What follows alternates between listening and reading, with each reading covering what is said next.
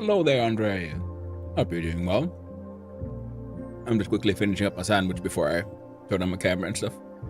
Hope you're all having a wonderful day.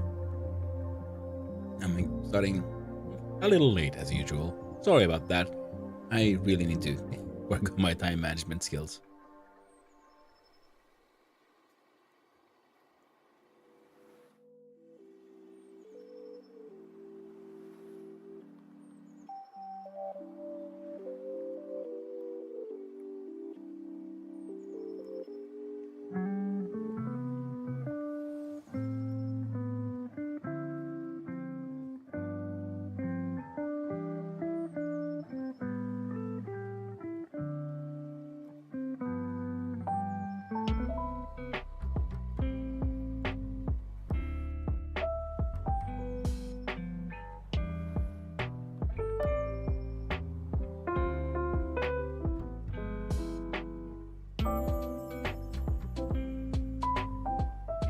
It's quite the car, that is true. Today is, in fact, yes, my summer Monday. And I will be dealing with that one. In the background, also, we're going to do something I forgot to do last night, which is upload my TryJam game. That's... Of course, it was not a game that actually worked. And, stupid.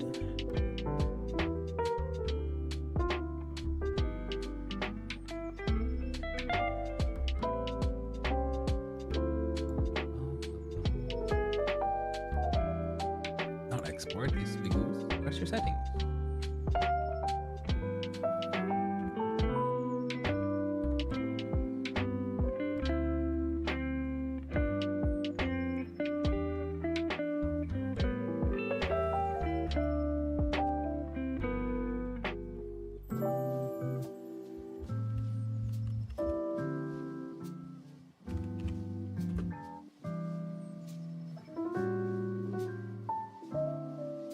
Well, I'm glad you're having enjoying your time with those chippies. And having some, times there, Andre. Let's see here.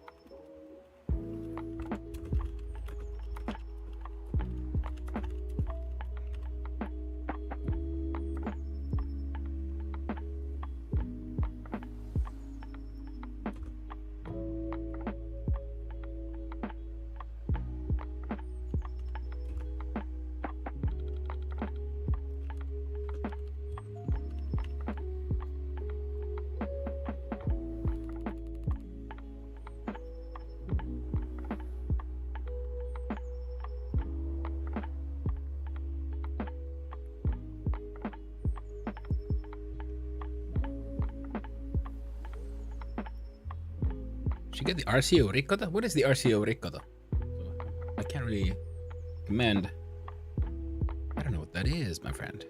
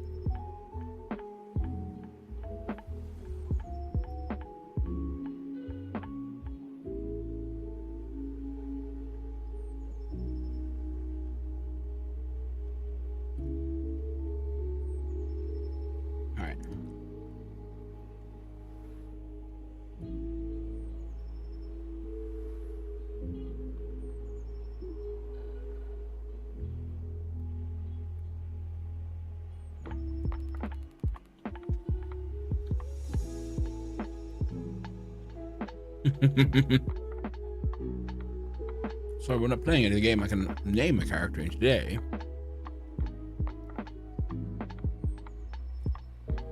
But I put that on a post-it. Next name character will be Andre.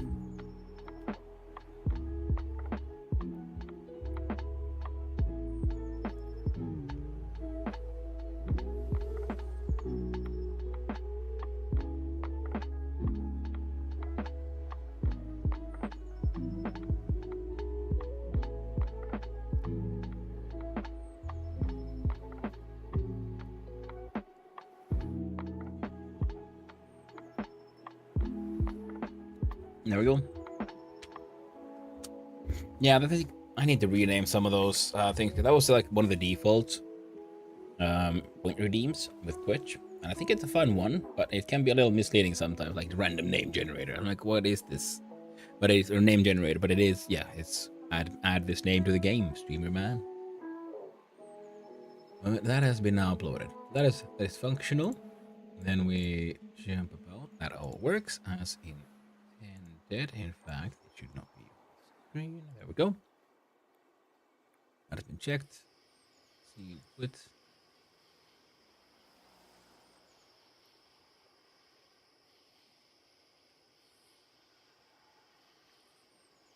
Updates, but we'll do that later.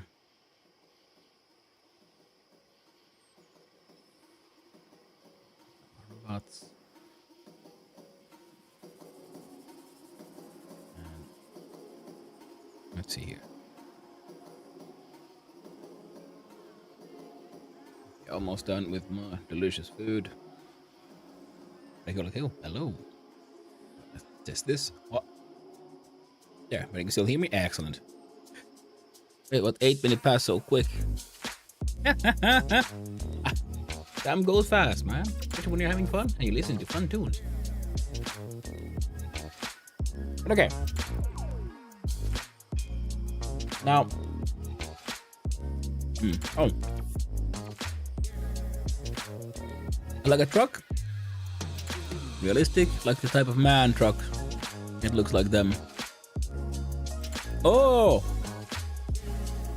Is that a mod for my summer car?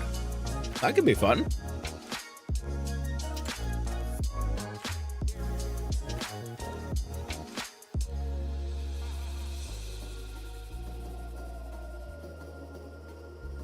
Name gen did the one.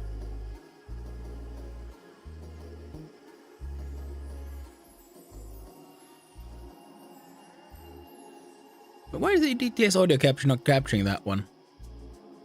Yeah, no, it played fine both times, actually. I heard it. Let me double test this. Why is this suddenly not doing it correctly?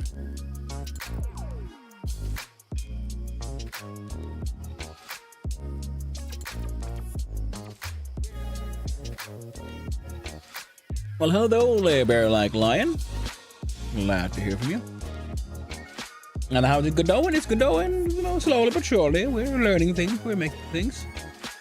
And my camera off so that I can eat. Well, let's see. What is this supposed to be? I change it one here. This one here. And then I will see if I can make this thing work now. Click here. Perkele vittu satana vihaan satana Datsunia, se on paskalaatikko, God of Thunder, F4CK, satana, heitti satana Datsun it's a shitbox. Yeah, okay, so apparently I need to make the TTS audio capture that I'm using from OBS to like manually switch away and then back into SpeakerBot for that to like work as I want it. There's probably some way to make that happen automatically a bit better, but I can't be bothered to do that right now. So what I've got right now works good enough. And Bear Like Lion, how was it going with you then, by my friend?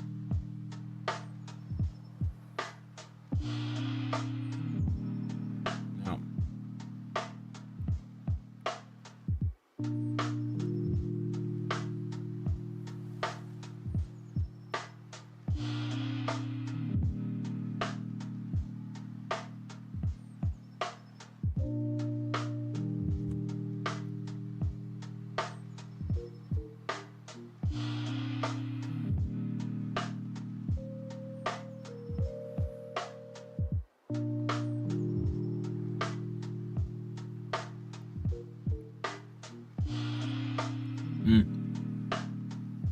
Off the ads.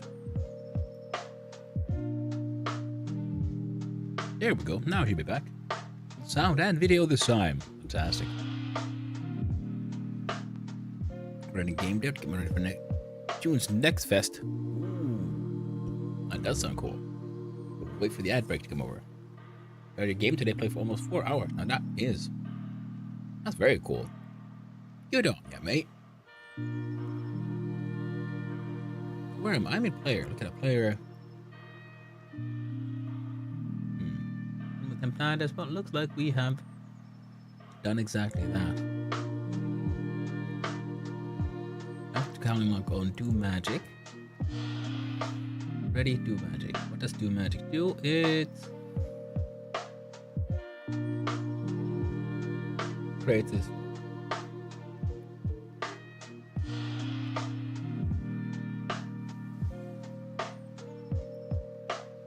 This is the health bar. Well, we'll come back from the ad, everyone. And yes, okay, Paralike Lion, you can be grinding out your game dev to get ready for June's next fest. That sounds pretty cool. Sounds very nice.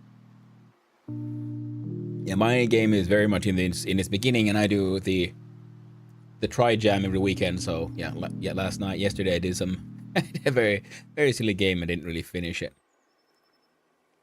Okay, what is this? The GIMP? Cool. Let's open up our totally super professional GDD. So we're gonna have to figure out some goals for today. Make a new layer. What's it? 1404. Doing this like, normal world. We do it. Write their dates by size.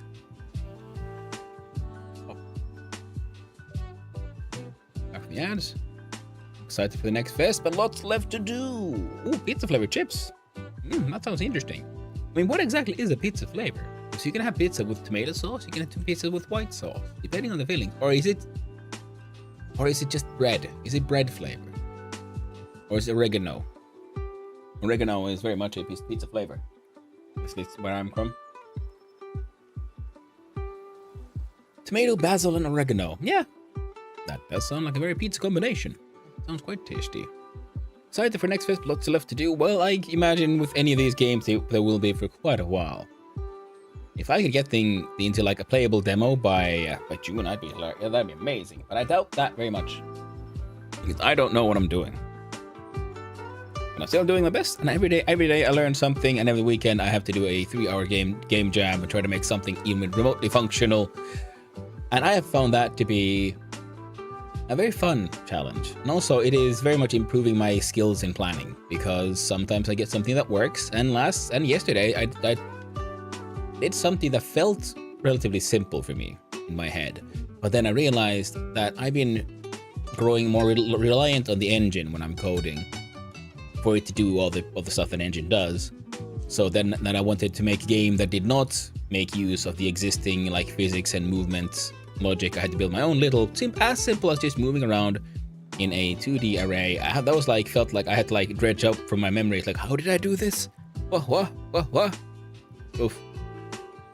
Second Godot game, nice. First 3D multiplayer. Ooh, multiplayer is its own bag of worms.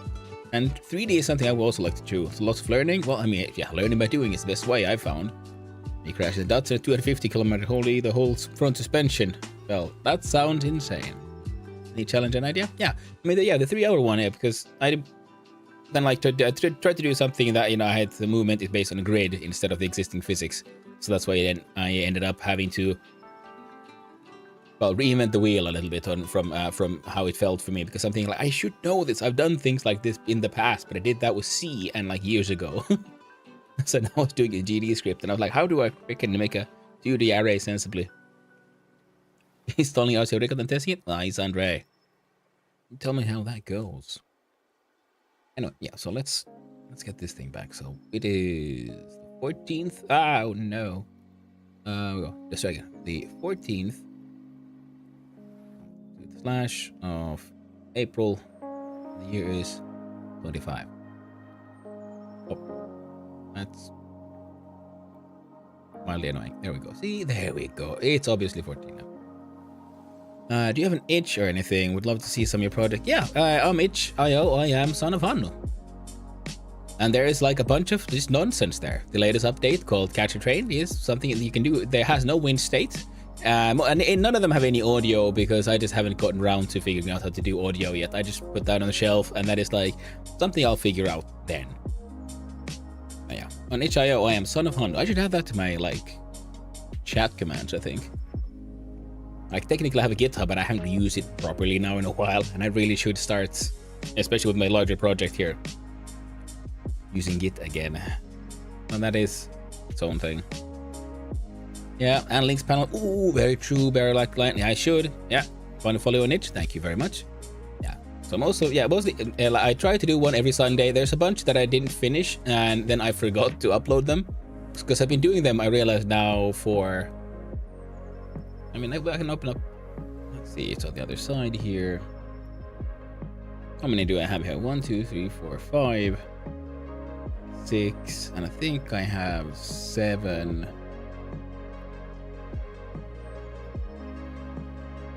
8.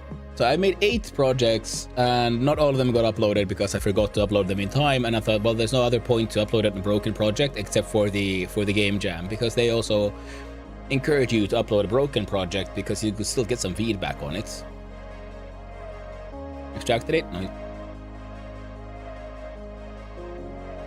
And the thing is, yeah, because you still have to come up with something silly, and I do have a couple of game ideas I would like to flesh out into, you know, a more proper game. And I was thinking I might do that someday, at having like, okay, this week we're gonna turn one of my, game jams, like, can we turn it into an actual a proper demo if I give it a week, And then if that's fun, maybe someday we'll turn it into a proper game, but just turn it into like one proper demo level or something.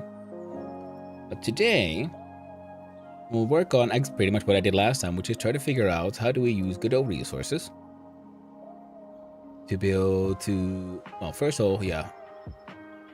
Step 1, how to resource.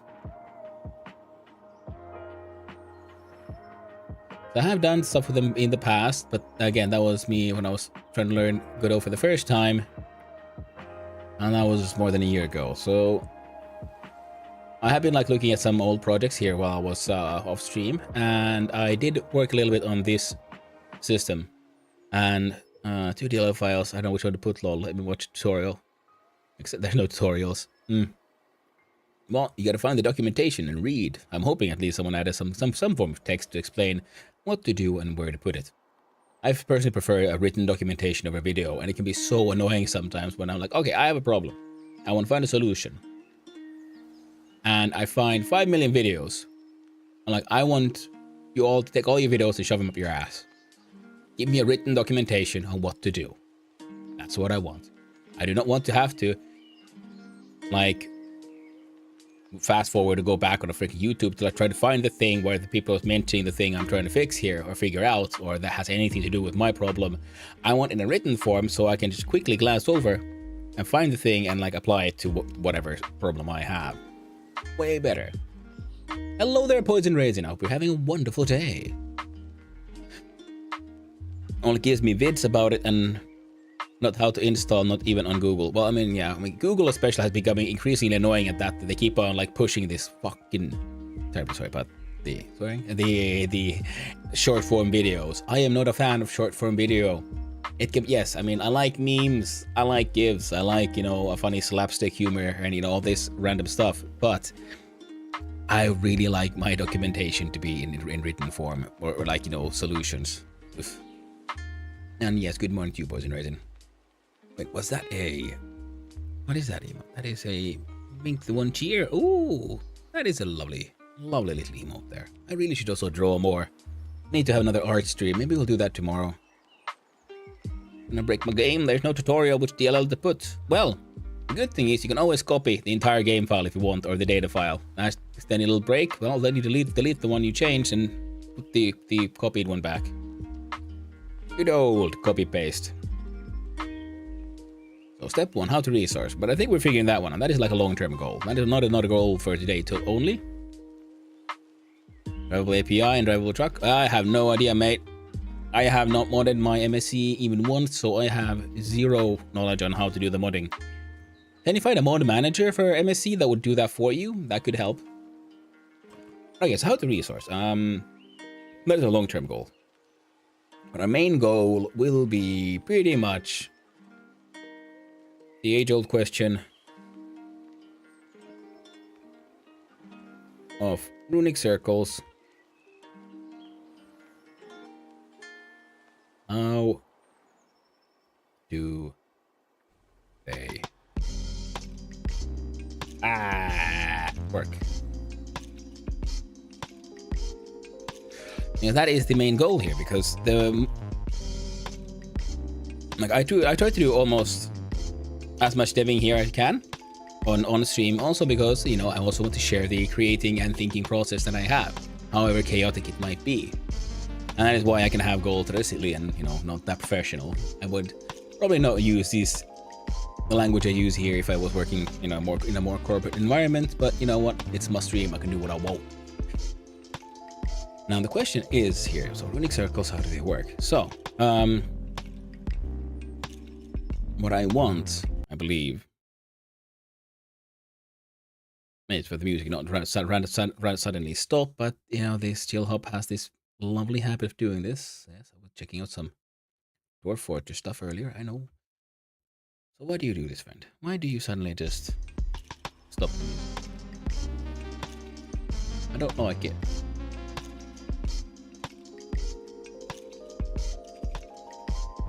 Don't do that, you crazy piece of crap.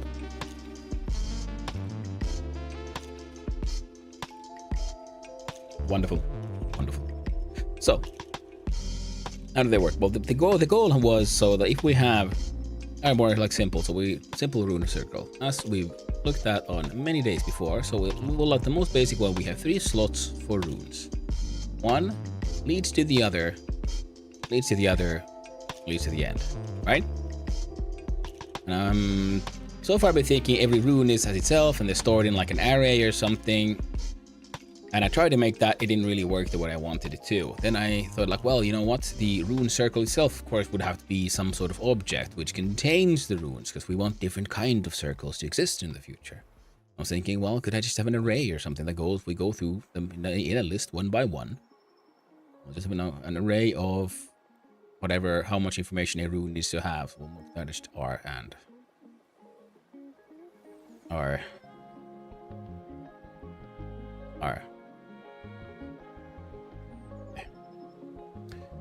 So if from a data point of view, a runic circle would look like this. And then we'll have, okay, so how many nodes does he have? Or we'll store that in a size, so you know, we'll have a size. Depending on the size we make, we create, when the circle pops into existence, we then create the array. We type it, so it can only contain its correct information, which are runes. And so on. And then, okay, well, how do you translate this information to the effects that we want to translate? Well, one of them things could be that we will then have a sort of spell resource.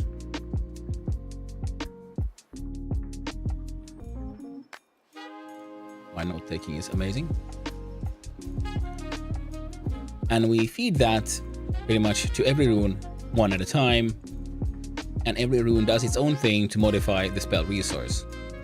So, you know, so that it goes, you know, in, it goes out, it has been changed, and it happens in order, and that's why the order of the runes matter. See, because if we have, say, a filter that happens before a power source, well, the filter filters a grand total of 0, nothing happens, and power source adds the raw power, which can't be used for a spell, and then the emitter looks in and says, well, there's nothing here I can work with, and then it sends back to the first, and then we've gone through the list, and then we'll see how much power is left inside our spell resource, when whatever is left over, and based on that, we calculate the cooldown. And that's kind of the idea I was having at its core. And now that I explained it, I'm thinking, you know, maybe that's enough. Because the spell circle doesn't care what it does. It's the runes themselves, and it's just the information that runes interact with that make everything.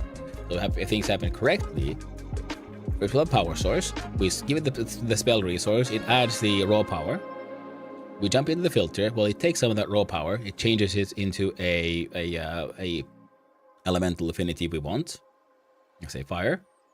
And we go to the emitter, and the emitter looks like, do we have any filtered, like any like pure elements? We have fire. Well, then we take that fire and we turn that into a fireball, and then in game we launch an attack. This one does then something external, which creates that attack, and in doing so, it removes anything it needed from the spell resource. It's like power information, gives it back, so we're just left with our diminished raw power that we got from the beginning. And based on that one, we then create our cooldown. So we run through the entire thing, we calculate the cooldown, and then this thing gets just emptied out. Because the idea is whatever's left over turns into exhaust, and exhaust is what determines how long our cooldown is before we can start the circle again. And that's the way, depending on how well and how cleanly you design the spell circle, the more efficient it could be. So you can have a sort of super rapid fire, but it might be super weak because you have to find ways to dissipate all that excess exhaust. Or it packs a big punch, but it then also creates a bunch of exhaust. And that kind of stuff. In fact, we'll have to have, we'll have the raw power. We'll have the elements, which will be, I guess, a dict. Raw can be just straight up float. We'll see how much, because, we don't really care. We only care how much we have. And then we'll have a separate exhaust number. I think that would make sense, because as I described, if we have like a spell that does a big punch, well, it would then probably eat all the elemental energy, right? So how does that create then the cooldown if we don't have a separate exhaust? So in the end, we look at whatever raw power is left over and the exhaust, and use those to then devise our spell. The idea is in the future to have then more complicated spell circles, including spell circles within spell circles. So there's, stuff would happen. Now the problem is, how would I use this to do something that, like, say, so we have a node, and it leads into two nodes, which leads into one, which leads into two, which leads into one. So you'd have like 1, 2. Do this like circular. We have like the circle, and then would have some like harsh lines going like that. So the 1 to 2 to 1 to 2, or just if this happens even once, like there's a circle and it has also a node in the middle, and then we have the external ones. And this one goes there, and that one goes there, something like that. Or no, it would have to go there. Up, up, up. No, this one goes into 2, and then these both go into this one, and then that one sends that one back. You see? How do we balance that if we have like just one raw spell resource? We have breadth first versus depth first search essentially here. So I'm thinking, well, we create a linked list. Well, how do we spread that? So do we have to create a temporary secondary spell resource?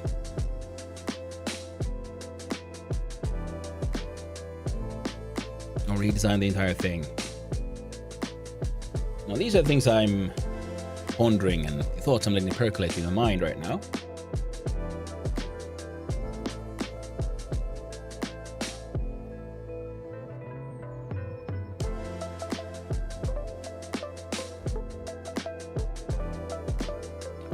And, I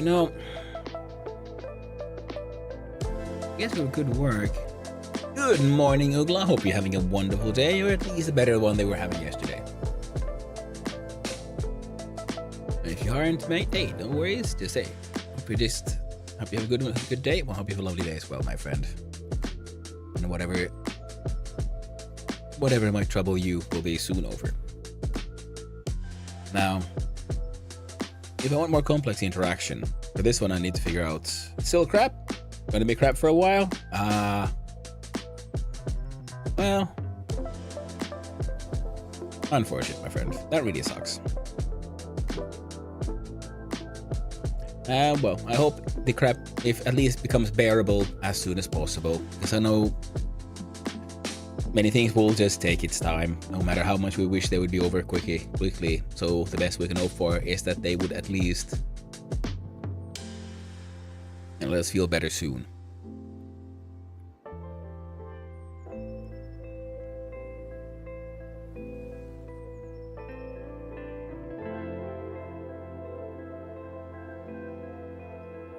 And for this kind of behavior to happen, because the thing is, in the end, we can also draw that behavior out as a...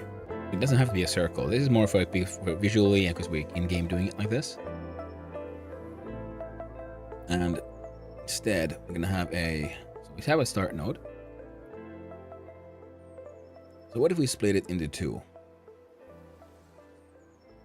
And then go back into one. And then they go into one, and then this one would roll back, sort of. We could also try to do something like this, would be also kind of weird. So it goes, and then from that one out, see, because you know that one takes one step, but this one takes 2 steps to get here. So would it be?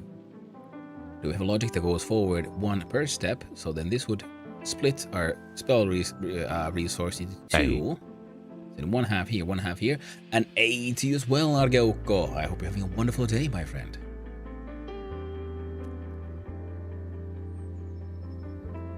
So, because if we do this, so how would this... Would it have to be like, you know, we split our events into like bands like this. So this splits 2, and then 2 events happen to the same information, and then they get sent back, and because you have 2 sets of input, we'll have to somehow detect that there's 2 sets of inputs, combine those, and then deal with this. And this means, so we can't have the linked list because I want these to be able to function no matter where they are, as long as they can work within the bounds of the rules of the runic circle. So we can't just do a blind linked list kind of thing, because otherwise they'd have to carry an annoying amount of information, and if I want to make small changes, I'd have to make them in too many places. So we actually do absolutely need a runic circle object slash class thing. The circle itself needs to be the doer, so like circle handler, whatever you want to call it. And in that way, we'll do it like this. So we'll have the spell resource being sent back and forth, but the one doing the sending, the one who owns the resource, will in fact be the circle itself. So we'll have a runic circle resource, the Rusire, and it owns the spell resource because it starts with a blank, and depending on what kind of runes it contains, it does stuff to it.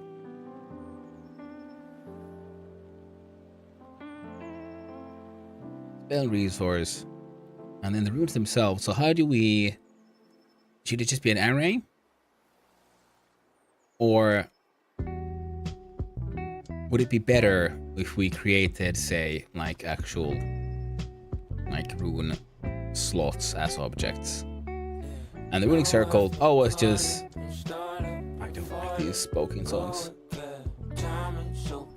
But so the circle itself would then send the spell resource to the rune slots, because then this one doesn't really have to care that much. It just asks the rune slot, do you have a rune in you? If it says yes, okay, shit. I hate mumble rap.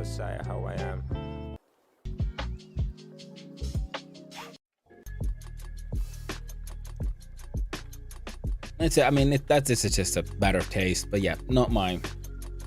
Because I think the problem for me is because it makes me pay extra much attention, because I have had to learn to pay attention when people speak, because I have difficulty concentrating, and that's when people mumble, I just automatically extra hard focus on that to figure out what the heck are they saying, because it's hard enough when people speak normally and clearly, and it just steals too much of my attention. Especially bad for this kind of work. Now, and the rune slots themselves are their own resources, because that means I can then edit the slots in how they handle things, and the circle handles stuff.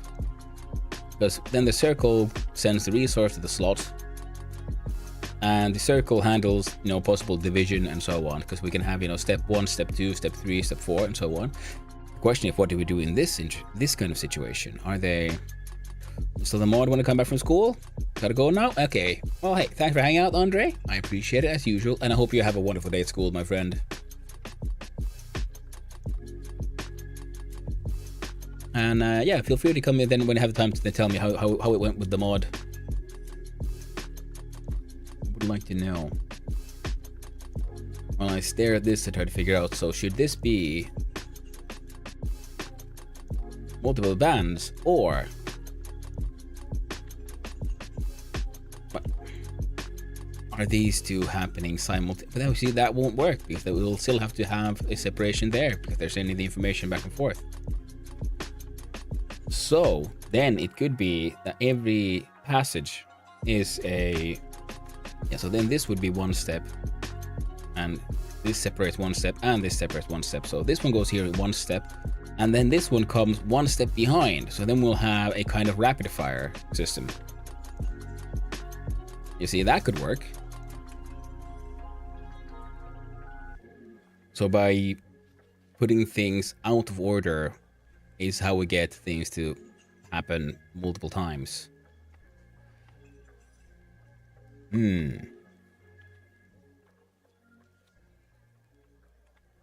Now this, my friend, could be interesting, especially because if I use this kind of logic, or aim towards this kind of build logic, I could maybe make... Because I was so far thinking like I would have to like design all the runic circles, and I both likely will, but this is then for, maybe this project, maybe a future project. How about we just give the player like a bunch of slots? Or like every runic circle has a limited amount of slots and combinations, and like combos, and then you can build your own like passage of logic. The circle has to have an X amount of something to maintain the balance and all that. You want to give at least barriers to people. I want barriers when I give a creative a problem that requires or desires a creative solution, because I at least work better if I'm given boundaries to work within. So that way we can have the Sire, it has rune slots. The slot handles the rune inside. That would be good, because then the slot does one thing, which is deal with whatever the rune does. Does it do emitting? Does it do filtering? Does it do power? All of that, and then it feeds that whatever comes out of there back into the runic circle resource. And the runic circle resource handles in which order the various runes do the manipulation. Since in this one these would happen at the same time, because every step is a step in time for the rune, a turn. So these are taking the same turn simultaneously, and this turn simultaneously, and then so it ends up being in the same time. Now these are taking the steps out of sync, causing interesting behavior. This way, so you can have power source, and then you have one filter for like, I don't know, fire, one for lightning, I don't know, wind. And then they come into the emitter, and then first one comes, the fire and then wind. So first it shoots its fire projectile, then immediately after it shoots its wind projectile. This way you could have then, if the projectiles intersect, maybe they can affect each other. No, that's getting way too complicated. But this is the kind of stuff, that's why this idea has been like percolating and stuck in my mind for so long, and why I want to make this game. However complex or simple it ends up being, because I like these kinds of puzzles and I want to build one for myself. That's well, yeah, isn't that really the truth for all kinds of art and creative design? You should always make things you yourself want to see exist, what you would like to use. A guaranteed audience of one is very important, that being you yourself. Don't make things you think other people might enjoy, unless of course you're doing commissioned art, then do what the artist, what the requester wants. But if you're creating something like this, like no one's paying me to do this, then make something I would enjoy. Because I can guarantee you there's always an audience greater than the audience of one. And if you're doing something you would personally actually enjoy, it's far more likely that others would also enjoy the project. How to resource. I kind of figured that one out because, yeah, last week I tried to do some resource shenanigans and I ended up breaking the thing because I did it completely wrong. Now off stream, I want to look at some of my existing work and I figured out how to do that one better. So I think we're going to do a sort of linked list style logic here where we go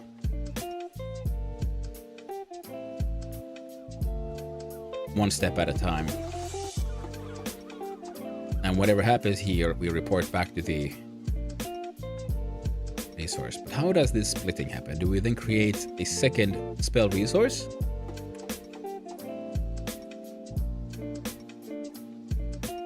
Because it's splitting into multiples, I can figure out. That's easy enough. But if they both get sent in the same rune, well, they can't just both call on the same one, because then we have, you know, yeah. So I don't want them to try to do two instances of the same thing simultaneously and send that, because then they will just have that. They're not mixing, they're combining. That is why we need to have the circle resource to be the actual handler for this, so all inputs and outputs go through them, because then this one can take input from this one and this one, and then combine those to send it to the next one.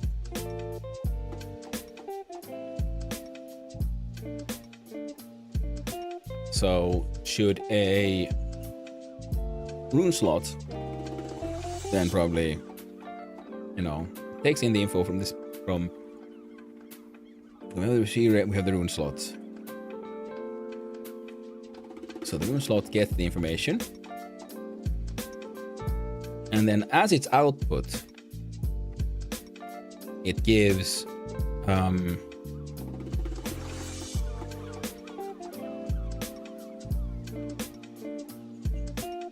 the edited spell resource,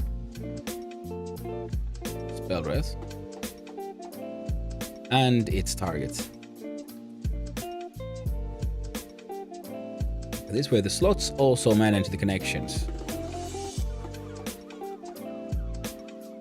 Because then this one tells me, well, this one needs that one, and because these can then be in some kind of list. So we'll have spell rest and target and a second spell rest.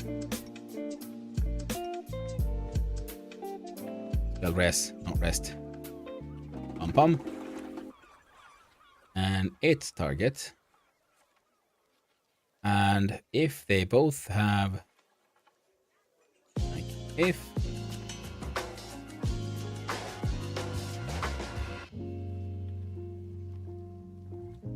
same target,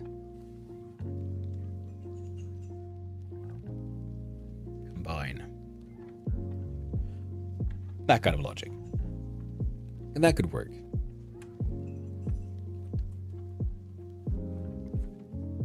But the runics, the circle doesn't care what's going on. The spell resource simply grows or diminishes depending on what's going on.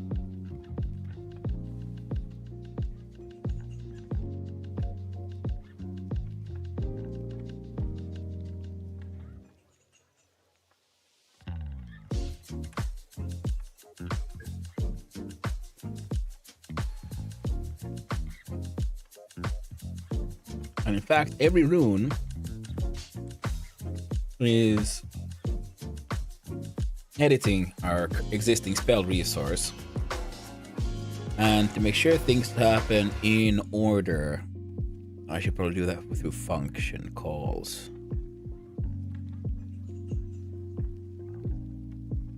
Like, does it matter really?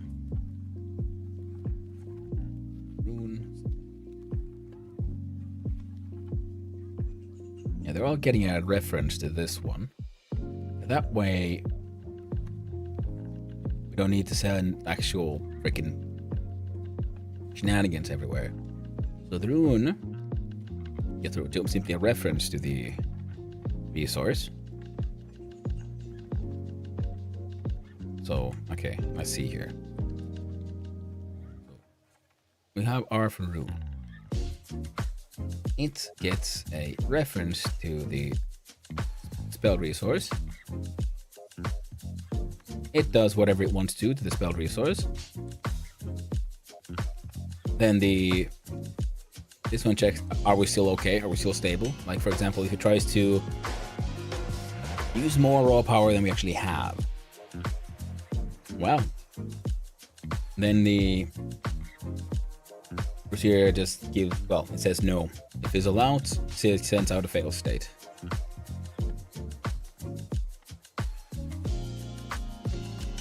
Now, how do we build these then? Well, then the rune would have to know who's next in line, right? So the rune actually does what it wants with the reference to the spell resource. And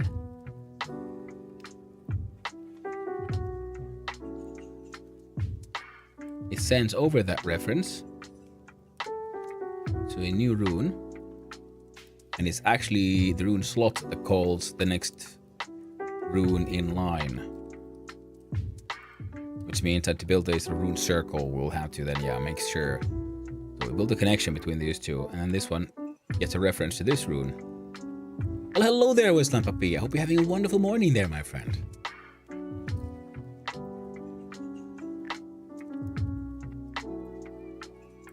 I'm here trying to,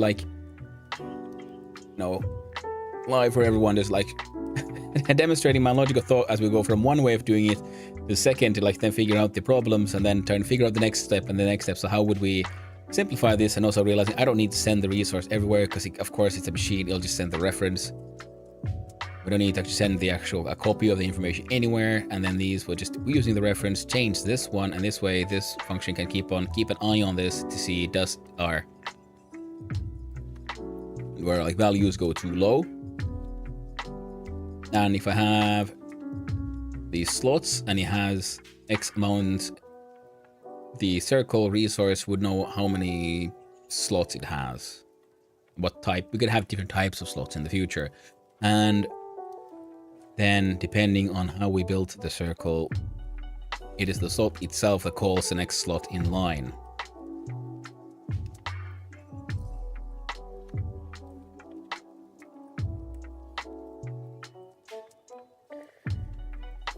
Yeah, that works, because then the last slot in line, even though it's visually represented as a circle and the game will play this, but in game logic though, there will be a last one in line, and this one has no one to call. So this one would then inform the circle that we're done. As long as so that we're done, there we go.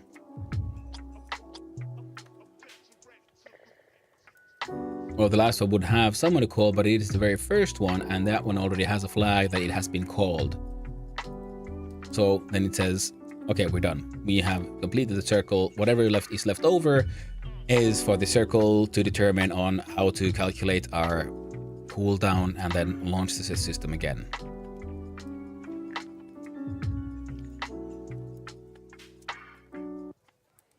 Oh yeah, so we'll have call. Next. Totally right. And call next rune from rune. That's totally an R.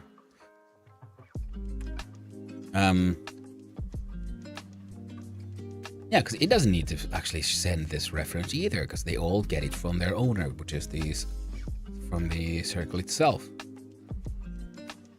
Everything a rune does is, or a slot does, is check what kind of rune does it contain, apply that rune's effects to the spell resource in the circle manager, and calls the next rune. A circle manager is there to make sure the spell resource values get edited in order, and calculate our cooldown, as well as make sure that we don't go, that the actual thing can function. If the numbers go too low, they also send some kind of fail message. Yeah.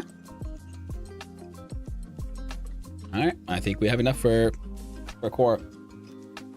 We're testing. And the question is, can I build this? I should be able to. Hopefully. Yep. This thing keeps on like sliding down a little bit. Let's hope. Too much noise for you guys. There we go. Finish the coffee. I did. Oh, tragic. The coffee is gone, friends. I have enjoy now is water.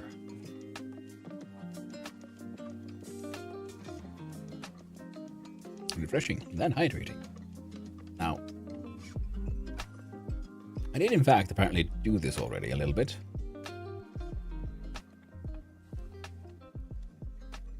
Yeah, because what was going on, I was looking at my old resource from an older project that never went anywhere. I deleted all the resources that we tried to make last time, and I realized, yes, what I need to do is actually make the scripts, and from these scripts we build the resources. And this way I can actually have the inheritance that I wanted to happen. Rune Circle resource. What does it have? Well, currently it has a number of nodes. Oh, he was, yeah, because I was experimenting with just making like a spell base, which is the spell resource, which we were sort of planning on working on there. What does it have here? Right now it has raw power and filtered power. And we just realized we're gonna have to have exhaust float as a value here, because we want things to create exhaust. The rune resource currently does something. Here we are exporting names. Yeah, because I also wanted it to have a, so if we create proper resource item from this, we can export stuff. Here we have an enum for choosing what kind of thing we have.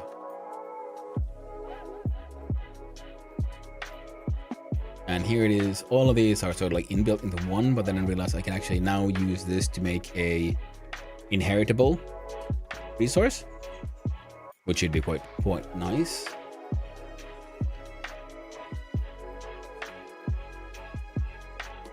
And right now, yeah, we have spell base, return spell base. Yeah, red file. This is more a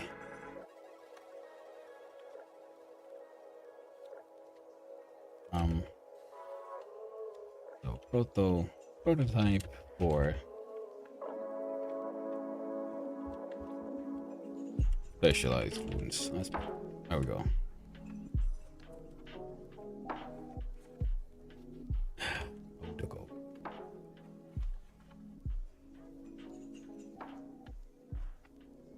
Now let's have a look at this. Okay, so what do we need? We need a. Let's work at it from the bottom up. So we have the core rune resource there, right? All right, cool. I think we can leave that as is, right? Because right now they exist and they kind of do nothing. That's fine. It's good enough for it. No, wait, no, it isn't. No, it isn't. I tell a lie. So we need to have these actually do something. Which means, I believe I should be able to do this. So.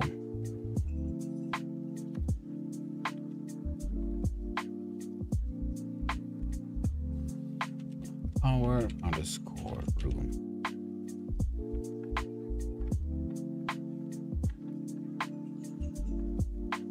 Extends rune resource. Fantastic.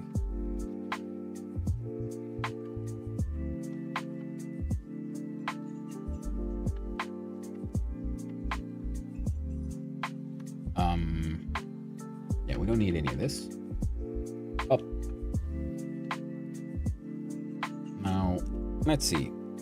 In our rune resource, any value that we might want to set. Well, it already has all these, which means also, yeah, we need to remove some of this, right? Power source runes from here into here instead. Oh.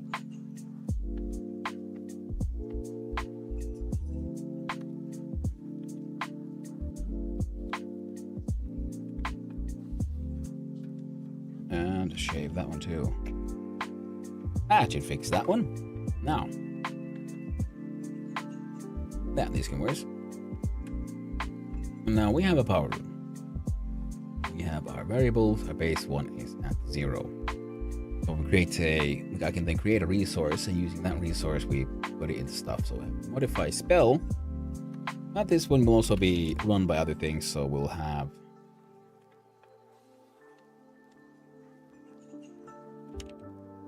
create underscore default underscore r. Now inputs, now outputs. We'll have power output equals, we'll do 100, not 1200, well, 100. Now, I think someone should do math on these things, so we're gonna have to change this one to a float, to be honest. There we go. And what else?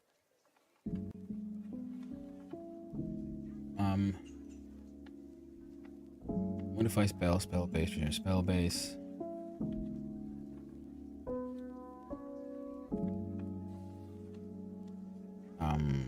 Spell base.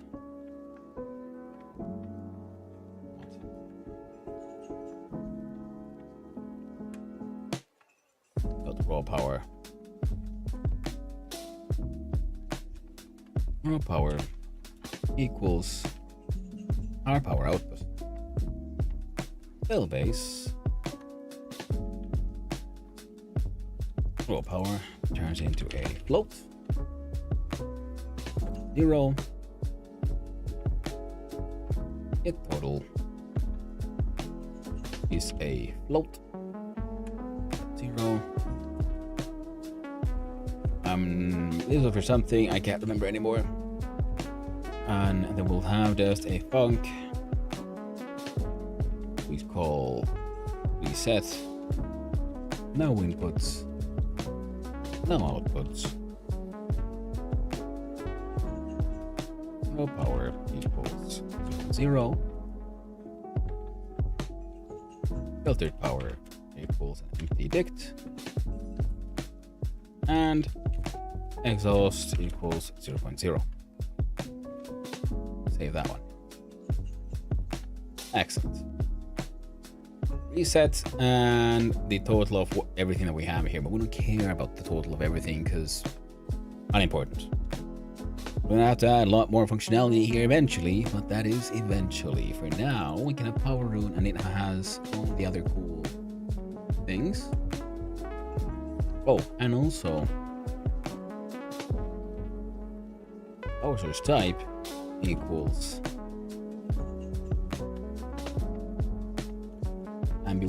ambient, because I do want then to have some of these circles be possibly like fueled by items, so I have ammo, making them have a bigger oomph, but then having the cost of, well, you know, to get that, you get your hands on that ammo to make it work. And yeah, that is our power source. It functions as intended. Next, let's make a filter.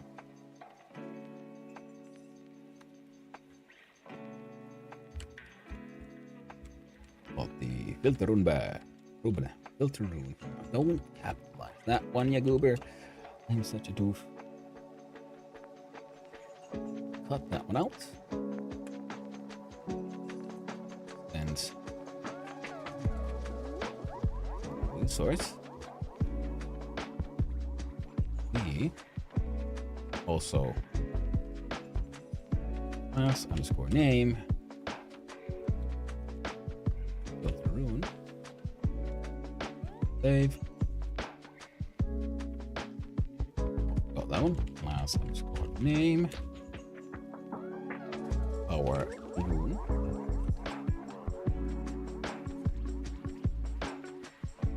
Save that one, and there we go. No longer an issue.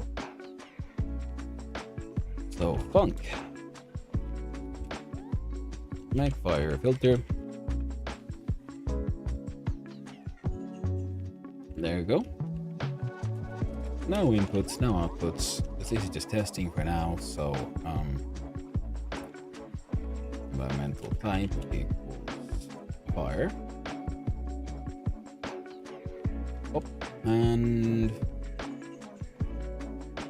our filter efficiency equals 0.25.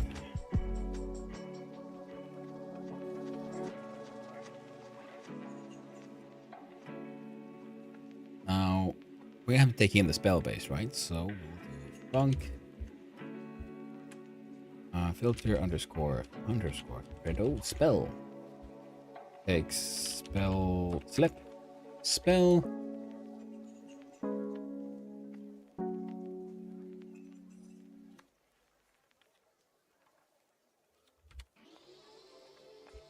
spell base of type spell base output spell base.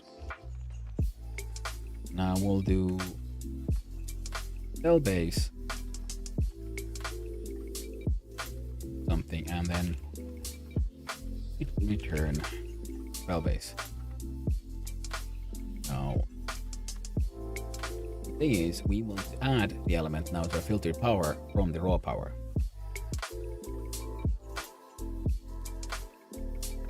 What we'll take is, now we'll do bar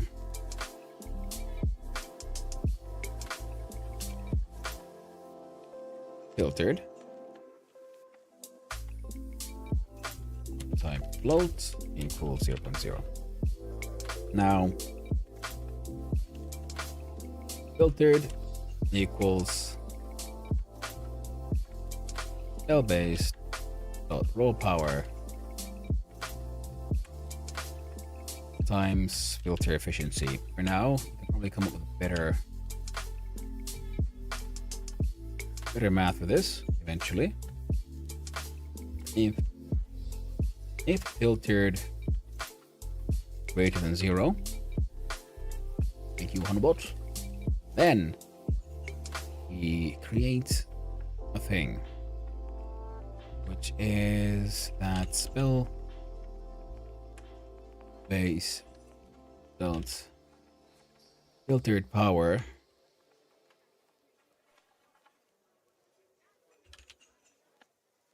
elemental underscore type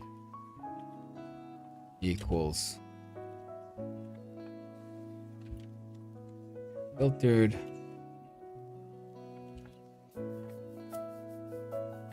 spell base dot raw power minus equals filtered. So we attempt to filter it. If our filtering is successful, so we have actually gotten a number, then 1 times 0.25 should be 0.25. Excellent. And we make one of that type and add it to our dictionary and value of filtered, and then spell base raw power minus equals filtered. Using dict strings, and I am hoping to at some point we'll just turn all of these into, I don't know, freaking enums or something. Because, I reported that previously, I do not like the risk of misspellings. It just makes me itchy.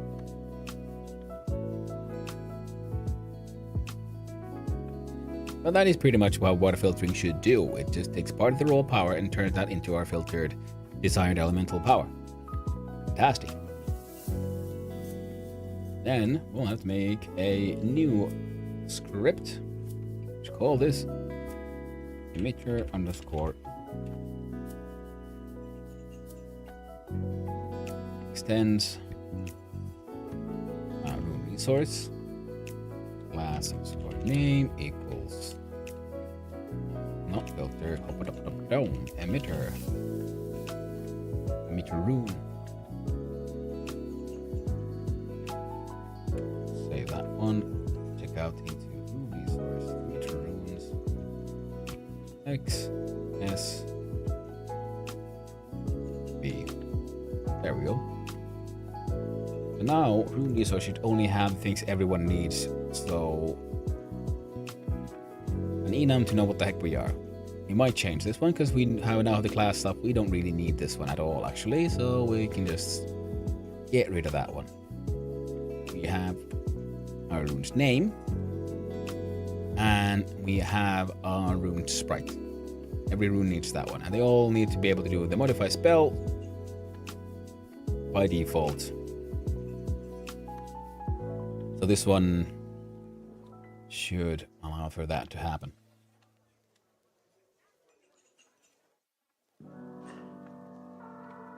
And also, you're right, modify spell is what they should all be called. Oh, modify spell, that's what you do.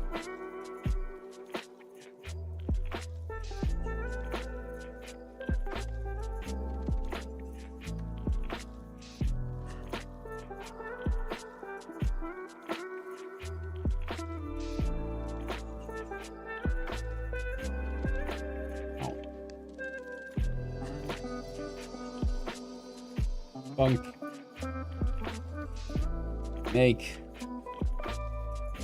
We'll just call that make projectile for now, because I can't be able to come up with a fancier name for our testing purposes.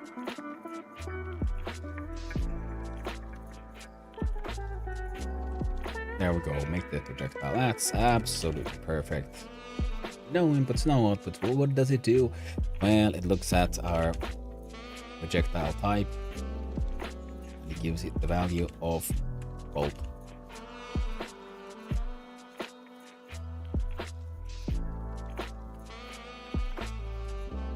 Now,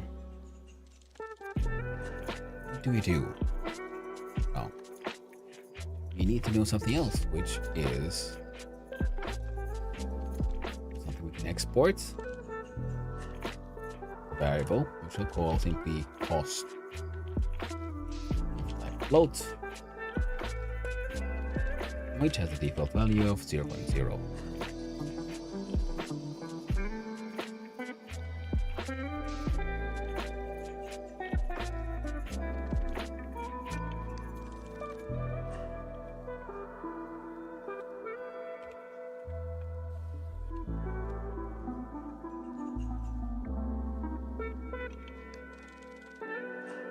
Sauce.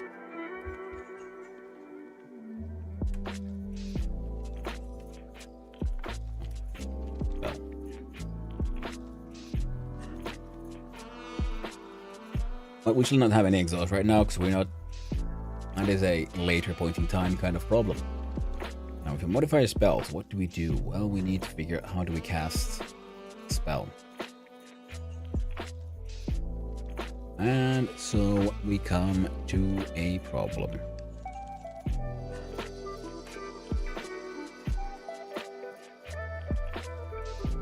How do I make a projectile in the game from the script? This is pretty much happening, should be able to happen like in the background, in our testing phase, wherever.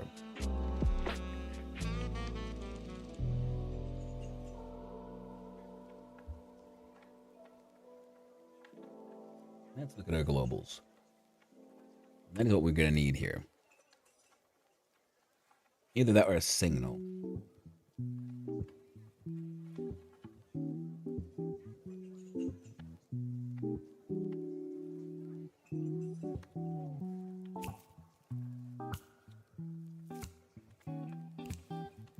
I like this. So how about actually we do exactly that, just that.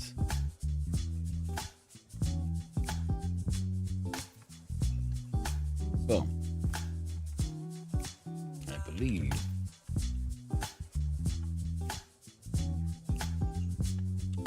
signal spell underscore emit. Spell info.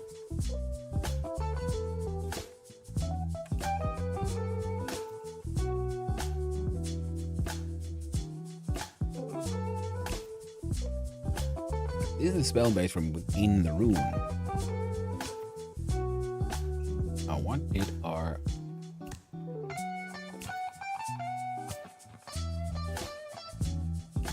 attack info, right? Attack stats.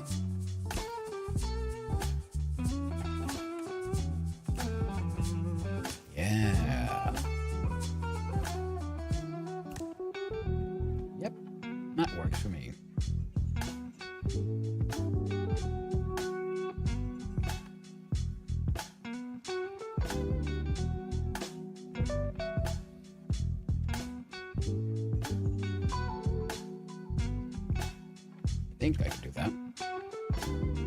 Spell emitted, and it is a signal, so it just pops that out. So we'll do.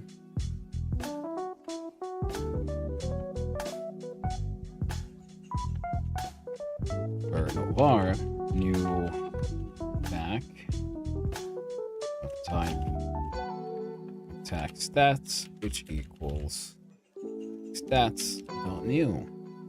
Oh. And we create these attack stats based on the runes information. Right now we don't really have any, and that is fine.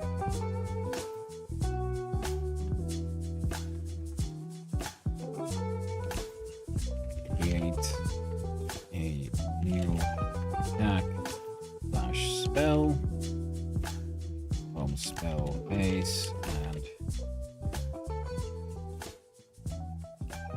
send it out as signal after modifying spell base. Boom.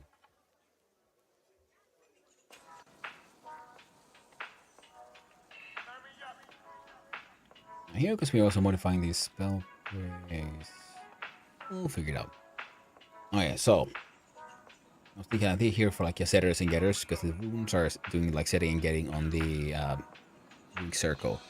There it might make sense for the runic circle to have functions for setters and getters, so it will then double check that the runes aren't trying to do something that's forbidden, and if it is, it'll then inform the rune that you can't do that, such as the emitter here, before it finishes, because otherwise, even though we don't have the power necessary to cast the projectile, the rune wouldn't know that.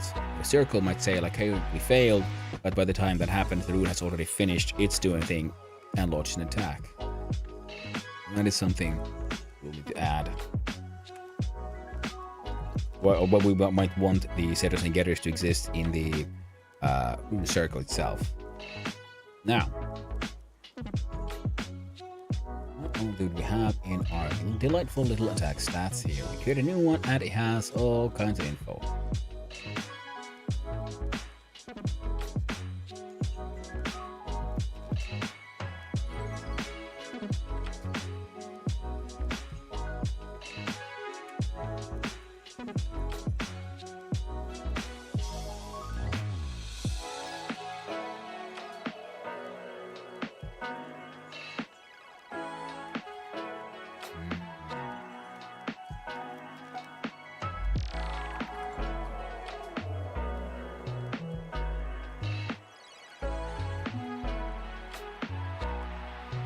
Alright.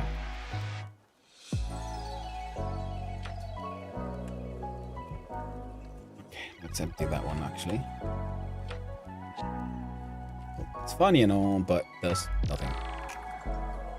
Elements currently array.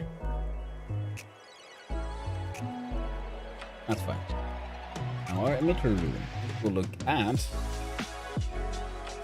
So if spell base dots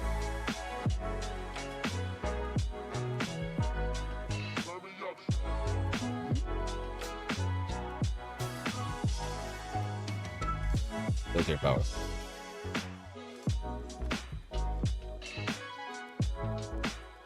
dot size greater than 0, then for LM in spell base dots power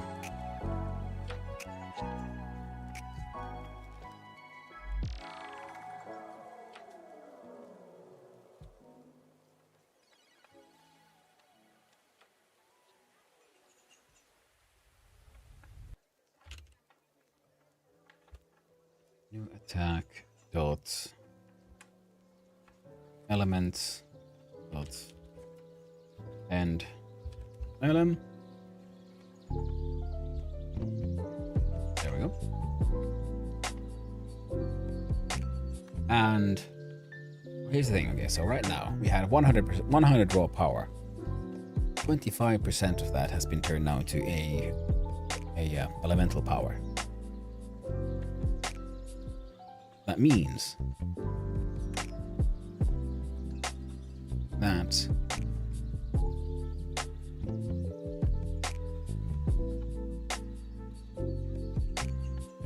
got 25. Currently our hit points and stuff are between 1 and 10. Right. Right, no, it's fine. New attack. Got damage plus equals not spell emitted, spell base. Element. And we'll look at attack handler, no, attack stats. And you know what? Your base them are. Let's fuck off. You don't handle cooldown, so we can remove that one.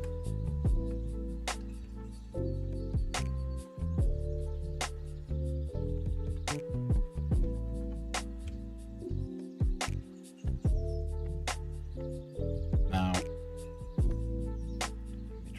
what else do we do? And after this one, well,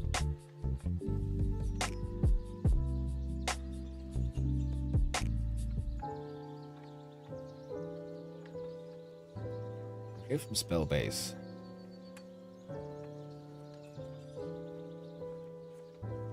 Let's go to dictionary. How did we remove stuff from a dictionary?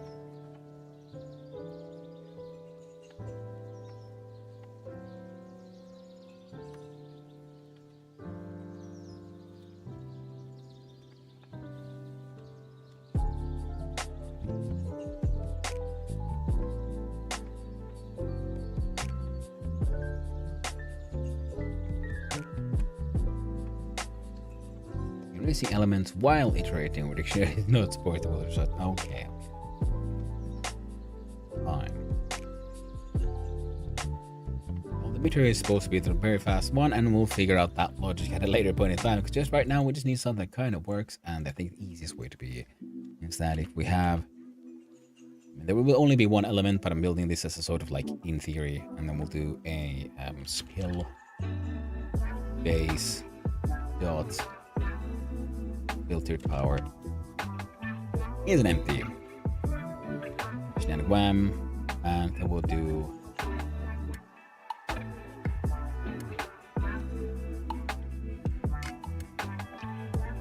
what did emit signal work? Emits the given signal by name. Emit signal hits sword 100. Ow. Emit the given signal by name. The signal must exist, so it should be a built-in signal of this class or one of its inherited classes. We use to define signals, see as you are.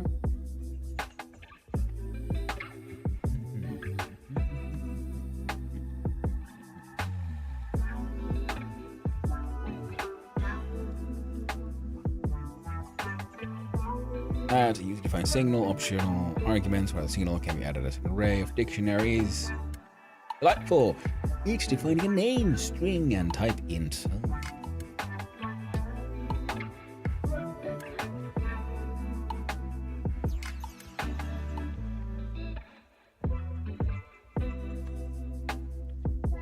Okay. Oh, I don't know. Why would you do this? Because I can just define it as a variable. Then I realize, oh, well, if we're building stuff completely out of, say, completely in code, then yeah, of course, yeah, you might to create the object from code and including its signals and whatnot. Then yeah. Now what I wanted though was the previous one. Do I have back? Yes. No. Okay. Well, emit signal, and the signal in question is spell emitted.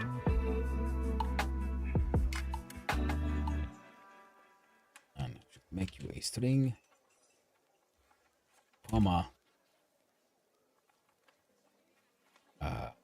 new attack. I believe that is the correct way. Emits the given signal by name. The signal must exist. Waka waka wa, or use to define waka waka wa. If message supports a variable number of arguments or parameters can be passed, and they come on separate lists. Hit and send in sword and send in 100. Pop and pop. Yes, and fantastic.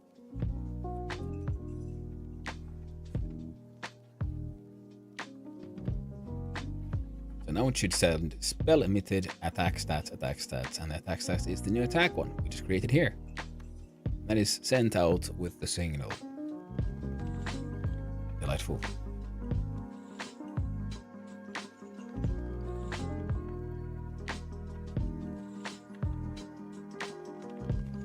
We'll have to have something listening to that one.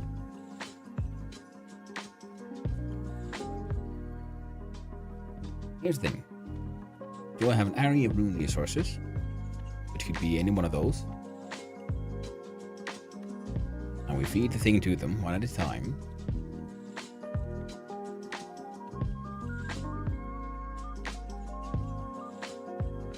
Apply rune to spells. 0.4 rune in rune nodes. If rune does not equal null, rune dot modify spell with spell base.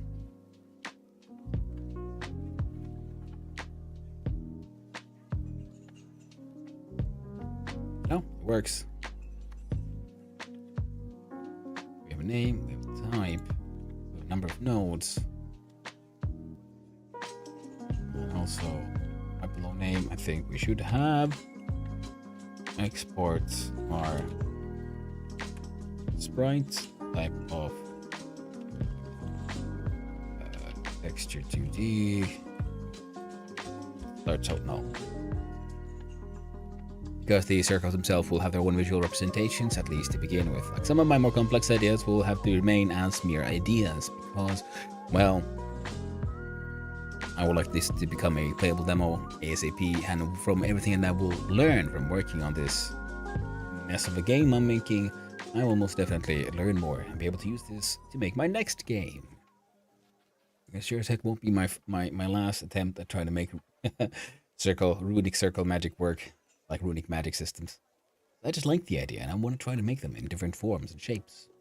And instead of then trying to like just make the perfect one from the get-go, I just need to make multiple games where I try out stuff and see how they all work. Better to push out, you know, okay projects than have the perfect project that's never finished.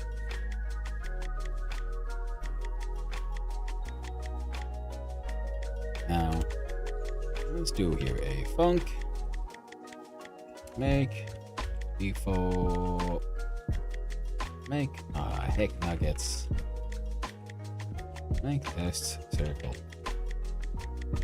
No inputs, no outputs.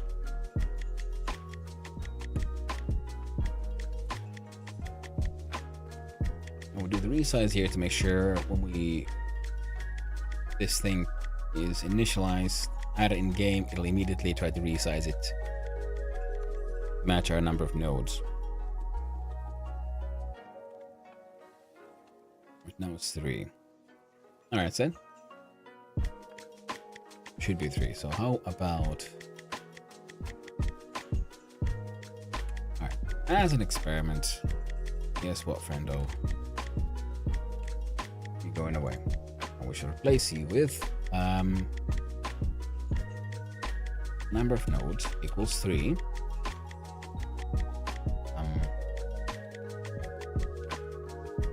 Nodes dot resize number of nodes.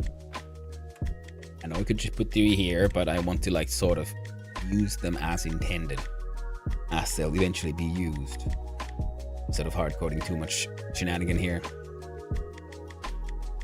And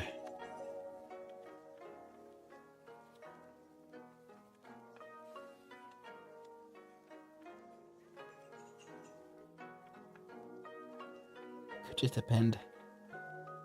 We'll do that instead. So we'll do like rune underscore nodes dot append. What are we appending? Well, a empty list, so very first one. Power rune, new.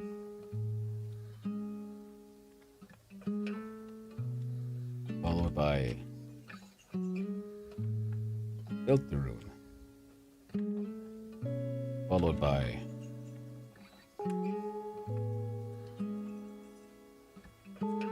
emitter rune.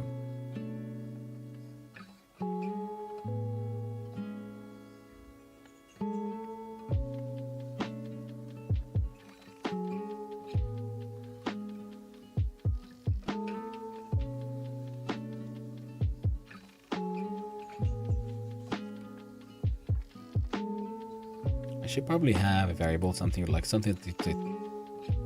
yeah. I did have in the rune resource here, type.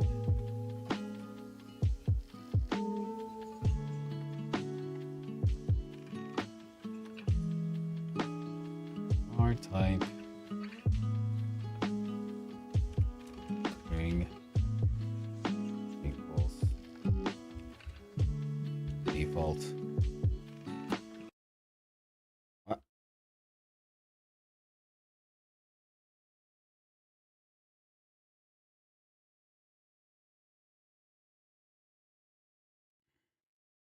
Man, that was such a shocking turn of events. Even the music stopped. Fix could not find. Oh, right.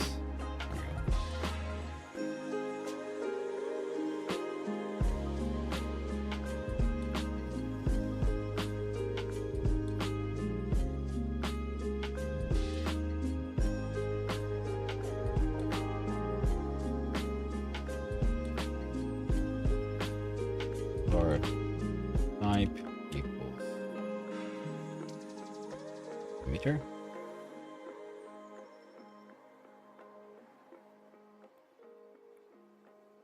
You know what? Back it. We'll just fix it in post. It'll be fine. Don't worry about it.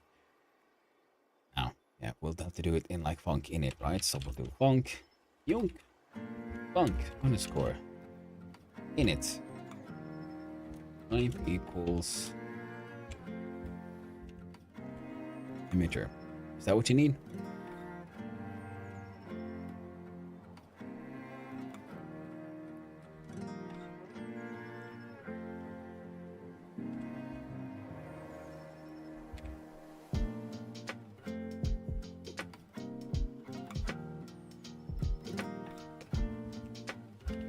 Make that all caps.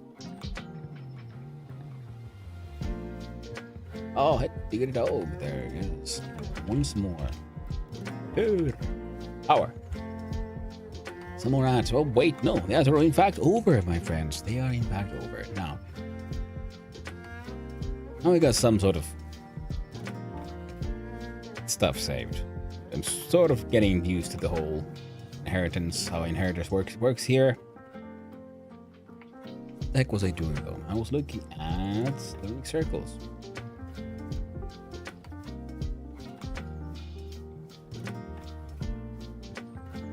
The circle here shouldn't be doing this. So, guess what we're doing? Well, definitely not that. Make this projectile. Call it yourself. Make a fire filter. Shave that one as well. Where's my power?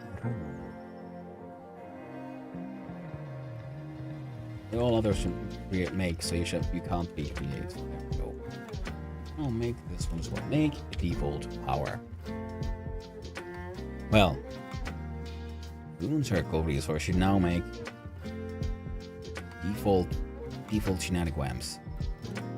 These two, I fear, do nothing. These are more for later. We'll be, instead of appending, we'll be putting them into those places so they can be reorganized and whatnot. For now, they don't need to do that. So,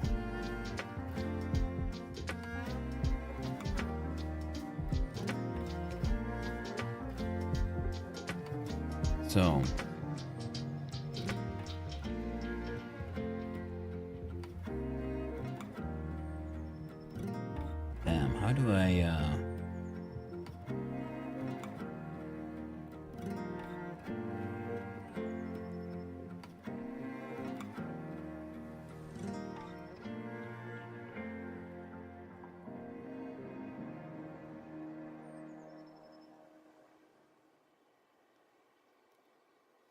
Trying to figure out the simplest, the most elegant way of now then linking our signals.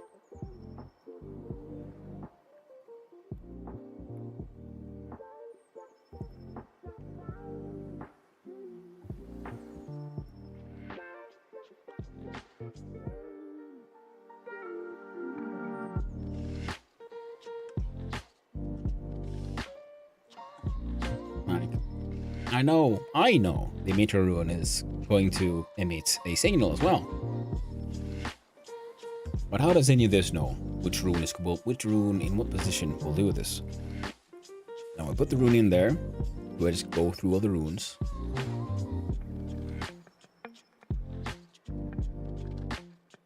Would I then have to have a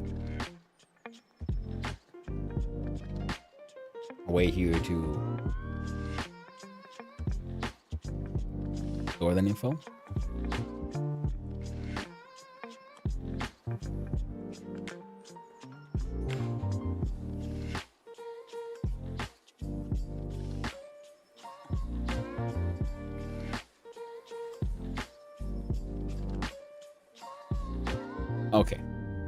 Okay. So this thing emits a signal. Someone needs to hear that signal. So we'll have to link that signal.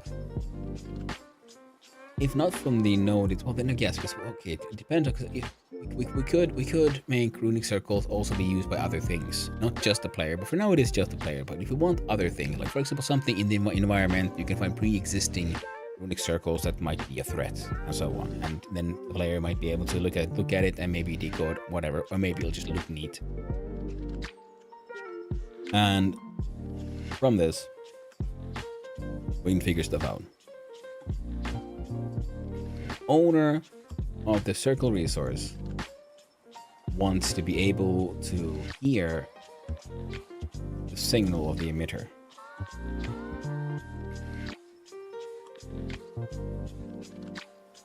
Can I store links?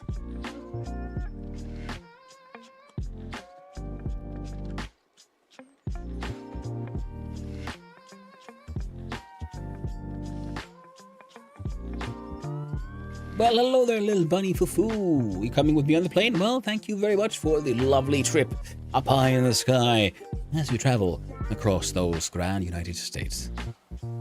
Hope you have a lovely trip. And sounds like what, you're having a late night flight? I hope you get good rest on that plane, friend. Hope you do. I'm trying to figure out how do I make sure things that are blind can find each other.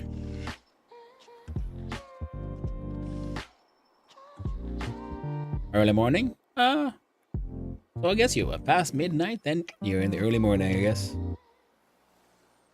And you've crested that hill, and downhill begins into the lovely valley of day. It's almost 5 a.m. Oh, well, that's not too bad. That was my wake up time last week. Today I got to sleep. I woke up at a little before 8 a.m. It was delightful. It was lovely.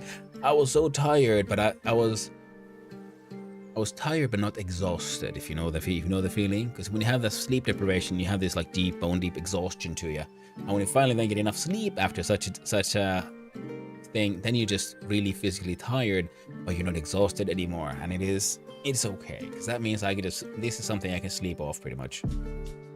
Where that exhaustion takes a while. It took all weekend just to get to the state of being tired. Now, I guess a rune resource like this one, you know what? Apparently, it does need to know. Woke up hecka late, went to bed at 10 p.m. Went to bed at 1 a.m., woke up 3:30. Oof. Into 6 a.m., so I had to be there 4. Oh, nice. I made good time. I can imagine. Had a bit of a rush there. But it's a good thing you made it. can't call it owner, because owner will be the owner of the resource, and that one might be whoever.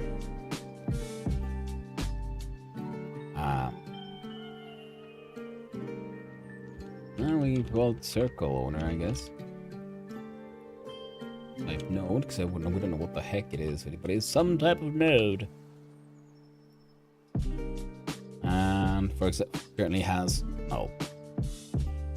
Some node needs to be the owner that we're calling here, and when I'm intending it to be the player for now. But for the game, it'll be 2 stuff. It's a 6-hour flight with 2 stops. Well, I mean, you get out of the plane, like stretch your legs. That would be nice. And then that, 6 hours that's it. That's like a doable one. The 3-hour jam, this is my project. Yeah, the 3-hour jam was yesterday. I didn't finish that one. It was fun, and I learned a lot. And I learned that I need to practice some of my earlier skills more. And it was a fun enough project. I think I might try to finish that one completely someday. But this is my own project. I'm now trying to figure out how the spell system should work. Any stops? Yes, I'll grab food. Nice. Food is delicious and important. Keeps the bunny going. So we'll need to know our circle owner.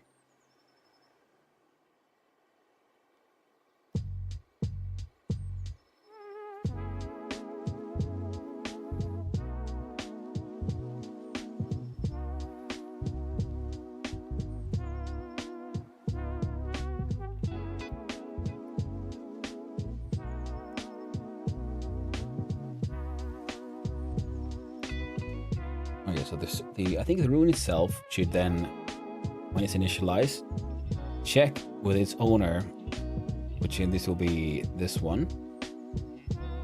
And who is casting the spell? Where will this be emitted from? That information should be stored as a circle owner.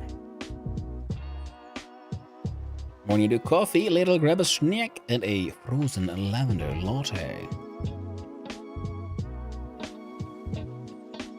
Frozen lavender latte. Now that sounds pretty dang delicious. Also weird. Why is it lavender? Opens up the flower, but it's not the tastiest flower.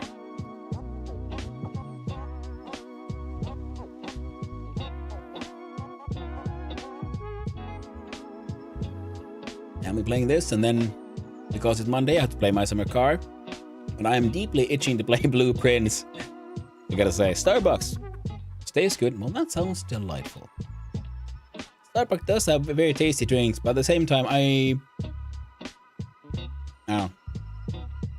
I've been more the older I get, the more I like to do my best to support local industries, and it's one of those multinational companies. And I'm like, all right, cool, but you're kind of overpriced. If I can find any local cafe, that'd be amazing. But I do know at airports, fat chance of that happening. Less of a latte, more of a frappuccino. Okay, our next question. What exactly is the difference between a latte and a frappuccino? Because latte just technically means any coffee with milk in it. That's a latte. Now, if you do a fancy latte, that means just the ratio of espresso coffee. Espresso coffee to milk is a certain type. Let's say cappuccino, it is steamed differently and so on. But a frappuccino, though, I don't know what that means. I know latte because cafe latte. Latte just means milk. Whereas I don't know what a frap is. Latte is hot coffee. Frappuccino is frozen slushy. Oh, okay, yeah. No. Okay, I get that. More of a frappuccino thing. Okay, I was wondering. Oh, well, that explains the name. Because latte is from, I want to say Italian. Can't remember, but I think it's Italian. Where milk is latte. It's just the word for milk. Coffee latte literally means coffee with milk. I don't know what a cappuccino specifically is, but a frappuccino obviously is frozen cappuccino. So a frappuccino. I love those name smash-ups. I hear them. Oh. The circle shouldn't do this. The circle doesn't care who is doing the thing. can't make a null pointer listen to stuff.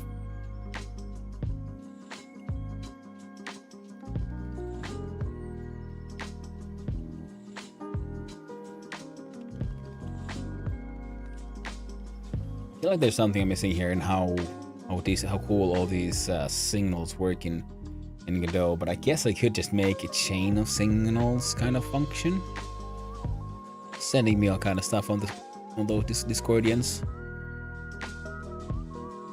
Oh no! Oh, Sukla is finished with chocolate. Ah, yes, Sukla is indeed.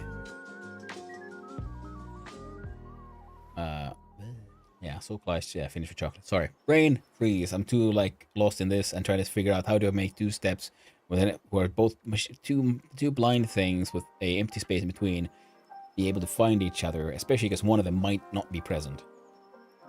So this starts at null, right? So then we'll have to have an init, I guess. We don't do that one.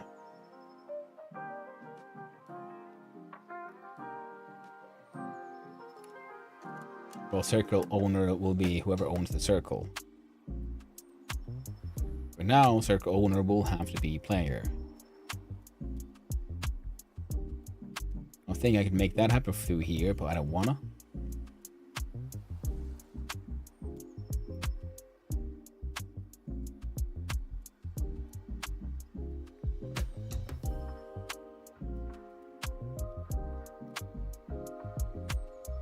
How about we do this?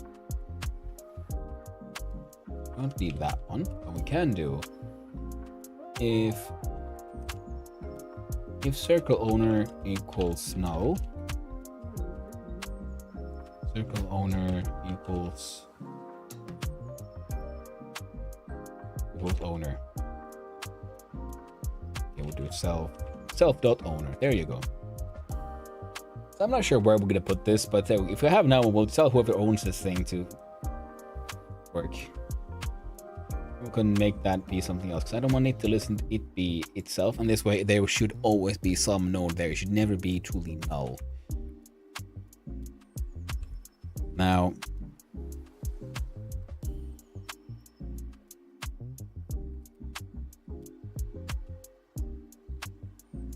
okay, beeps and boops, and then we'll go back into our emitter here. The emitter is the one who's trying to send this signal, which means when we init, we initialize, we enter the scene, and we keep would be a thing. That becomes emitter. We make test projectile, which means we do this thing, so we just call ourselves a bolt. We don't do much anything else right now. But in between there, we do something, which is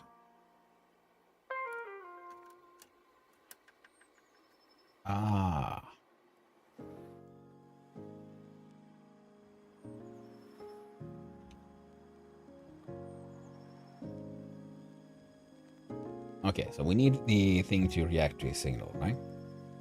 Emitting that signal. Did I wouldn't have happened to have added any other interesting signal things here. No, of course, I fucking didn't. Does modify spell base. My root spell, yes. Now the emitter creates the attack stats and wants to send them somewhere.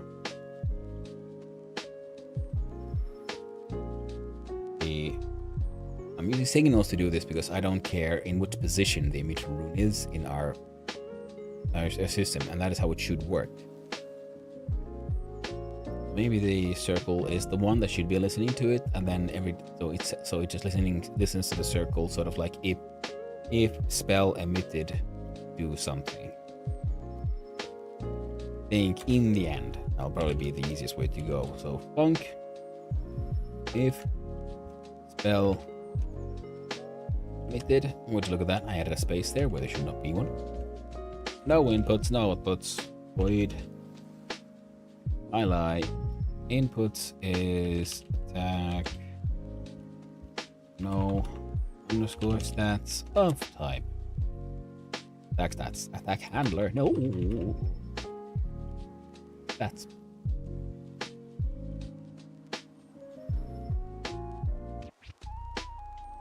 Now, the emitter rune will then seek this from its owner and link this into its signal. That way, when this thing emits something, it'll settle the signal with the attack stats information. Put it past there just so we'll get rid of that thing. Now, look at our emitter here. No, emitter.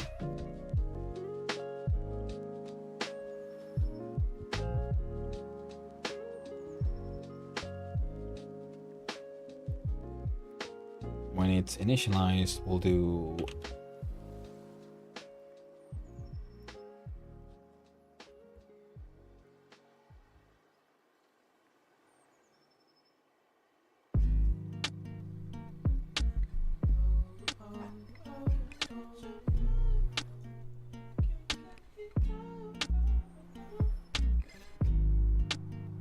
just looking at this not too long ago, and I've already completely forgotten what the heck I was working with. How did I make this thing listen? I don't want a signal. I don't want that one. So signal emitted attack stats. Cool, yeah, because this emits a signal object. Excellent. Disconnect. I was connect. That is the one I want. Ah. So button down connect on button down. So here we have owner. We'll have on shenanigram.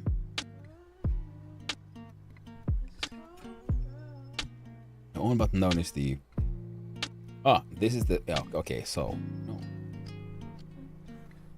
Is owner on the thing, and this is button is a variable. Button has a signal called button down. That signal that's connected, this one. Okay. I think we're back on track here. So what we'll do is spell emitted dot callable is owner. Self dot owner dot if no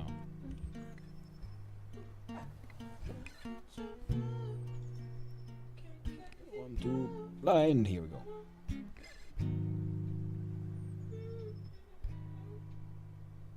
Link to that one. What do we give it? Well, oh, that's it.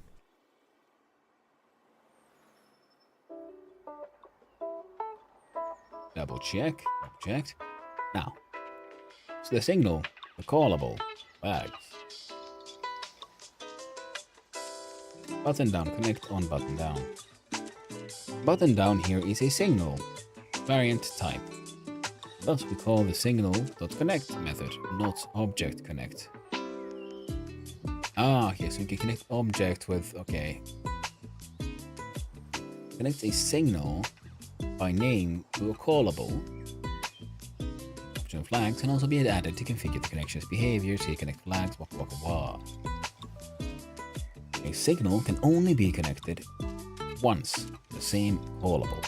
If the signal is already connected, this method returns error, invalid parameter, and pushes an error message. Unless the signal is connected with, collect a reference counted. To prevent this, use is connected first to check for existing connections. Fine, it's only happening inside the init. And if we get errors, well, at least we know what they are. Self.owner, if spell emitted is the function we're calling with our spell emitted signal from here.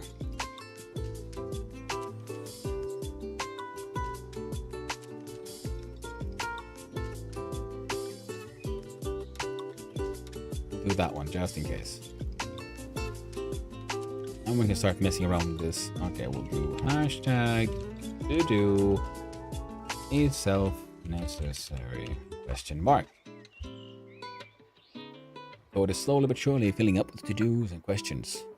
I'll forget all about them and eventually come back and look at them and be all like, oh right, I was supposed to test this.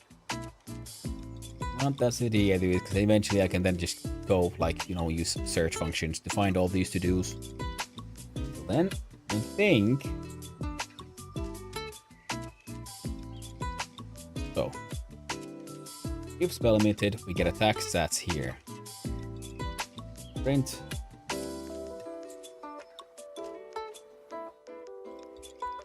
Holy bananas. Batman. It's an attack. Followed by a second print function. Whoa, XO Ahmed OX. Well, thank you very much for the follow. I appreciate it very much, and I hope you're having a wonderful day, my friend.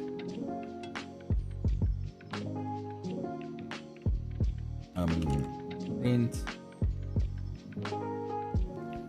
We'll just stringify the attack stats and see what happens. Greetings, everyone. Hello, hello. Now I think, and nothing else, it should do something.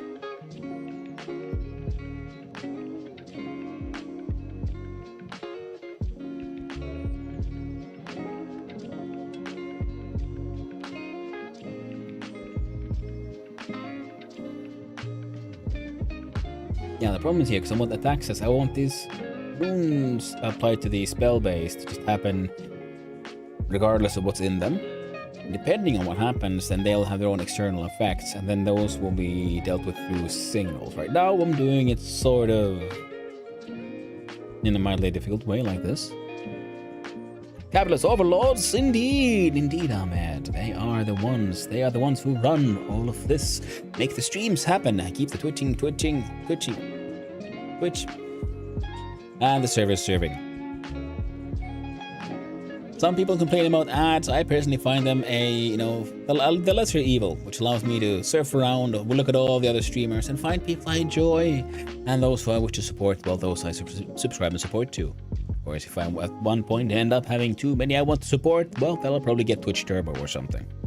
The point is, for all of this to function, people need to get paid. There are people running those servers, those machines need to be paid for, the internet connection, everything needs to be paid for somehow. And if we can do it by just putting some eyes on some ads, that's lesser evil.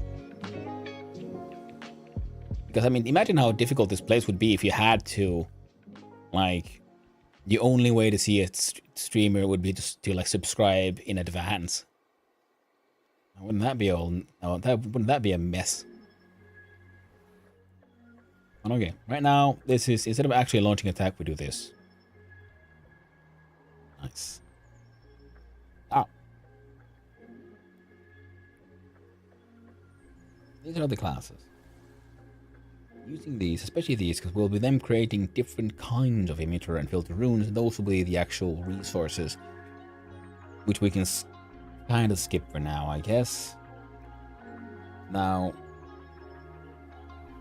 who handles... Well, okay, this guy handles all of this. Should we have then inside player stats? Let's look here.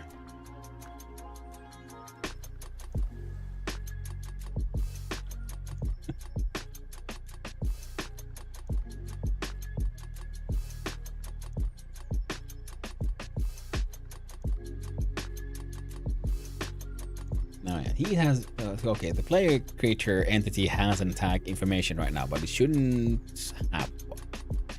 So I think I can do variable for, I don't know, of the spell circle of type,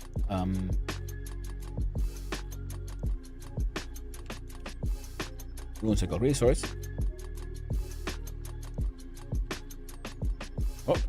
Which is a musical resource .new. Okay, seeing as I'm doing it like this, I kind of think I could just put it there. But seeing as I'm maintaining this my writing standard, we'll do it like that. It'll be fine. Don't worry about it. Now,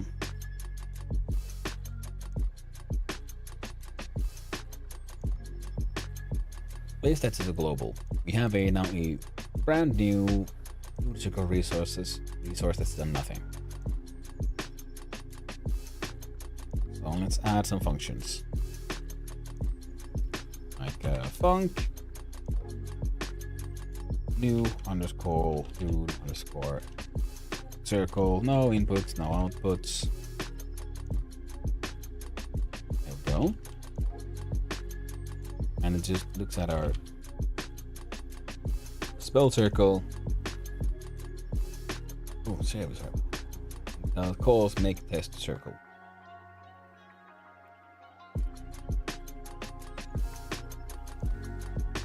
Now that means we should have an existing circle.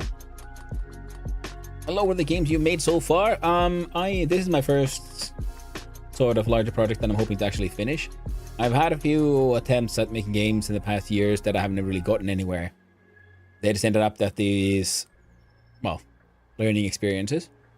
And if you want to see stuff I've sort of done, my itch.io page is also called Son of Hannu. And mostly there are just some broken games there because you publish any of them? In just on the ones on itch.io, like a month or two back, I started doing the Try Jam, 3-hour game jam every week. It happens every weekend. There's a game jam where you have to make a game in 3 hours. So those are the ones I've got on itch.io. Some of them actually work.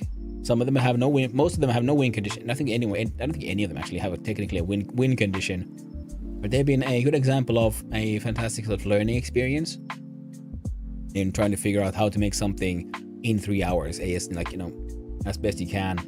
I'm still very much an amateur, doing my best, and hoping to turn this one at least into a functional demo. And if it's funny enough, then well, maybe a proper big game eventually. It would be fun. Now, this game's core idea is my own take on a sort of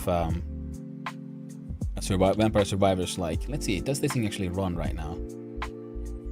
No. Invalid access property or key owner on praise object type resource. Fantastic. Circle owner, no.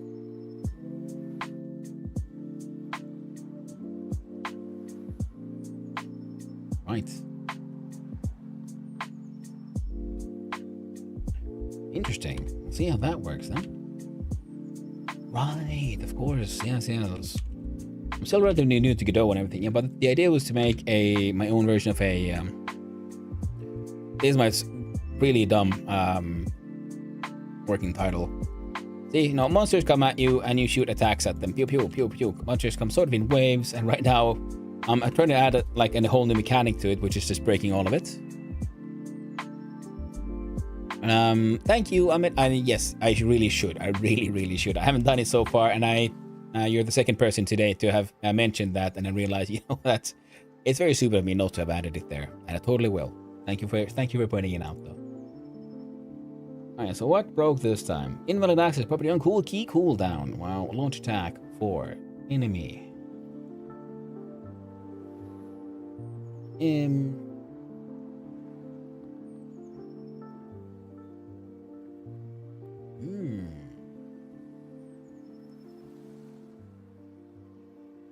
my friend, are quite right.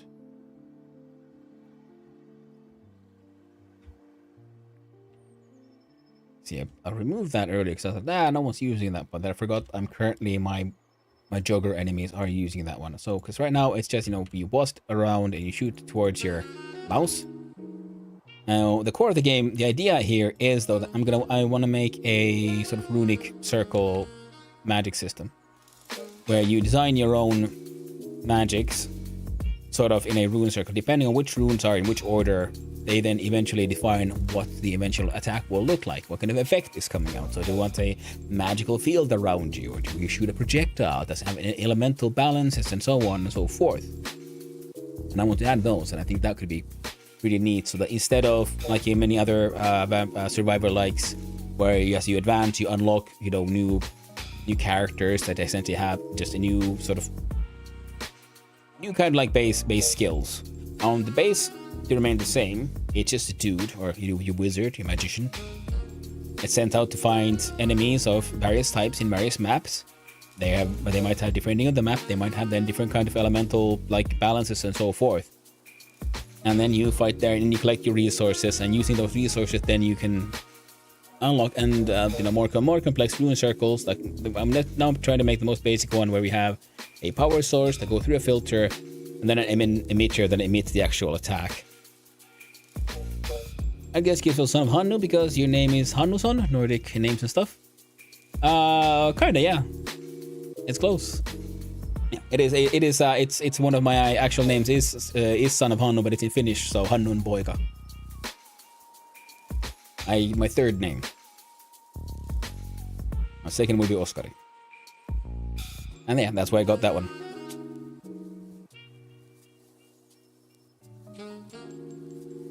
I used to have a sort of online nick for a long time. I called myself Quantum Hound. And then at some point I realized, well, there's a lot of other Quantum Hounds popping up here and there. And what is this? Why is it suddenly popular? And then I googled it, and I think Magic the Gathering had made a monster called the Quantum Hound, and now everyone was using that one. I'm like, god dang. No one else was using that one for years. So now we're with Son of Hannu, who also realized, hey, no one's using this one right now. So I got lucky with that one. Yeah, but this is the core concept of what is going to be like the main mechanic of the game, because there'll be fighting and so on, but what we're doing is, instead of unlocking new weapons, we're crafting our own as we progress. And I thought like the survivors, like top-down survivalist go to levels shooting things, is the simplest way to essentially just test this system here. I would like to take this idea and take it further into other kinds of games. Well, that's eventually. There's a lot of facilities getters that need to go, and I was working on player stats. So right now we have new rune circle, and it's been created. Everything seems to be a-okay. Rune circle resource created is new, and we call make the circle beautiful. Now, what happened when the player did an attack though? I should probably close all of these and start opening them up again. So we'll try again. Player script. Get hit, do magic. So do magic is called here. Ready, do magic, health bar gets that. Do magic did. Power equals power source, get total raw. Power source.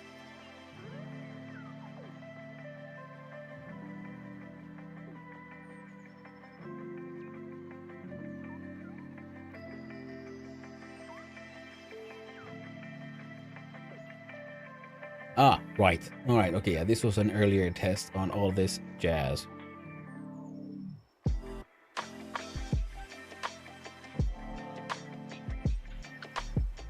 Filtered dictionary.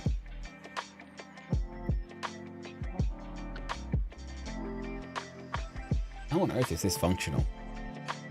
Why did you choose to make games in Godot in particular, not Unity or GameMaker, for example? Well, when I was choosing to work in a game engine, Unity was had relatively recently gone through their latest troubles, and I decided that should I make a game in this engine, and making a game that might take a long while, I don't trust the owners of that company to not mess up again. Unity taxing, yeah, that's the thing. Because I'm like, they have already proven they have a track record of they're gonna try some shenanigans. So I just felt that was not a worthwhile place to spend years potentially to build a large project and then maybe have to rebuild the entire thing somewhere else because the owners did something weird again, or upper management has strange ideas. Because if nothing else, it proves that the upper management in the company do not understand their own product, and that is always a worrying sign. There's many capable people working there, and it is a fantastic tool, but it's just, yeah. Personally, I'm a bit, I got a little itchy about that, so I didn't like it. I would like to actually learn Unreal, because my first language in coding was base C, and then moving to C++ would be a sort of nice logical way to go. free and open source. Yeah, exactly. I mean, that is one of the reasons I liked I liked Godot. It was free, it's open source, and it's so incredibly light. You install it on your computer and it took like minutes. I'm like, oh, I'm ready to go, just like that. I tried to like do an Unreal start it up once, and that is a hungry beast. Like, that is the biggest problem with Unreal Engine pretty much for me. It's just, it's so big, it is so hungry. I would love to learn to work on it though, and I plan to do make games in Unreal at some point. I won't be making any like, you know, hyper realistic, super Unreal like projects, but I just thought, well, I would still like to learn that just to also, if nothing else, practice my C++. And Godot, well, it's easy to get into. It's super light, and it, for what I'm doing, it is perfectly, it's absolutely adequate, if not even almost perfect. And the free and open source thing is absolutely wonderful, because yeah, that means I can feel safe that no random corporate entity will suddenly have claim over my anything I've created. And that's always worrying, you know, if I use tools, I build something, and then someone pops out from the woodwork, says, you know what, because you use those tools, actually I own it and you owe me a lot of money. I'm like, oh, what the frick? Yeah. And in general, yeah, and Godot is super, it's just nice and light. And also, of course, you know, it's a GD script is so Python-esque, so it is so close to like human readable language. So it is also nice to sort of just get used to what all the things do. You know, C++ is nice and all, but C does have the habit of just concatenating everything into like some strange abbreviations sometimes. Now, what was I doing? Yeah, I get confused these days. You know, I should have in taxi. Easily distracted, easily confused. The ADHD is real. Okay, but feel free to chat, everyone, if you want to. Though, you know, I'm okay with getting distracted. I am on no deadline with this project. This is exactly the kind of project you shouldn't start with. Like, it is your dream project, but I then instead just stripped everything from my dream project and take one aspect that I really am fascinated in and tried to build a game around that one idea. And the one idea is the magic system I'm trying to build here.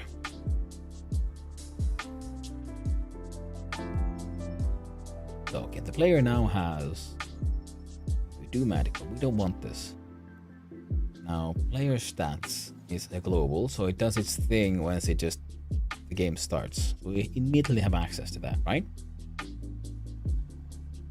Now, right now, we are doing,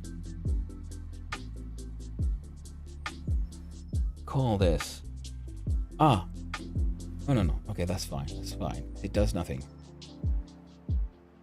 You could do Pomodoros, like focus sessions, then read chats. I could, but I do enjoy the focus when it hits. Sometimes hyper focus hits on something you enjoy, and then you get shit done.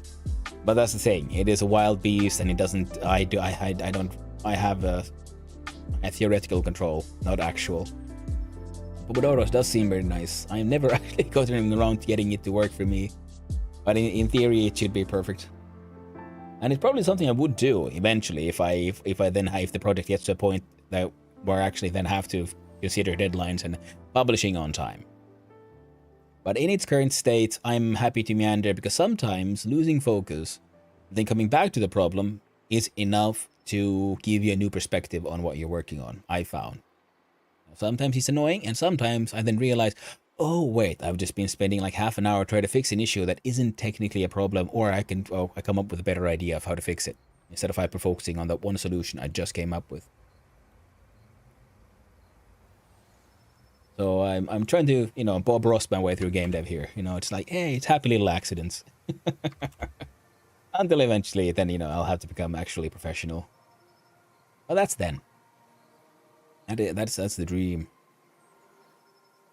Now again, we do have take action. We never do take action. What does take action do? Currently, it defines a projectile and use attack handler to create the attack for myself, which is our dude. Takes the attack information from attack and adds sibling projectile. Initialize, this is all good.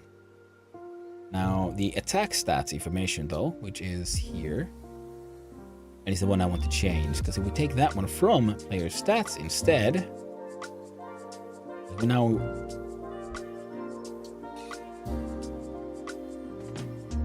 Okay, let's see what happens if we have to call make new rune circle.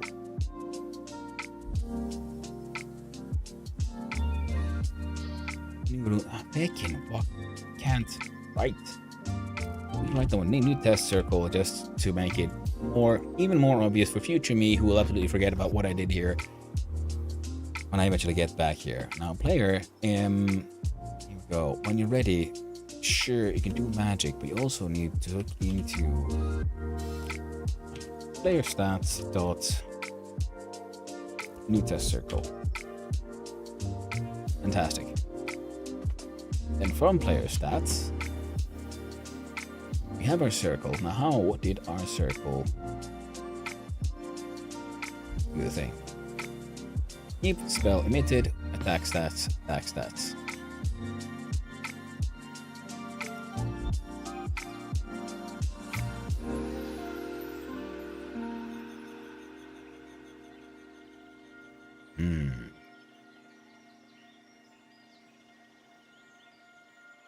So we take action, then we from the rune we take apply runes to spell.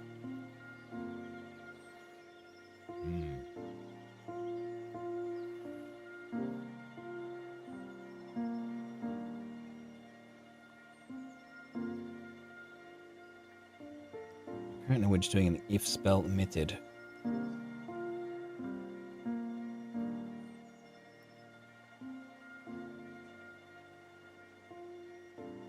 I think this means I would need to actually give the rune circle itself the aiming information and not let the player handle that one. It means we jump in here, because right now we have aim here, which is absolutely fine. Return aim dear normalized. It's fine. Take action. The projectile creation, that is also a-okay, because attack handler actually can do that from a global. So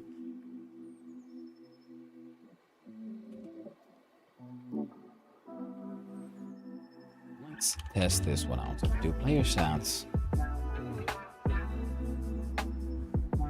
I'm pleased to meet you, but I have to go now. You're training on thyroid gland examination, soon become studying internal medicine. Well, thank you very much, Ahmed, for hanging out. I appreciate, as usual, all the chatters and the lurkers and whatnots. And training on thyroid gland examination. That sounds actually pretty interesting. Hot diggity dog, internal medicine. Thanks for hanging out, and I hope your examination, your training goes well. And yeah, studying internal medicine. Good on you, mate. Good on you. Well done, dude. I'll see you later. I'll hopefully see you around too, friend.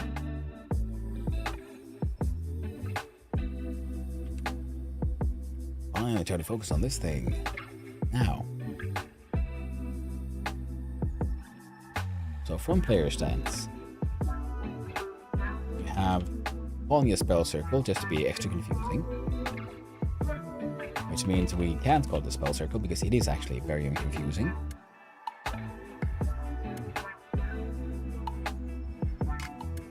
Like there, and then do alt click here. Oh.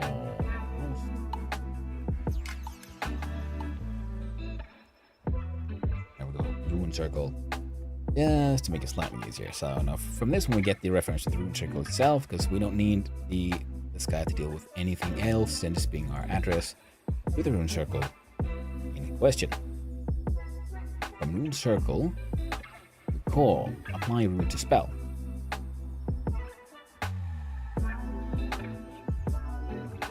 And attacker node. We'll call it caster actually. Let's do you, friendo. There you go. Begin. Where are ya? So the caster is the node, which means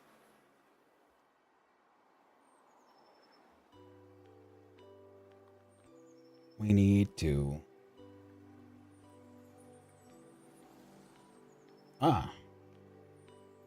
we can use that one actually, can't we? We do circle owner equals caster. So when the function is called, whoever cast it is applied into circle owner, and we can keep on doing that forever. It's fine. Let's try not to worry about it. So circle owner is always whoever cast this thing last. Good enough. Do the work. Because this means that if we go into player, because now we have all of our player information. So rune circle dot apply runes to spell. And send in self. There you go, friendo. Boom. I copy that.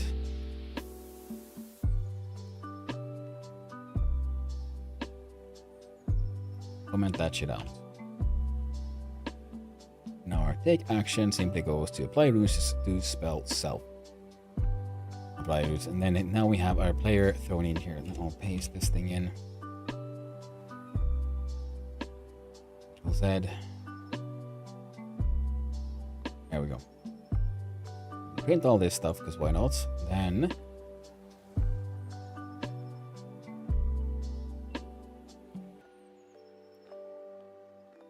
attack handler create attack self will be instead our circle owner, and attack underscore stats is what we're using.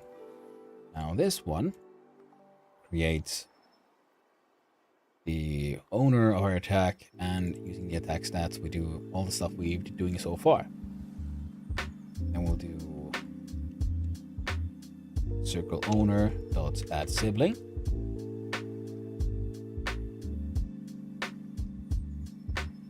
and our circle underscore owner. Oh.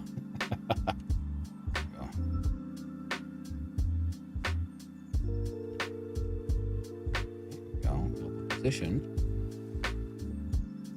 and there. Okay, this is bad because right now the only one who has that aim function is in fact player, but there's a chance that this will work. There's a chance we'll just get a whole bunch of errors. There we go. Invalid access property key owner and base object of type nil. Wow. Self.owner.if spell emitted. Ow.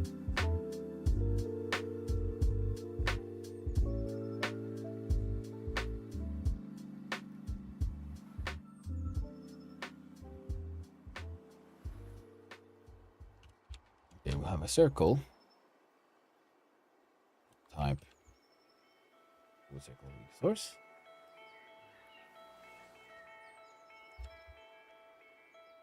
And we'll call that circle. So when we initialize,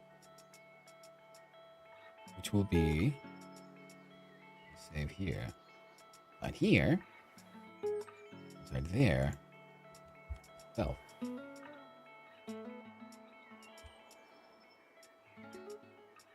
Yeah. That should work, right? Because then we can define our sort of like... Yeah.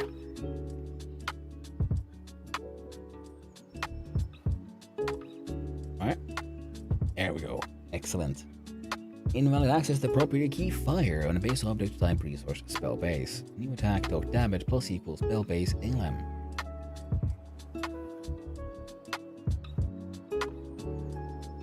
Now, what happened? LM is fire, count position, fire.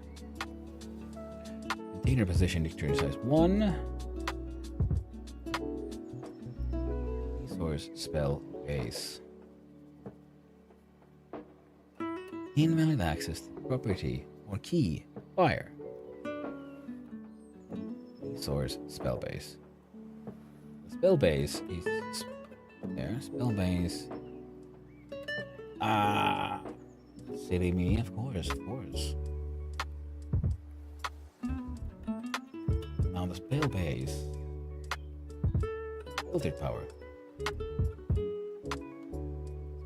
Nice. Thought. Filter power. That's the one. Babe. Okay. It didn't actually run well enough for it to get that error. What the heck would you look at this? And we're going. See, Holy Bananas Batman is an attack, so that means our circle is heckin' working. Damage is all messed up, that's fine. And to double check everything working as intended, if we look at our basic power rule, make a default power, we take it down from 100 to 10, so now the damage should go down from 25 to 2.5. I did not expect things to go this smooth. Oh, it worked. Okay, question, why are these guys dying to 2.5? Attack damage and damage taken, both are 2.5. Now, I'm gonna need a separate resource somewhere where I have a list of all possible elements, and based on those, then we'll check so that we can't have misspellings anywhere, because they're only written in a single point and everything is referring to that same single list. But we don't have that point yet. Now, Holy Bananas Batman, it's an attack. We can leave that.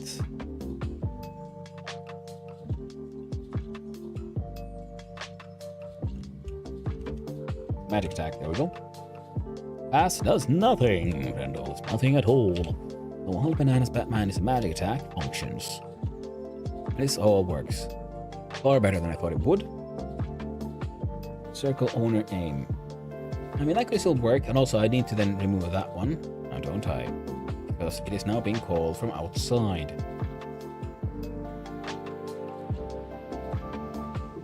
So we'll do Control F, underscore aim.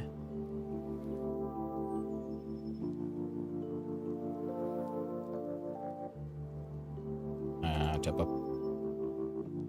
Oh, it's one place where it's used. Fantastic, they'll go that way. Kill that one. And delete this before I am filled with regret. There we go. And let's do what the to-do said and delete all that temporary madness. So, take action now. By root to spell from the player stats. And it tells you who is applying these runes to the spell, and depending on what kind of aim logic they're using, because our player is aiming using this towards the mouse, whereas another entity could be using a similarly named function, using a different logic for decide where it's aiming, like say an enemy. Wrong button. F5. Change things, did I break things? And it's always the question, no, it still functions. We're doing... I took damage. Okay, fantastic. Now...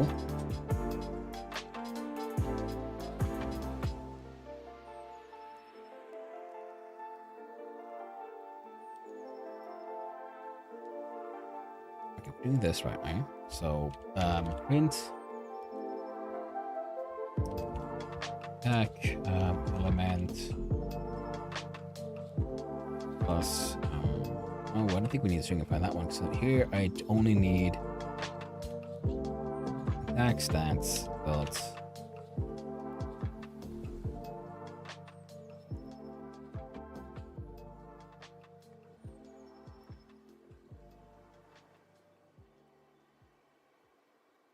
alright, how did I do that for dictionaries though? String, spell, blah, blah. Okay. Dictionary, control click.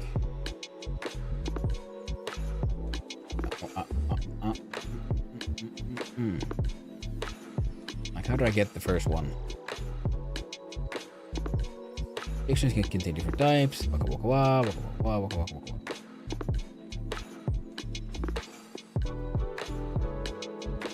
Passed by reference.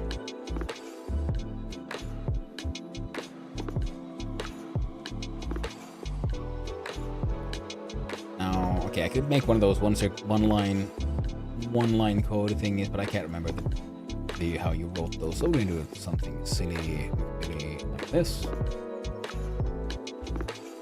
do var attack LMs.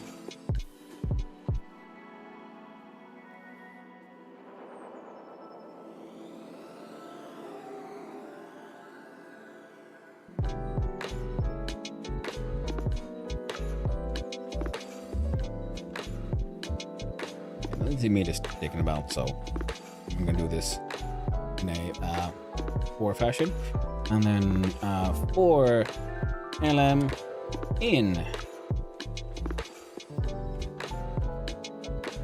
attack stats dot elements attack underscore not sticker. Attack elements plus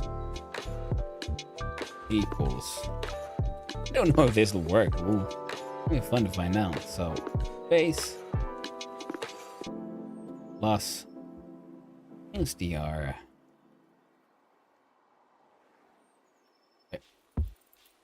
No wait, no. It's element.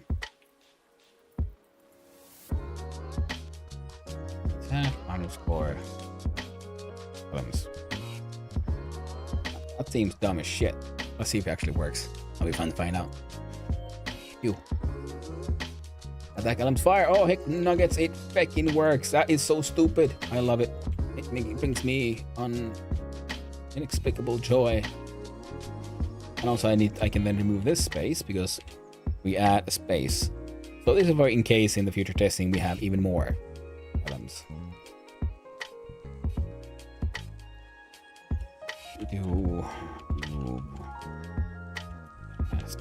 Debug.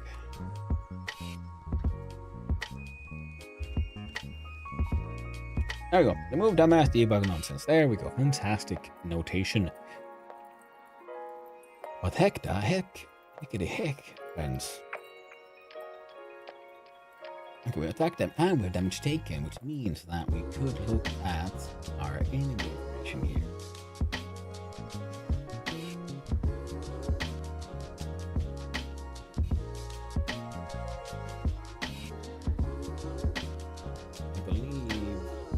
That guy's no longer needed. Let's have a quick look. Enemy core. It's here. Target, character productivity, no, attack stats new, and sprite and timer and what. Extends enemy base. 8.2.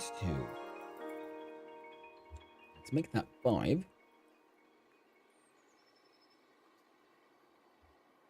Just a test. So start game, pew. Alright, took 2 hits. Alright, so as you can see, I'm just spamming the button, so no cooldowns. And also I would like for them to do damage. Or like keep on, as long as the button is held down, we'll keep casting it, but that's, that's simple enough with the flag and whatnot. And the signals for button down, button up. Absolutely doable.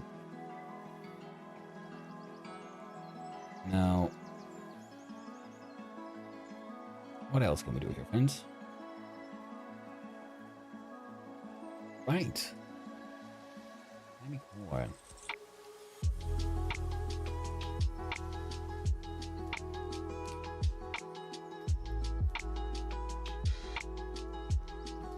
Enemy base.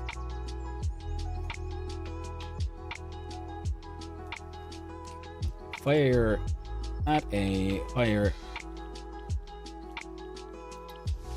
So you have a damage resistance to fire, and it is you taking, I don't know, 2 times more damage. Well, that's not double. Double would be 3, I think. Well, now they should be take more damage from fire. I currently only have like 3 levels or 6 levels of.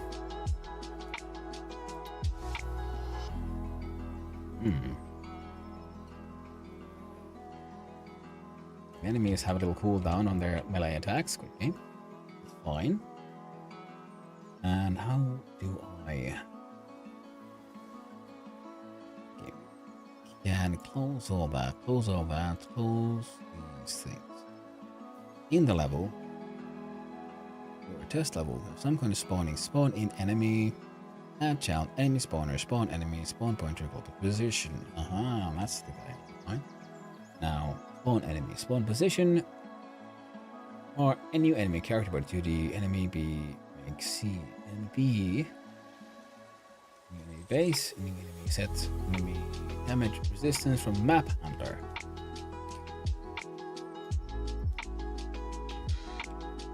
So the fire.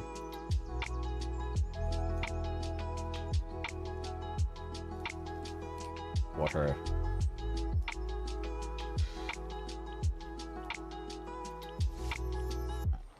Save that one. Now this one means they should be now taking less damage. Attack damage 85. 0.85 damage instead of the 2.5. And my modulation thing has also sort of gone away, so now the joggers are back to looking like themselves, which is a-okay with me, friendos. Well, hello there, Kovalaki. How are you doing? Hope you're having a wonderful day, my friend.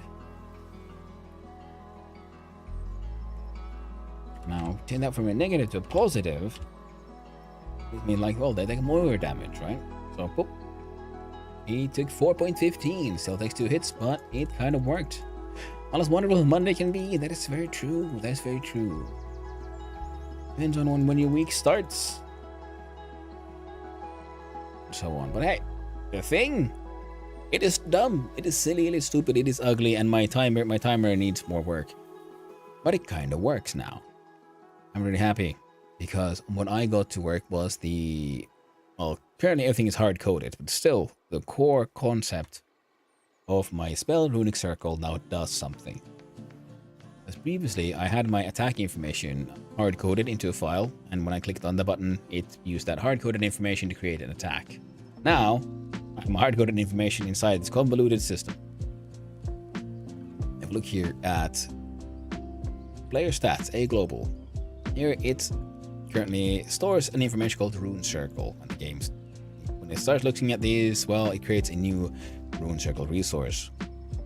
And when the game starts, the player calls new test circle would create the hard-coded test circle. Which, if we look at Rune Circle base resource here, the test circle just rune.node append a power rune new, power filter rune new, emitter rune new self. Every time we click the button, we call on apply runes to spell, and we give it the self of the player, because who is casting this rune spell? Because I'm thinking I would like for this to be usable by more entities than just the player entity, or this logic system. And circle owner becomes caster, so circle owner is marked as whoever casts this thing last, pretty much. And for rune in rune nodes, if rune is not null, rune.modify spell, and give it our spell base information. Our spell base should always start out empty.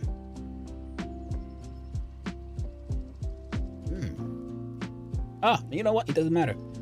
Because right now we're going through these same hard-coded values. So first we look at a power rune. And it has default value of 0. You can choose the resources will be ambient or fuel, but we'll make our default power source, which is happening in init type power.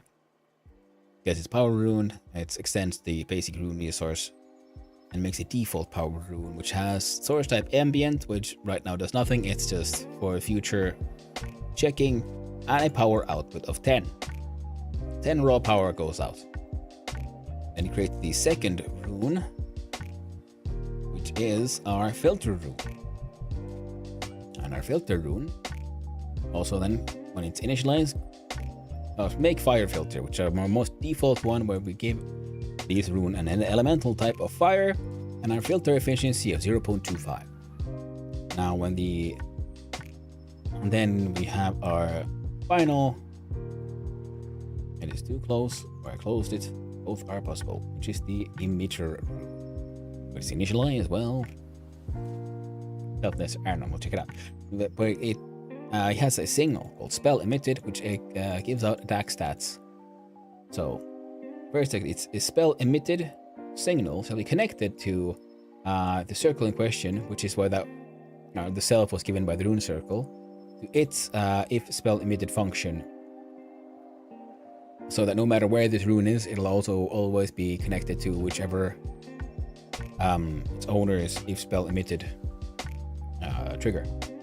And it makes its own type because it is an emitter rune, and then it calls make test projectile, which can pretty much only just right now gives the value of bubbles because we don't really. Yeah, actually, a lot of this info could actually be put inside variables, but we'll do that later. And when we look at the rune circle here, what does this thing do? When the player clicks, push the mouse button, it defines circle owner as caster, which we've got here. And then for every rune inside rune nodes, which now has these three in this order, and one at a time, it does modify spell for our spell base. So, like I said, the very first one makes our power output be 10.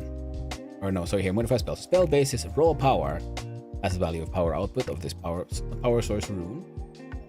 And the filter rune gets it next. And modify spell, what does it do? Well, we'll have our var for our filtered energy starts at 0. Filter equals the spell base is raw power times filter efficiency. So it filters out 0.25%, so a quarter of our total power gets filtered into being fire damage or fire magic. If filtered is above 0, then spell base filtered power, it's a dictionary, gets a new one, which we call a new entry, which is fire, and the amount of power that we filtered through this filter. And spell base raw power, well, we take that filter energy away from the raw power, and we return the information. Well, return the spell base as is, which is fantastic because right now we're doing nothing with the return values, which means the references are working as they should. So now instead of having 10, we have 7.5 raw power and 2.5 fire power, or fire magic there. Then it is the last one, which was the emitter. We also call modify spell. We create a new attack using the attack stats class that I made.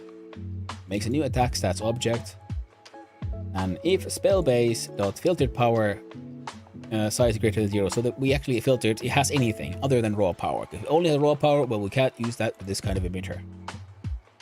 So spell base filtered power size is greater than 0, then well, for LM in spell base filtered power, depending on how many elements there are, it appends the elemental information to our attack and its list of different kind of elements it might have, and then a new attack damage is plus equals spell base filtered power element. So how many elemental damages? So we get a total damage and of how many elements it contains. Yes, very rudimentary for now. All of this will need to become more complicated eventually. Right now I'm just happy this thing works. And then we'll look at spell base, that we have the information, and the filtered power list is now, well, we can mark that as fully empty because we have just taken all that filtered energy away from our spell base, and we're going to put it, and we have placed it inside our attack projectile. Then we emit the signal spell emitted with our new attack stats object, and that you can see in the circle. When we go through these, all that is now done when the player clicks the button, and then the signal is picked up by if spell emitted, which then currently does the creating of a projectile and so on. Which is actually ass backwards, because this is projectile creation should be specifically happening inside the emitter rune. Either that or the type of projectile is defined inside the emitter rune, and then we have some other cast handler, because I would like it to be able to cast projectiles or fields or other things. Now if the plane to take off, well, little buddy foo-foo, I hope you have a wonderful and delightful and not very stressful takeoff. I know they can be sometimes a little scary. Let's get that music back on, because this chill hop thing keeps on turning itself off for no apparent reason. I should probably do a bug report or something, but I can't be arsed. So yeah, then we have the attack handler, which is our global, which creates the attack object using the information of who is casting it What are the stats for the attack? Meh, can't wait for lunch and wake up, boy. Understandable, bunny. Understandable indeed. I kind of feel the same, except I won't be having lunch. I'll be having a finished liquid lunch, which is just more coffee. I already had brunch. I don't do breakfast, and I'd rather not eat very early in the day, but I don't like eating in the middle of a stream either, so I just have fried egg, or today boiled eggs on a rye bread with cheese and cucumbers. Quite tasty. Now the projectile then creates a new attack using the global attack handler.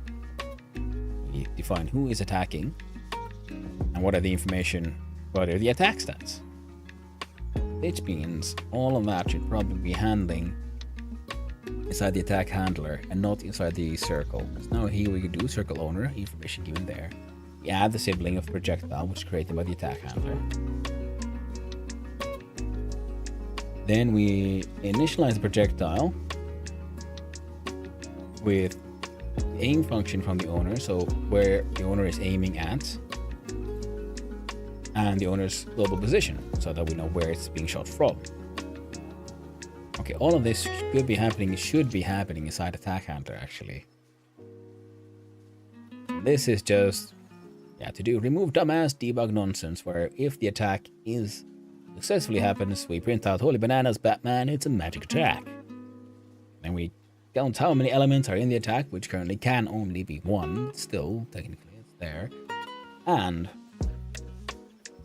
print that out as well.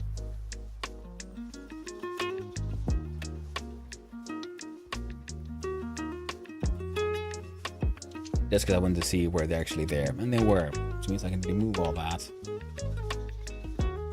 I'll leave my bananas, Batman. And this is not something the circle should do. So if we take a copy of this, click myself into attack handler. So what do? You currently just create the attack, but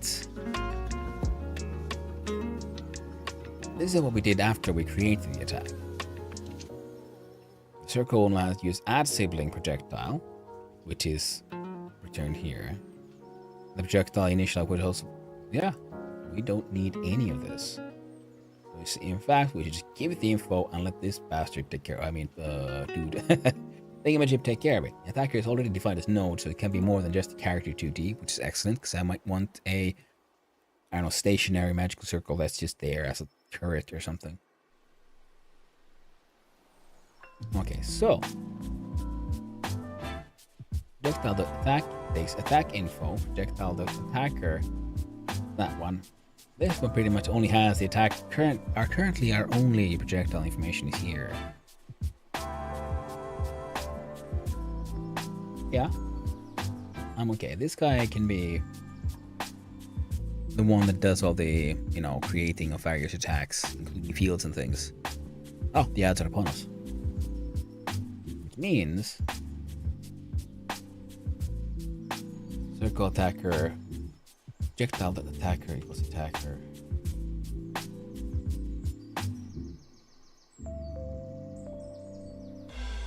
No, but the projectile itself shouldn't do aiming. Unless we want to do some homing stuff, we can figure that out later.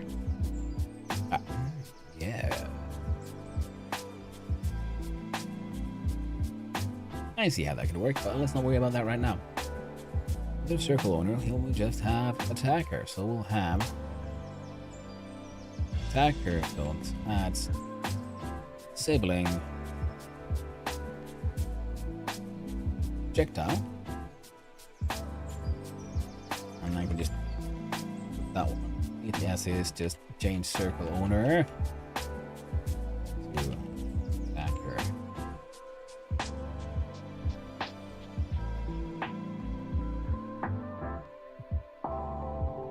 Save that. Move that. Look back to the circle.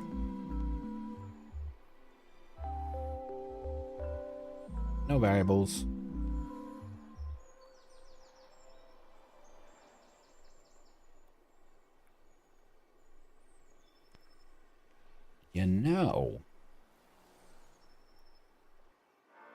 Okay.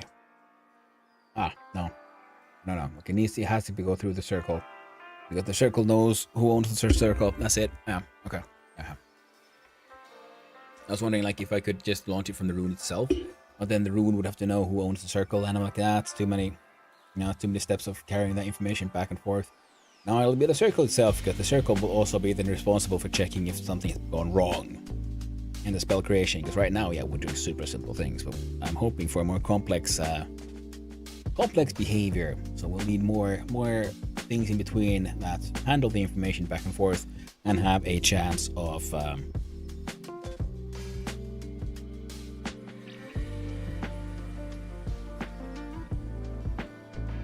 what's the word?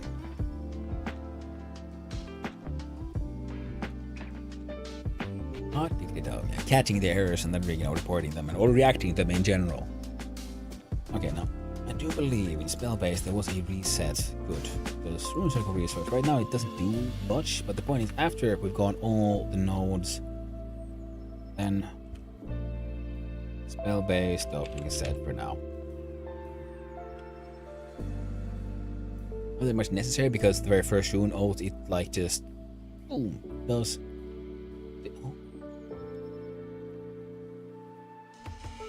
Out of interest, how about we do a little shenanigans? Because spell-based raw power now just equals power output. How about you would plus? That would make more sense, because then if you have a more complex system, you have multiple power sources, so you just add power. Now, in theory, this means that every time I attack, the damage should rise. And that means I need to look at map handler. And we'll make that 0. Save. Press F5.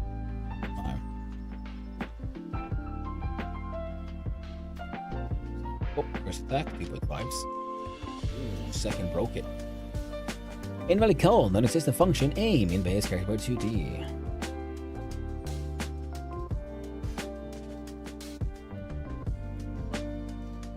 Yes, the enemy core. Where is...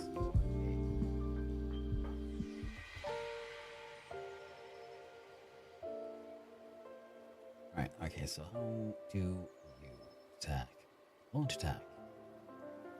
Attack cooldown, timer start cooldown. Take action, take action. Attack handler, create attack, self attack. Add sibling projectile, projectile initialize, navigate.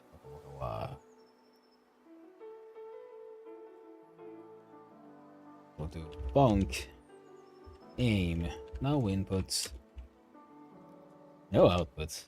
What does it do? It calls navigate. In theory, this should work. Hey there, Gyro! How are you doing, man? I'm doing pretty well. I'm having a surprisingly large amount of fun breaking everything. You see, now we don't need...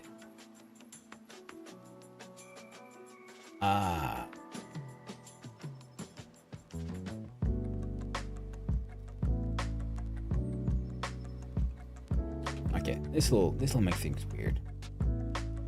And the problem was the enemy attacked me and he did not have an aim function. Okay, yes. Hope you're having a fun day, my man. I got my runic circle logic to work, so that was one. There we go. Again, it broke. Invalid type function initialize in base 2D projectile GD can I convert one argument from nil to vector 2. Attacker.aim, attacker global position.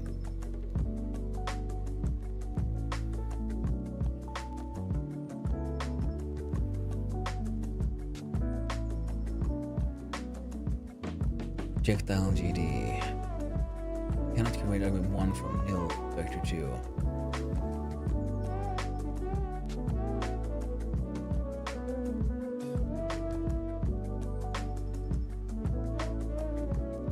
You take attack itself and you take attack.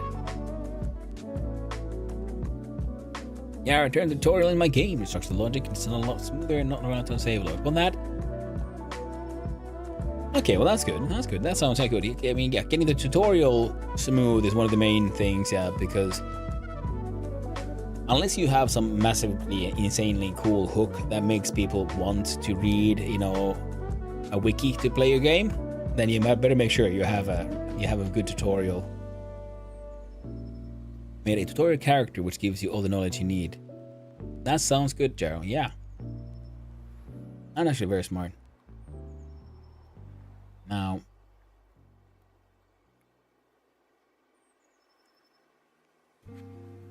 invalid type in function initialize.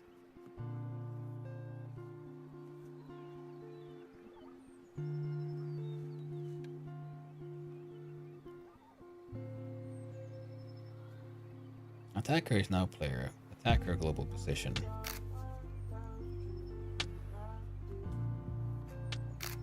Attacker.aim from nil to vector 2.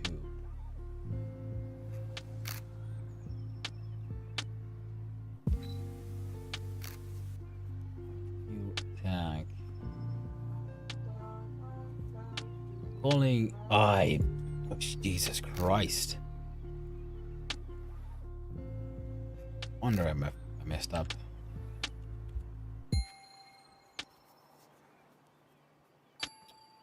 I'm like, what the heck's wrong here? Oh, because I made a nice function that actually didn't return anything. Okay, let's get attacked. Oh, there we go. Kinda works. Not the way it's supposed to, but it kinda works. Now let's check the other thing. Hui. Okay, 1. Yeah, okay. Yeah, it keeps on adding 10 to my power source. So for every attack, every time I click the thing, it does more damage. Pew, pew, pew, pew. One, ha, ha, boom, boom, boom, boom, boom. Nice.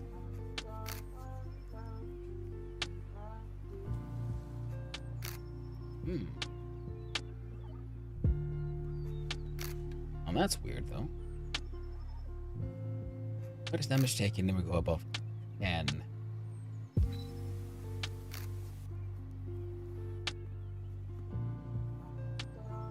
That should have happened a long time ago. Oh well. Let's look at the rune circle resource. And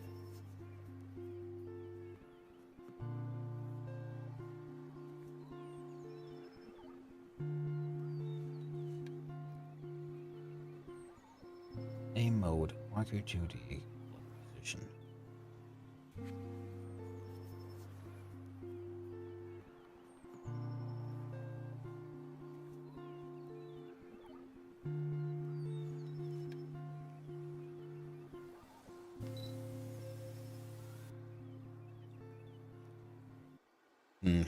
I think the attack should apparently know.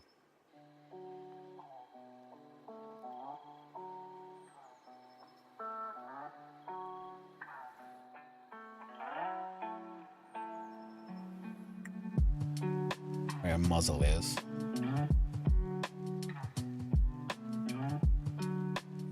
Aim node, look at the, yeah.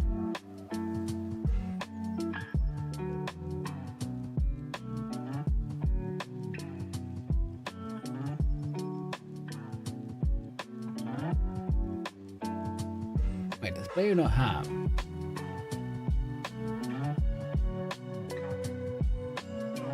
I'm attacking the middle of my dude right now. I am. Okay. Well, that is the thing we fix. Oh, nice.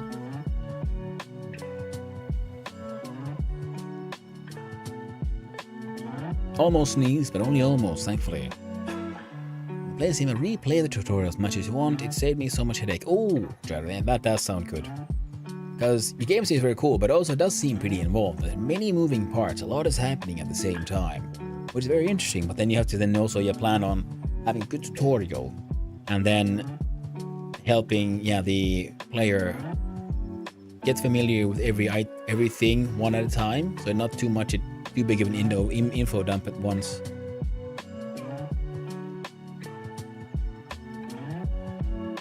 What I got done today is I got my rune circle thing to work. Because previously when we clicked on attack, we did a sort of use just a hard-coded attack stats information.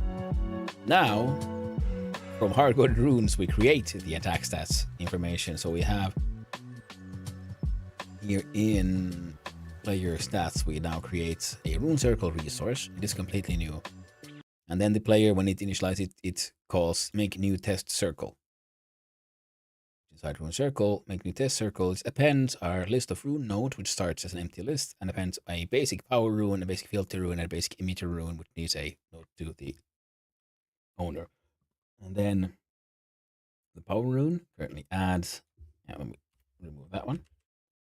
And then when we click the attack button, we simply call on the apply runes to spell function, which then goes through every rune inside the list and applies our spell base information here, which starts out as new and blank, and one at a time, every rune affects the spell base, and once we're done with that, we reset it back to 0.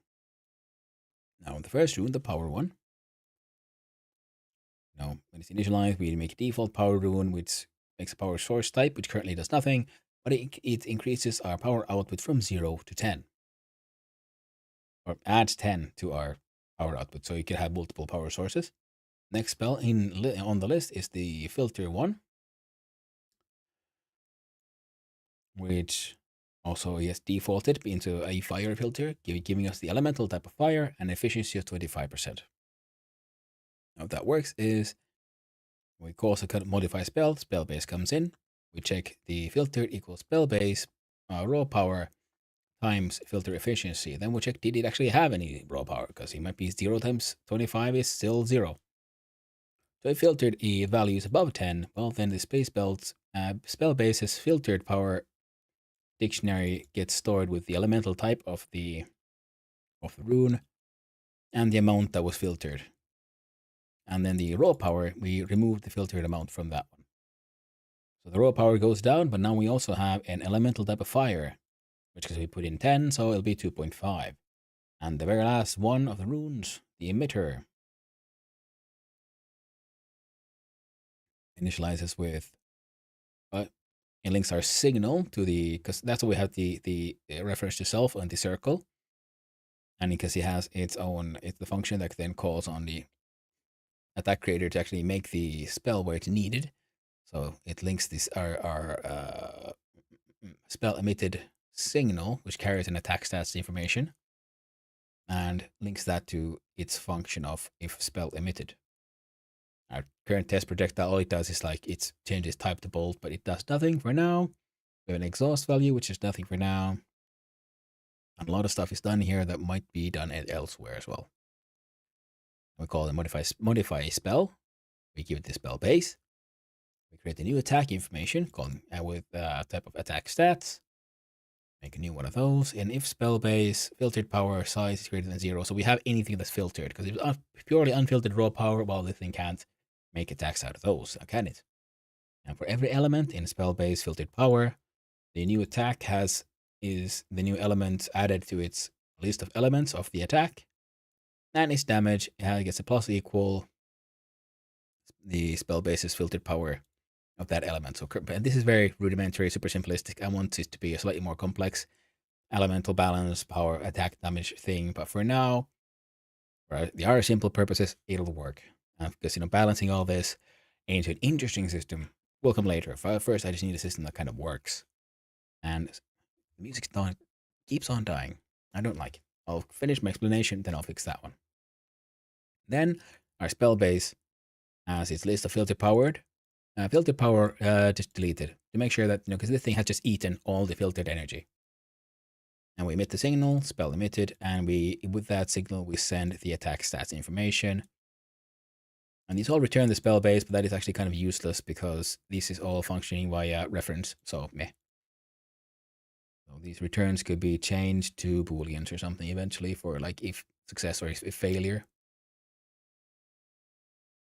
And that way, now the spell has been, now we have the emit signal, spell emitted with our new attack for the attack stats information, and that goes back to the rune circle, which has the if spell emitted, which reacts to the signal, when it takes in the attack stats, and then it calls the attack handler, which is a global, to create an attack. And we tell the circle owner, so whoever cast this spell, which is saved here, we got it when someone applied root spell, caster node, circle owner caster. So who is casting the attack and the attack stats we just received. And then we have a little, just check everything works as it should, with where we print into the terminal, holy bananas, Batman, it's a magic attack. Because why not? Don't need that one anymore. I just needed that one to make sure this one was actually active, called as it should. And then in the attack handler, we create the projectile, and depending on who made it, we use the attacker's aiming logic and the attacker's global position to initialize the location and direction of the attack. Yeah, shit works, yo. And then return projectile, because we used to return the projectile to the attacker, and they could create their own child or sibling of the projectile. Right now, because we know the attacker, so we can do it over here. We don't need whoever called this to add its own sibling. We can do it all the way from here because we have a reference to who is doing the attack. And different attackers might have different kind of aiming logic, so that's the way the aim is called from here as well. And right now we're using attacker's global position, which is problematic because that is not the one we want. We want a aiming position. Now, we're using global position because at first I created this for the player character, and so far the player character has not had any kind of rotating muzzle. Sounds complex. It'll be a pain to make a tutorial, but you're onto something. Well, thank you very much. I think the tutorial should be easy enough, because I don't have to explain the logic of the code. I can just here's a power source. It puts a number in this bucket. But that is an unfiltered. It's a dirty bucket. So we have a filter to filter out what you want from that bucket, but it can only filter so much, a little bit. And that filtered power is now put to an emitter node, which is turning that power into an attack, like a projectile. And that is how you design your own magic gun or spell circle. This is the mechanic I'm sort of hoping to work on and make more interesting. Because the top-down survivors enemies coming waves, that's simple enough. But this thing is instead of then unlocking new characters or you find an even bigger sword, it's more well, you need more resources to fuel bigger runes and more effects and unlock them somehow. And then you build your own magic gun, which will have various effects depending on how you make it. It's one of those content arises from the player's ability to craft their own experience type of games. So, yeah. And it works, which I'm surprised. It's surprisingly few. Give me some tutorial idea for the tutorial things to appear and not bother yourself with tutorial trigger, don't trigger. That is very true. That is very true. Level 0 instead of level 1. You start at level 0 or, -1, and that is tutorial level where simple things happen and the game explains how stuff works. Of course, yeah, you'll start with your most basic runic circle, and it just works. And then you can start messing around with it, and then you get more runes, and then you can move them around for first, you have your fire attack, and then, here's also, but no, that's a fire enemy, so now you get your hands on a water rune. And now you understand, okay, so I can switch out the elemental rune here. And then you keep on slowly getting introduced to more runes, which allow you to make more complex constructions, and then eventually also you get more complex runic circle bases. I had this whole idea of you can actually design your own rune circle thing with multiple nodes and how they link to each other, but then I realized that's maybe a bit much. It's something I can return to at a later point in time. But for now, this works. Because we have a power source, so we can define how big of a boom we make. We have a filter, which says what kind of boom we make, or what flavor of boom we make, and then we have an emitter, which creates a projectile, so what kind of boom we make. So first, right now, it's just launching whatever sort of power ball, tortilla things. And eventually I would like it to be able to make, a field shield around the character and so on. Yeah. Now why do you keep on turning off?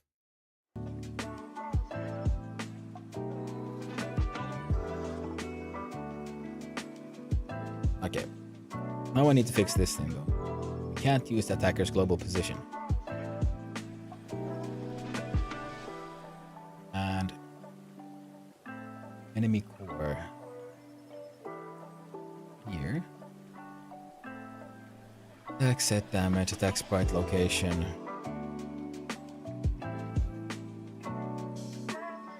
Yeah, it's fine. We'll figure that out later.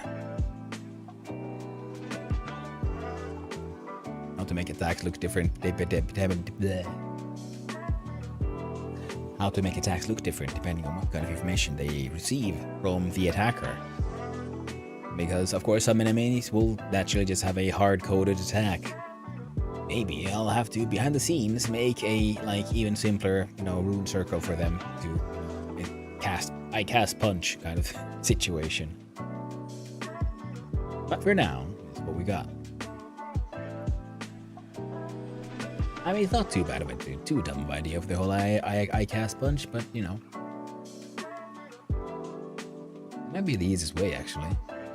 Then no matter what kind of enemy I'm dealing with, they all call the same functions, just depending on the variables, different things happen.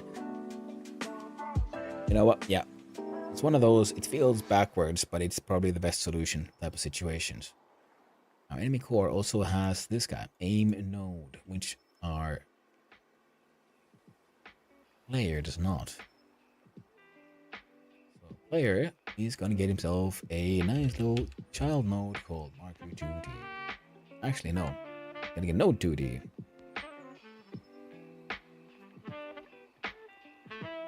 And it shall be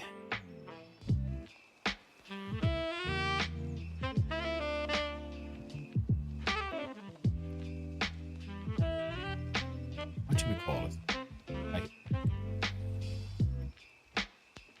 Well, the rune circle. Because I think this could carry the sprite of whatever cool thing you built, so that it'll be around and you see it rotate and it'll make slightly more sense of what's happening. Or we'll just call it aim machine, and it has a child called Marker 2D. And we'll call this one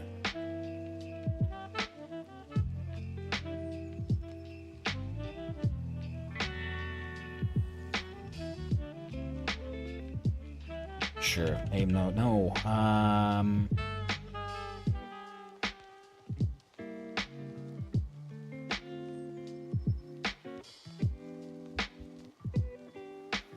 not that direction.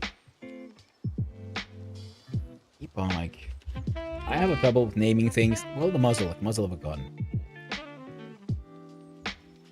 I was using the same naming convention in other places, so it should be actually called aim node. See? Better if we do it this way. Now, muzzle, where are you at? There we go, perfect. How far should the muzzle be from our player? Well, let's see, it's 1, 2, 3. That should actually be, that's good enough. Now, jump into our scenes here. Muzzle shall be, what about on readies? Physics. Right now we're using aim.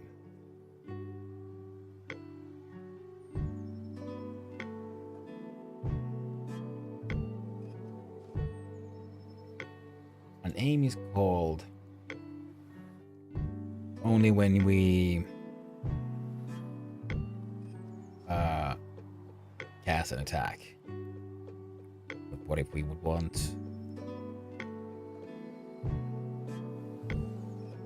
Alright, so what if here... If else slide, and before here we do muzzle dot, no, not muzzle, heck, nuggets, that is so stupid. Me, it's not that one we want, but aim node. And here, aim node dot look at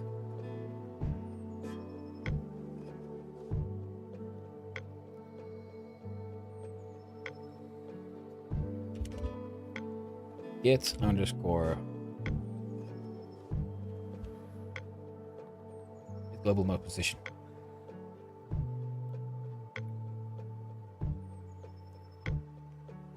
There we go.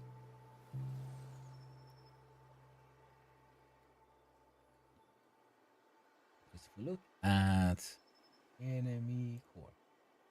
Here we have aim node dot look at player global position. And if we look at how aiming used to work here, Name node slash marker 2D position for it to initialize.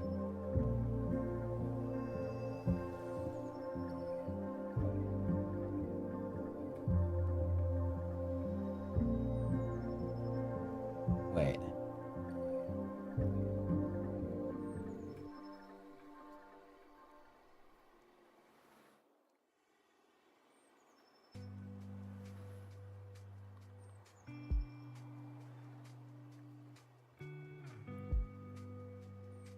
So you're saying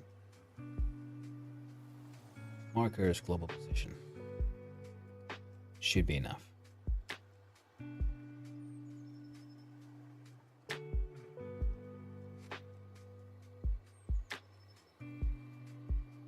Attacker. Yeah, of course, bluff.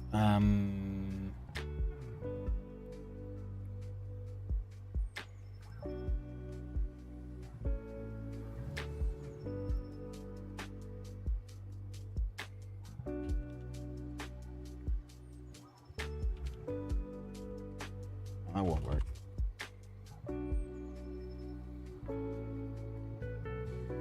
So, I don't know. This one does nothing right now, so we can do bunk. Get muzzle. Return a vector 2. Turn name node.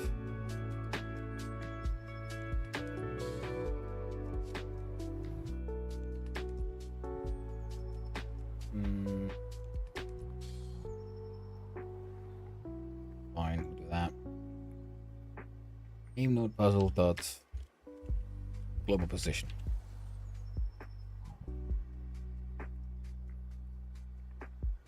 Enemy core. Name node marker 2D F2 muzzle.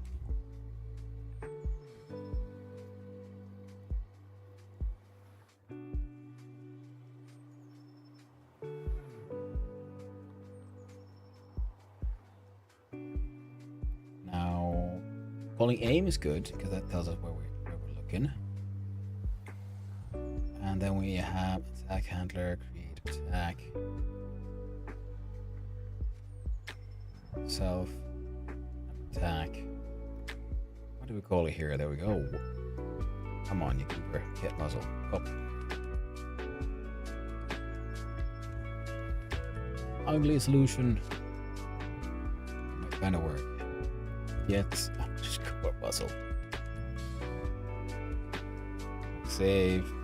F5. Let's see what happens, friendos. 8 Pro. Yes. We deleted that thing. There we go. Let's try it again.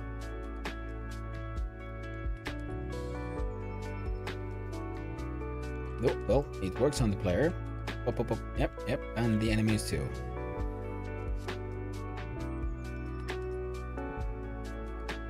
What do you know, friend? It worked. But okay.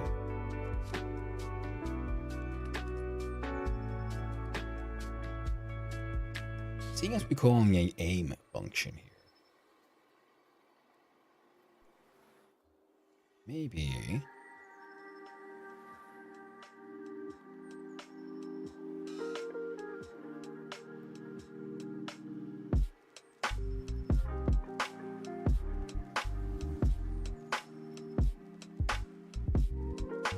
here's a question.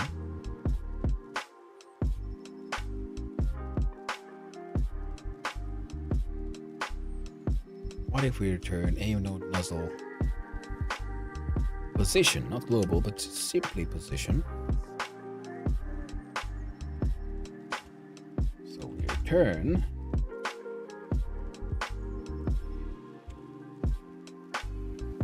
normalized. Ah, shit. Position dot normalized. Hashtag that shit out. So I think I could skip here. Almost, yet not.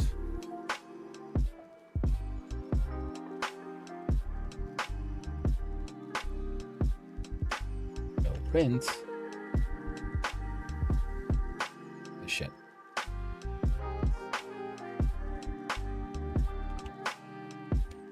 Muzzle. Yeah.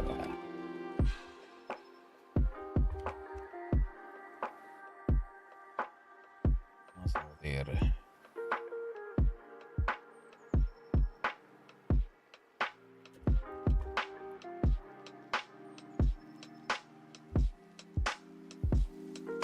Plus stringify this shit. Plus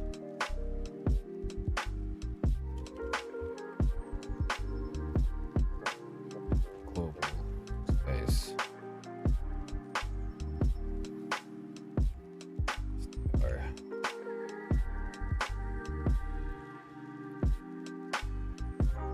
six. Right, not 6, 5.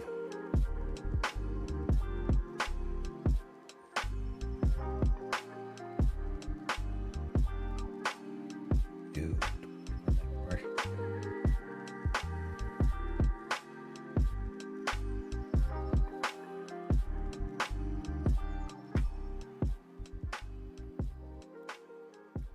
Oh, okay, cool. Player. Look like. Because we're rotating the object, so its actual like in own reference frame position remains 1.0 all the time.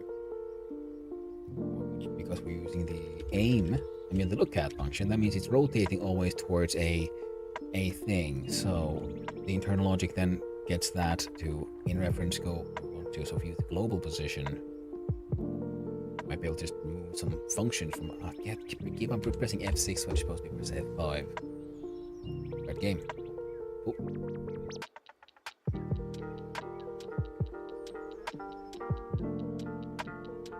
Interesting.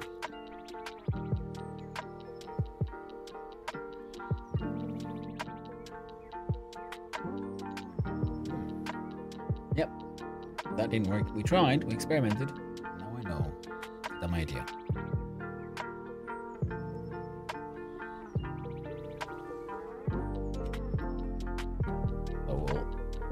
Maintain our normal aim logic and have the rotations happening there, because I'm pretty sure that there is a better way to I can use that aim node and muzzle to muzzle to also deal with the aiming, but for now, well, let's just deal with this thing though. Aim, as far as I know, is now currently should only be used by a few things.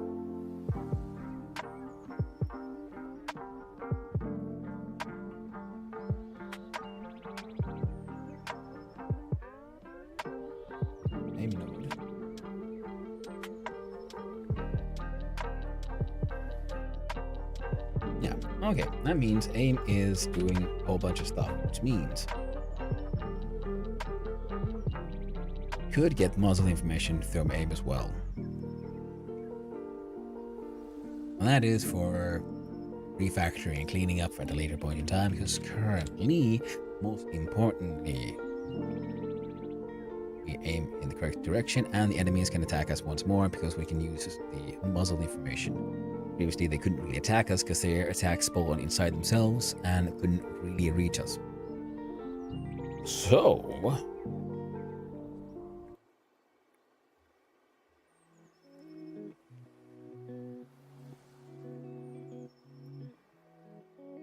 let's look at our today's goals. What's the resource? Well, we didn't do that one. That's fine. We can kinda, because we use classes for all this, but these classes will be used to create the resources for these runes, because I want them to be visually represented. So that's fine. And from these classes, right now we have hard-coded things like your basic ambient power source and your fire filter. We'll need some more design, and we'll turn into actual resources. Now, for me to be able to properly visualize what I'm doing and to make sure that it is also understandable for the player, I think next time it's time for us to finally start working on some UI resources. The game technically kind of works. We have some basis for some runes, but we should need to be able to represent these runes to the player. And also, I would like to be able to visually see if I change things in the menu, do they actually change in the game?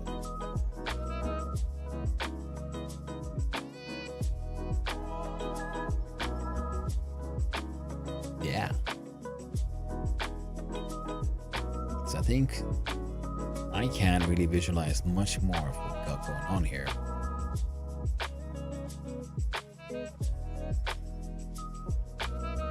And it's time for me to sit down and ponder and figure out how I would like all of this to work. Yeah. But hey, guess what? Tomorrow there'll be no game dev morning, just because I want to do something else. Tomorrow will be a day full of one single game, and it'll be blueprints. Because that game seems like, yeah, if everybody gives a warning, it is way too spoilable, and currently it seems like a lot of people are playing it. So my own Twitch enjoyment has been a little damaged by that. I can't watch people's streams because they're playing this cool game I want to play. So tomorrow I'm gonna just jump into that and make sure I won't get too spoiled. But that is tomorrow. Today it'll be my summer car. Most importantly, now though, I need to have a tiny little break because I'm about to piss myself.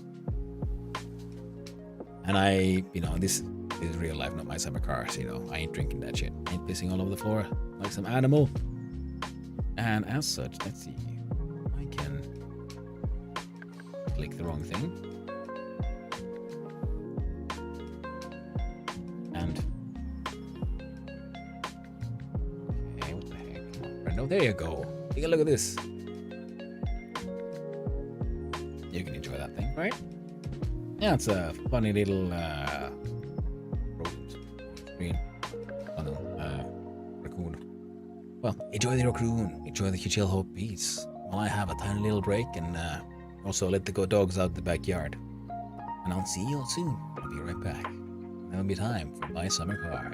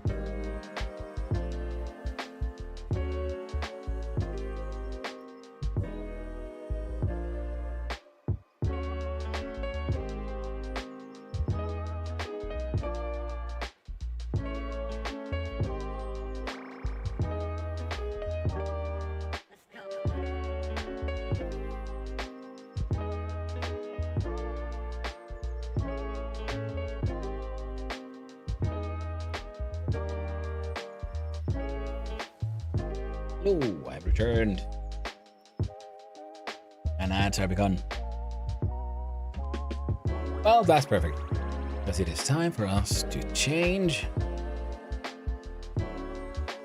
things. Okay, well that happens.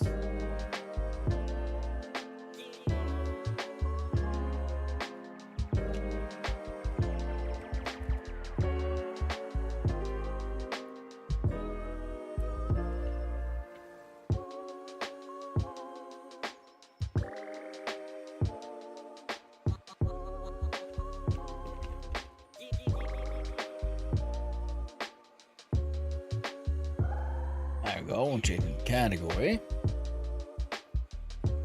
I had some lunch in my summer car. Whoop. Click on that one.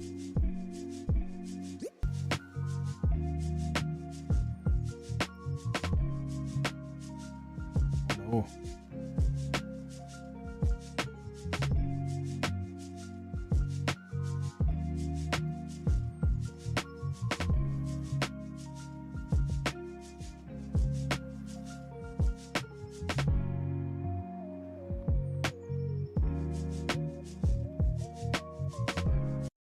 Let's turn off that stuff. Thank you very much.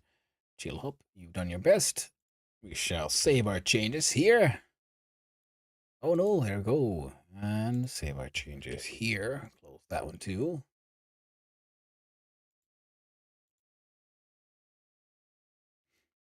Hey Jaro, ooh, done with the technical part of the tutorial now. To add some animation, make it a little prettier and everything will be top shape. And so save state wouldn't work for tutorial. It's broke everything. We have no need for it in the tutorial. Okay, that's good. That is one of those best types of things where, you know, something just breaks. You know, save just breaks the tutorial. You're like, how do I fix this? And then you realize, wait, I just don't need it here. We just, there we go.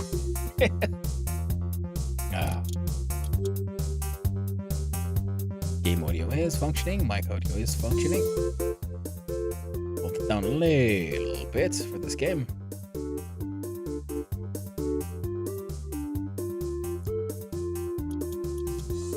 And it's back to the year of 1995. Hey, Jairo, is your game on like itch, by the way? itch.io? I can't remember. Where were we? Where's the store? Why are we at the store?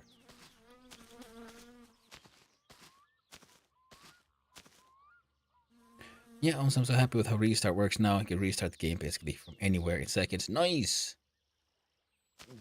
Much older version? Okay, yeah. I was just wondering, like, 'cause I don't think I've given it a go yet, so that could be fun. A few months old? Okay, that is needed for the car. It's Friday. Why am I here on a Friday? I can't remember why I got here. Okay, I'm heading to the store. It is... Päivä ja tervetuloa Teimon kaappaan. You think, Demo? Why am I here? I have the chips. I have the things. I have bought everything I need from here. No niin, ei muuta kuin kiitos ja hellurei. Peter, hello, Ray, indeed, friendo.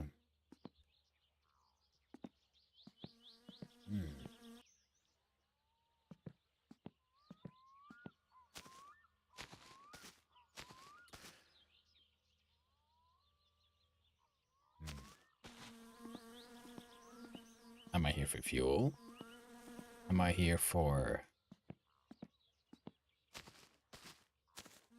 Can't be for the food.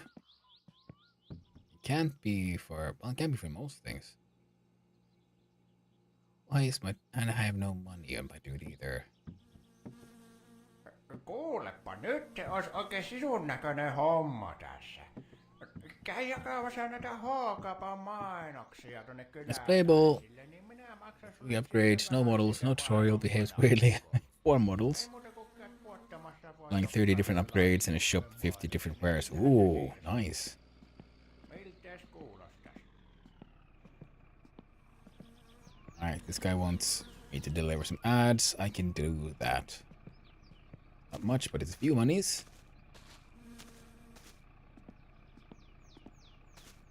I have no monies, but I can't remember why I'm here. Oh, that's what I did. Yeah, okay. I ran here and I bought that thing, and one of the other thing because I needed to pay for the fuel that I accidentally stole because he closed his store before I could pay. Now that this new version will be finished this week, then I'm shipping it. Oh, nice, Jaro, nice. Well, I'll be excited to give it a go. It does seem rather cool. Okay, really low on that front. I think oh,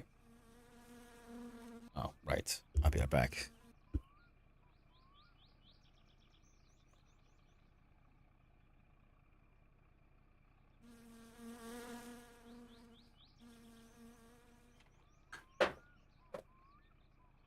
Good old Xbox 360.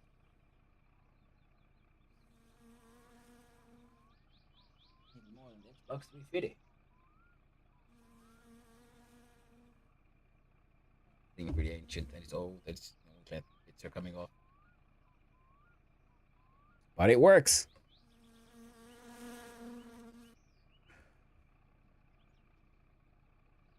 And yeah.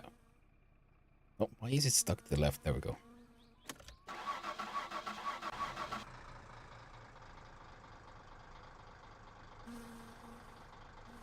Alright then.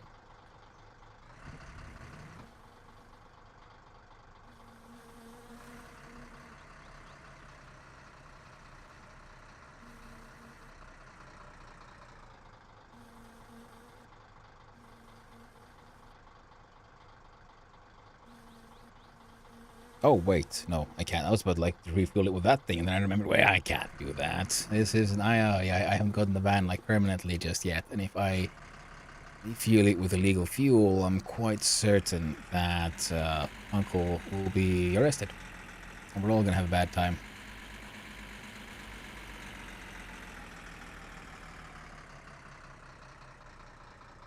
So instead, what I'll do is deliver a few of these here bad boys. Oh, Jesus. I'm a wild man, driving around without a seatbelt on. I shouldn't do that, not in real life, and especially not in this game. Wait, can I like...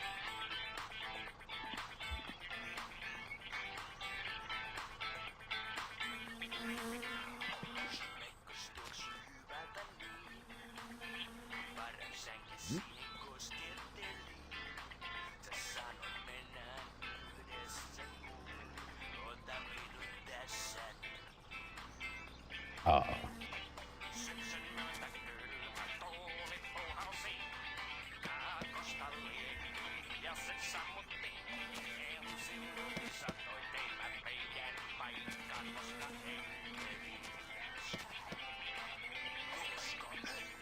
Well, hello there, sheep in a cart. I hope you're having a lovely day there, friend.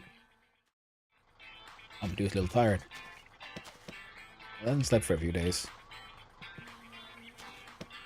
That should be enough for that, then.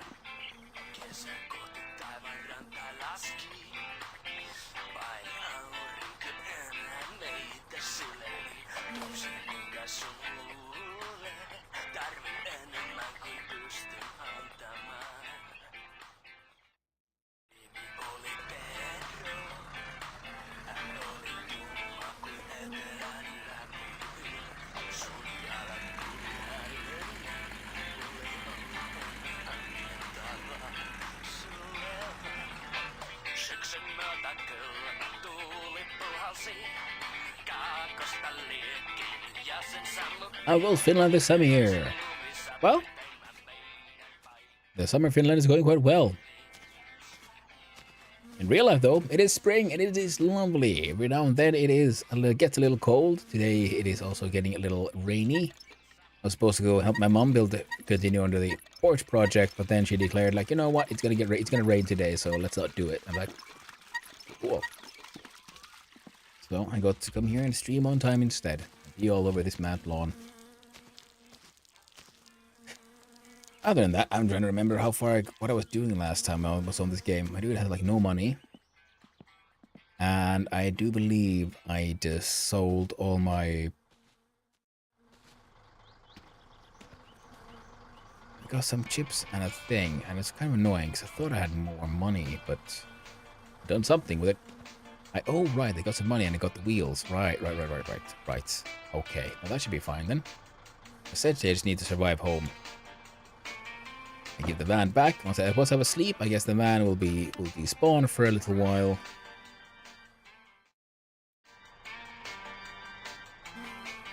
And whoop, there we go.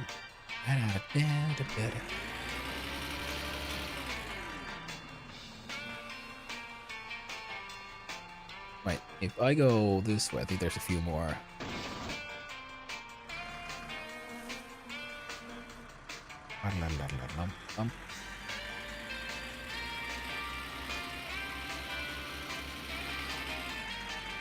Few more post boxes over here.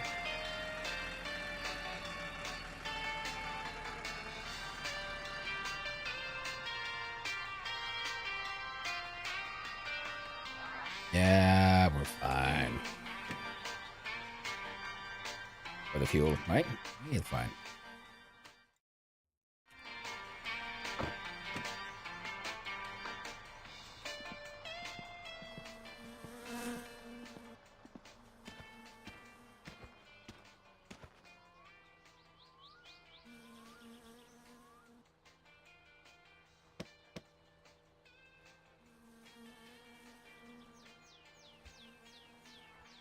So, oh.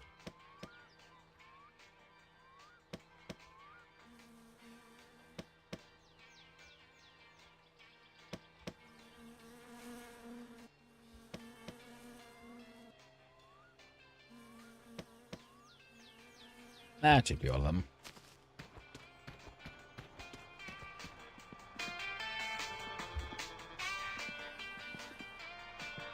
What up? Come on. There we go.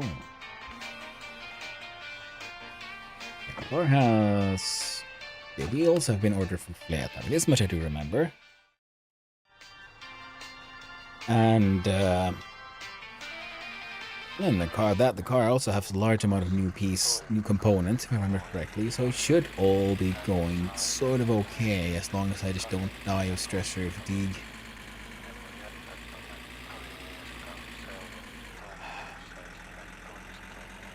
Well, hello there, Ugla. I haven't still completed anything here in the game. Well, you're not alone. I mean, I've gotten my car, like, to pass inspection once. That's about it.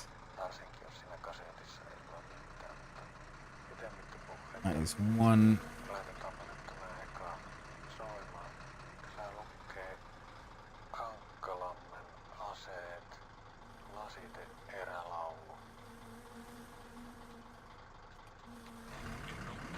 Let's see. Ah, fuck.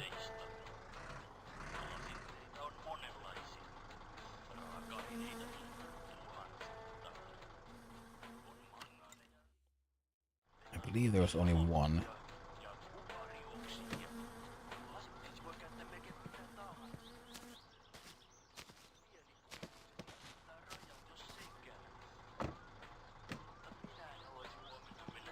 Alright, we'll drive home.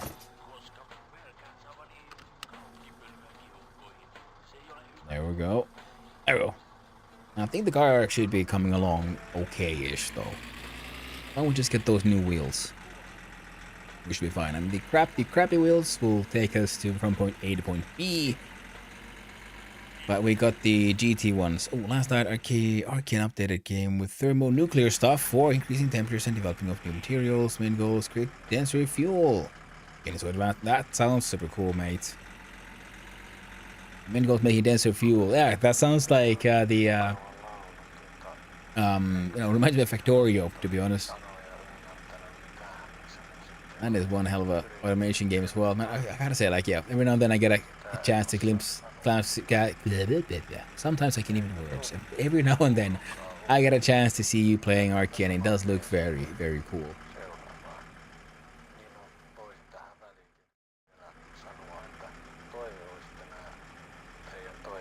Yeah, but as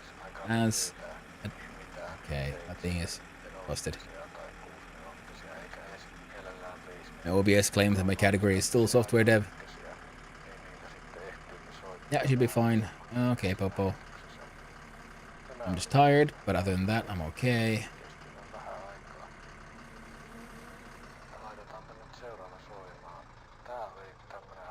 I didn't go too fast or anything either.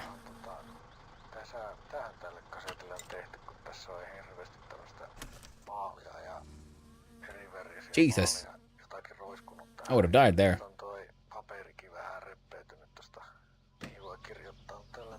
Streaming probably for a couple of weeks, probably more weeks about.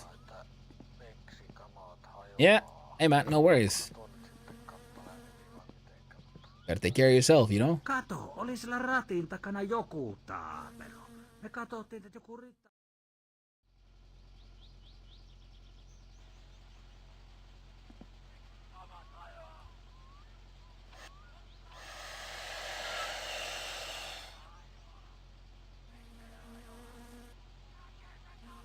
Että sellainen lukema tällä kertaa. Kyllä tässä jotain epäilyttävää on selkeästi tekeillä. En vaan tiedä vielä mitä. Minä pidän sinua silmällä, nulikka. Ala laputtaa. Screw you, Popo. I did nothing wrong.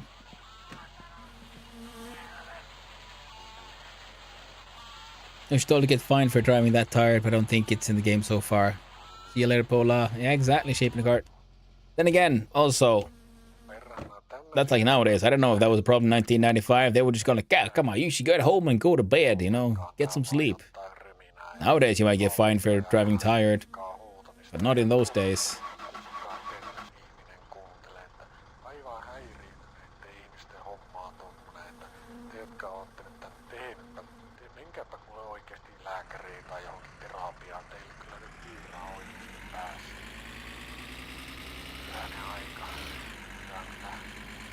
Slab 900. Yeah. Oh, there we go.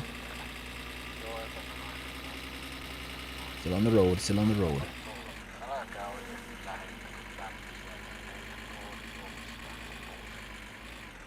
I haven't refueled the van. Uncle might be a little upset, but that's unfortunate. I don't have enough money. And good thing I didn't. I could have gotten into trouble for driving these roads with all that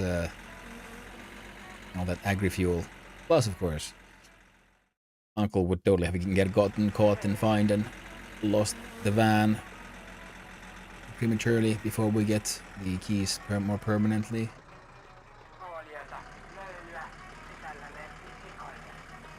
And I'm glad I didn't drive too fast, because I usually drive like way faster, like 100, maybe more. And this thing has a maximum speed limiter as well, because it is a van, and these vans usually have their own defined maximum speed limit. I think this one is 80. Yeah, you're not allowed to go over 80 kilometers per hour on this thing.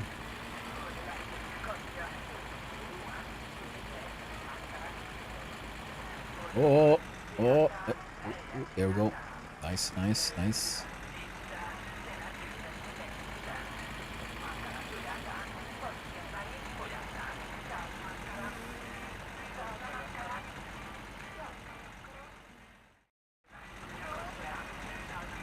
Right. Okay, good. Oh, I had to double check. Did I remember to put on that belt? I have now become slightly more afraid. Even though last time I died in the van, I got rear-ended, and I was in fact wearing the belt. I just died. Not entirely certain what happened, but I'm pretty sure Yanni just rammed into the back of the van, murdered the shit out of this out of our intrepid hero. Okay, okay.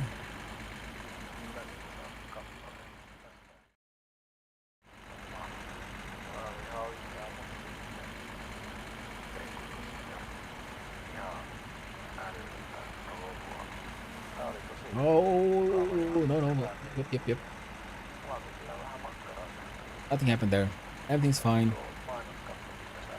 All A-okay.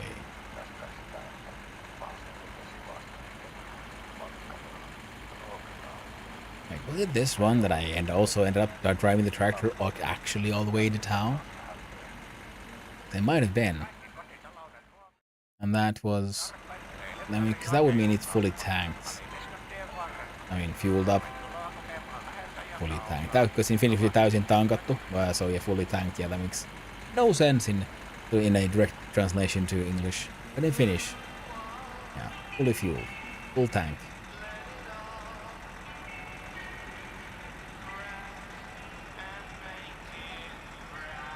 Oh. Yeah. But I'm totally not very good at this game.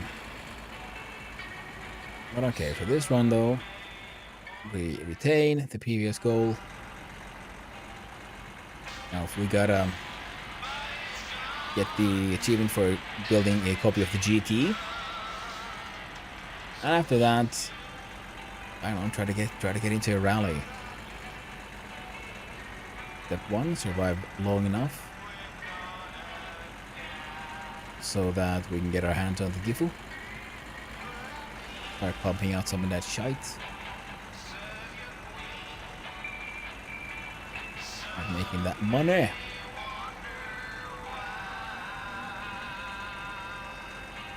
And also learn the value of patience. Because often it's when I start getting too used to things going okay, and then I start getting impatient. That is... let's hope no one died. It's fine. I didn't see the pedestrian in the rearview mirror, so let's hope it was behind the truck.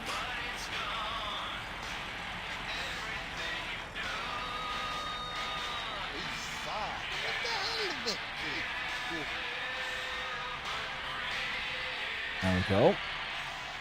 There we go. Nice.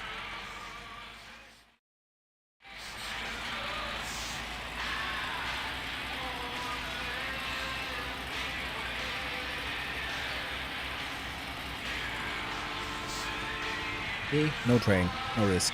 Hello, Tyler. Boom, boom. Boom, boom indeed, my friend. It is time to go. Drive hard and go fast.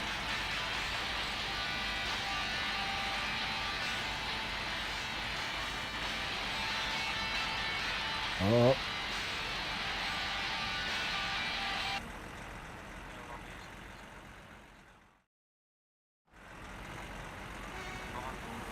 Alright. Beep, beep. Oh man, did that... Oh, I don't know, did that work? This last time I tried the TTS thing. Did you guys hear the TTS?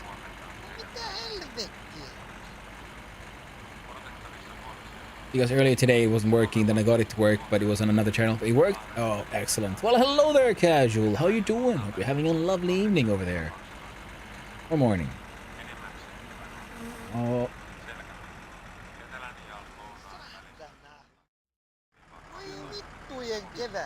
Good, nice. Excellent. And also, thank you for verifying that TTS worked this time. Ah, crap. That was just me not paying attention. I've got some coffee to drink, but I haven't gotten to it just yet.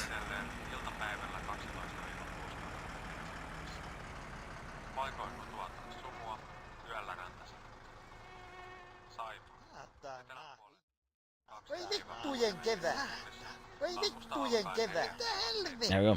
Alright. What does he go randomly black? This part of the game? Yes, because my fatigue is maxed out, so my dude is falling asleep.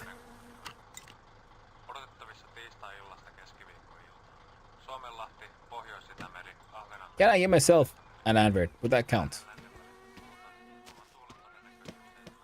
One for Uncle, one for me. That's bullshit. I can't advertise myself. Oh shit, electric, not enough money. I know, friendo. I know. You're allowed to sleep. Yeah, well, I'm trying to get home so I can go to sleep.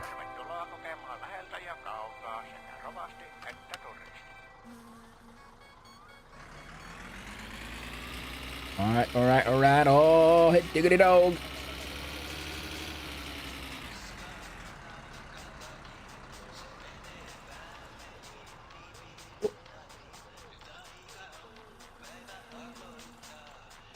Alright, that should be enough vehiculation for now.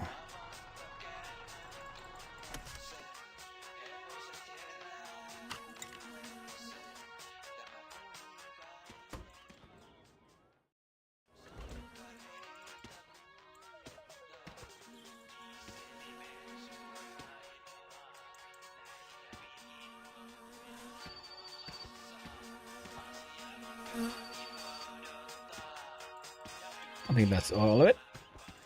Alright, yes. Who is it? Cool.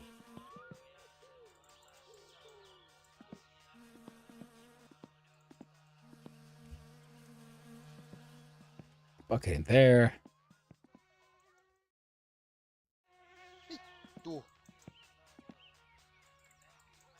Chippies.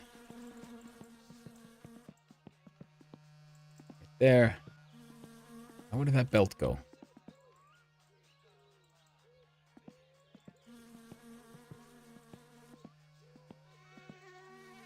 They can have the car. Not that I would have used that the 3-hour trip to Phoenix. Yeah. Except apart from praying so much, you need to sleep on those shorter trips at night. Yeah. Hey, Jerry. Yeah. Oh, yeah. Everyone. No.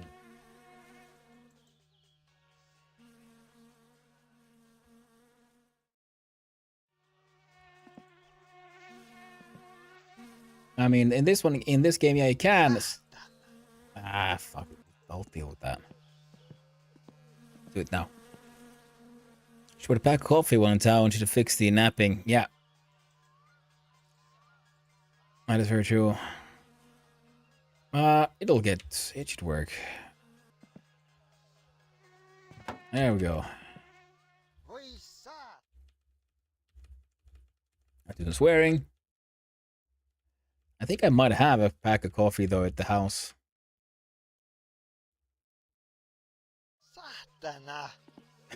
He's swearing in his sleep. You see the text popping up there. Oh, pretty funny. Right, time-wise, we're at... that's a-okay. Alright, we got a coffee cup. We got a coffee thing. We got... Actually, this thing is, like, ready to go. I just need to reattach power. In other words, let's sleep. Get that done. Oh, nuggets.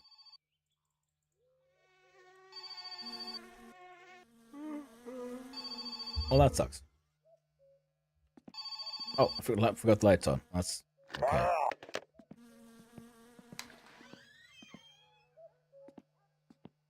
Yeah, man has despawned. Sorry, At dude. Sonayanu, yeah, by Borg I mean when I was in the Marine Corps. When I went on leave lol, I drove 24 hours home and 3 weeks later back the same 24-hour trip with no sleep on both trips. Holy shit, dude. That is quite the trip.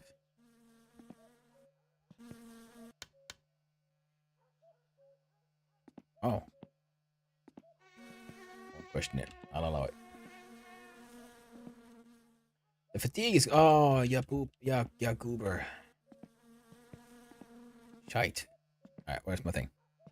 Yeah, then that sounds like quite the trip. I mean, in this game, you can actually sleep in the car, but you need to have the back seat, sofa to sleep on. The van does not have that, so you can't sleep in the van unless you find the sort of abandoned sofa that you can find in the garbage dump. And you can throw that in the back of the van. And then you can sleep in the van as well. But for now... There we go. We got a light. And... Oh. There we go. Now let's double check if suspicions are correct. Yeah. Makuuhuone PC. Kiuas. Stove is out. Garage. Bathroom. Huh? That one says makuuhuone. Oh, the parents' bedroom.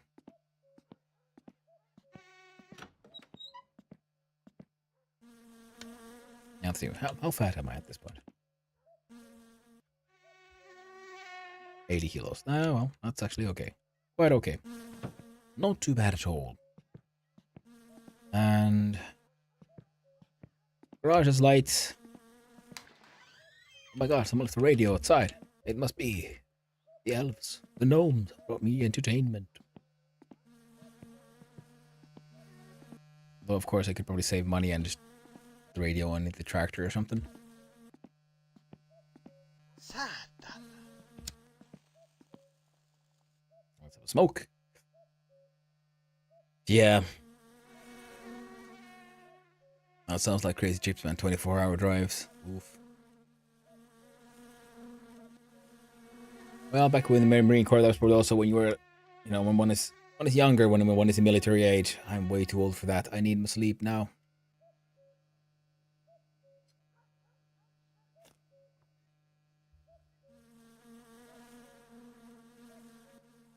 Now, what am I doing? Building a car. How am I building the car? Well, to begin with, I need to do this.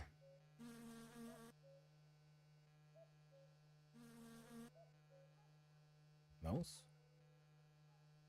I think I have all the tuning left to do.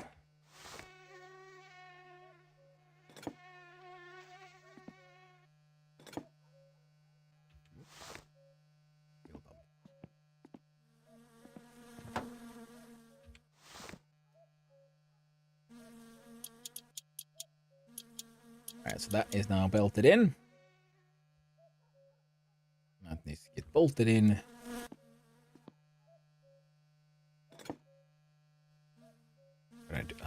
Read the entire set. There we go.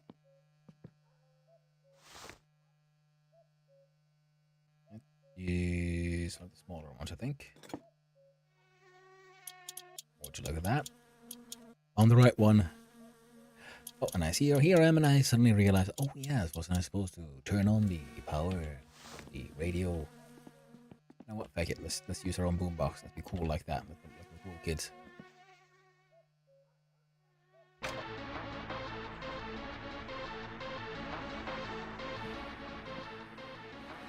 Yeah. Alright. Fuel pump. Active.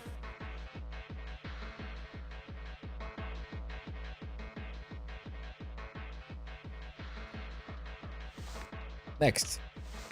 Align the wheels. Assuming I still do it even the wheels are attached already. You there. What are you?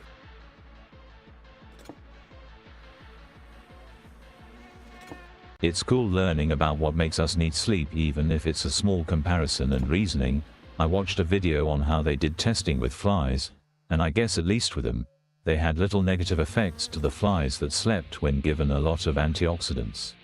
I think it was, compared to flies that were allowed to sleep. And of course humans are a bit more complex, but every bit we can learn helps heaps. Oxygen build up in the stomachs. Oh yeah.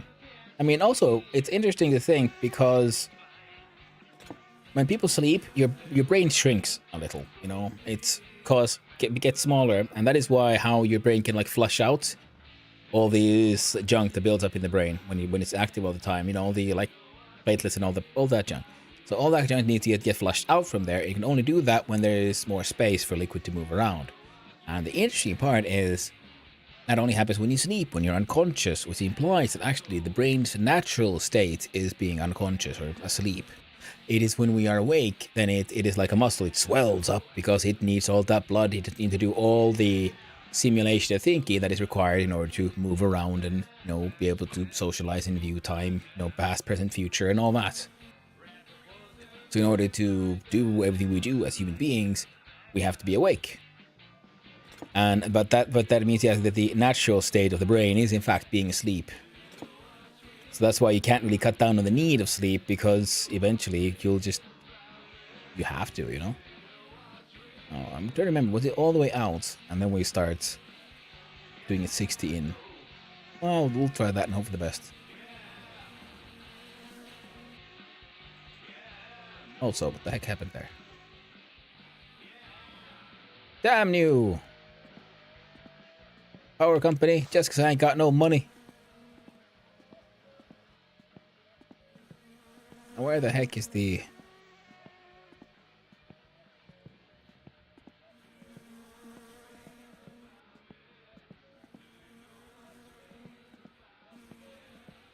I'll fix up my car and lit by this shit. Up. Lights out. All the way in, then out. All the way in, then out. Okay, cool. Thank you, mate. Thank you very much. Well, you all just need to find out what to put in a pill to replace sleep. And that's the thing. That's the thing. Yeah, because being asleep is our natural state. You can't replace it. You literally cannot, because in any form of pill without, because I mean, you could in fact use a pill to do it, but that is just called going unconscious. Because that is what your body needs. What the brain needs in order to function as a brain, it needs to stop working so that it can relax and, you know, have a breather and empty out all the gunk that builds up in it. Because if you don't sleep, as we have known in people we've tested, I mean, throughout history, there's many examples of people who don't get enough sleep, and if you don't sleep, well, eventually you just die. If the brain cannot function properly, and therefore you can no longer keep maintaining your necessary bodily functions, you know, heart rate, breathing, and all that. And so eventually you just conk out one last time. Alright, let's try it. So 1, 2, 3, 4, 5, 6, 7, 8. Okay. For some reason I started counting only to 8. Hey, are those?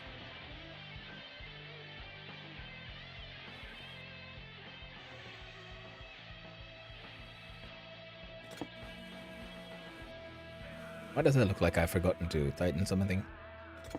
Likely because I have forgotten to tighten something. Oh well, would you look at that.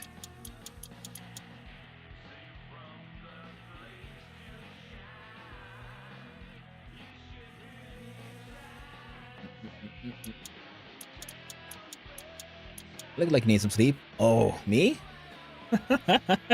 I do. I'm a little tired. But such is life. Can't always sleep when we want to. What the heck have I... Okay, I've completely forgotten to attach something important here. 1.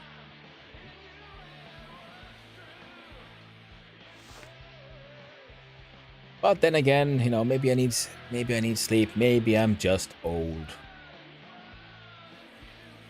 Has some bananas. Ooh.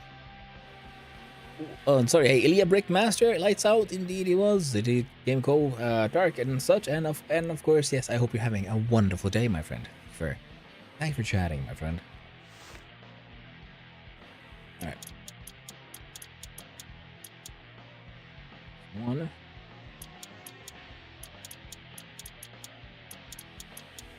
Two.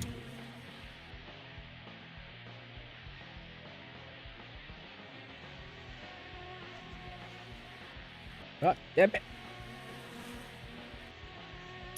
3, 4, perhaps. Not fully ripe, but ripe enough. Well, that is... What is ripe enough is a very personal question when it comes to bananas, I've noticed. Some people like them like almost ready for banana bread. Some people like them a little green still. I personally prefer mine maybe a little spotty, but fully yellow, no longer green. That is a, like I said, yeah, very personal question. People have various different kinds of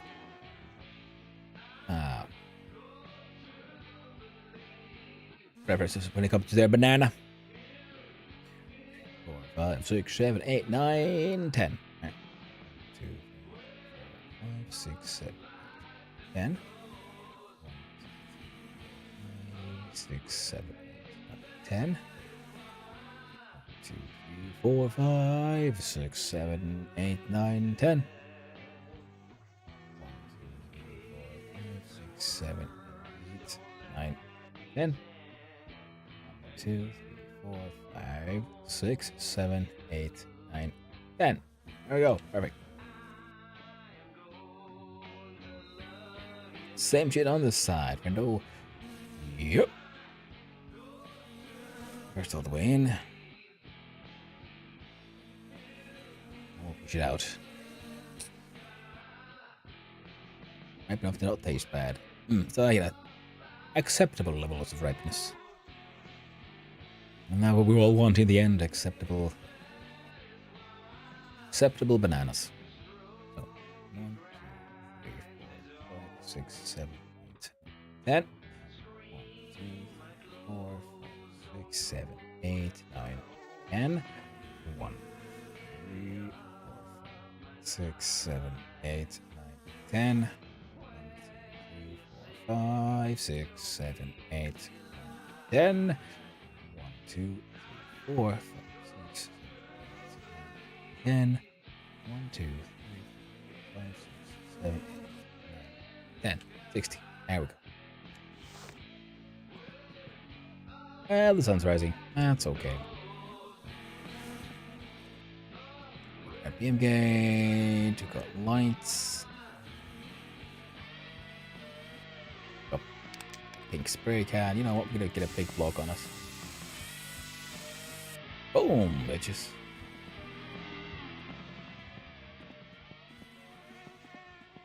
What's that helmet? Boom.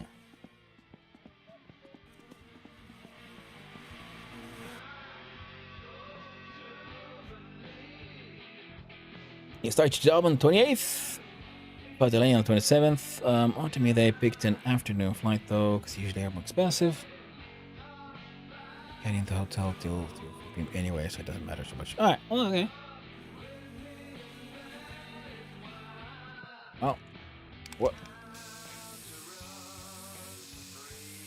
There we go. See, nice and disgustingly hot pink. Fantastic. Now. Leave, yeah, they cut power completely. That's fine. That means also no showers. But that's, we'll live with that. Wait. Oh. Survive on beer alone. Venture first. Oh, back to Path of Exile 2? Oh, nice. That does seem like a really cool game, and I really wish I could get in on that as well, but yeah. Don't really have the money, don't have the time, and most importantly, there's so many games to play. So I'll just live vicariously through all the others and enjoy the game through you.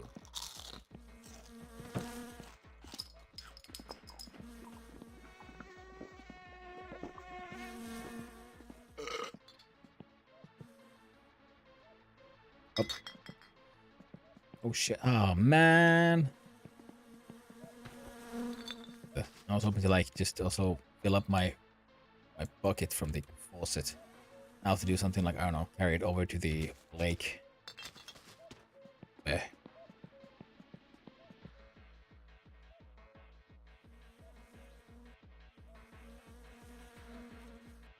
Not sure, but I might have also brought the fish trap here. Hope so. I got some barbecue, like, charcoal now, which is nice. So I can grill myself some fishies. Till then, survive. Tiny bit of thirst left. This and whoop. Magical drinking of the recycled beer. Best type.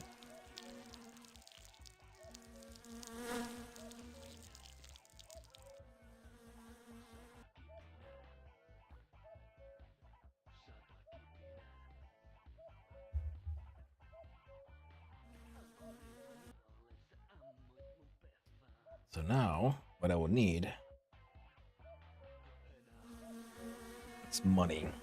Do they make the money? I need to do stuff.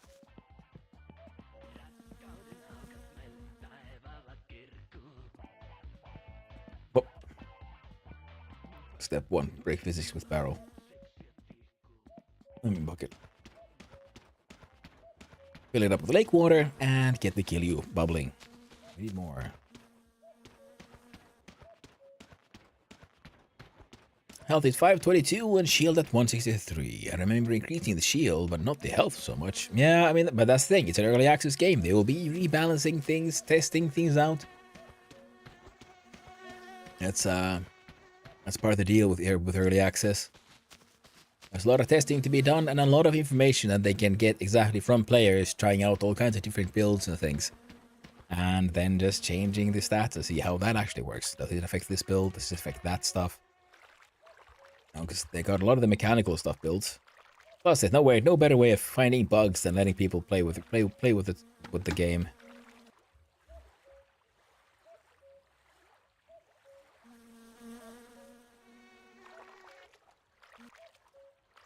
But then there's also the whole player behavior. Fish. Where no fish? I've been away for so long. I'll try again. No, I just didn't remember increasing it, but probably did. Yeah, and that is, of course, also a chance. Also a possibility. I at least, especially if you play it really late to the night, and then you like, start, getting a little muddled, getting a little tired. And you don't always remember your choices, because, you're tired, you're like, I should add something. Fuck, it's more health. That'll be useful, right? That'll totally work.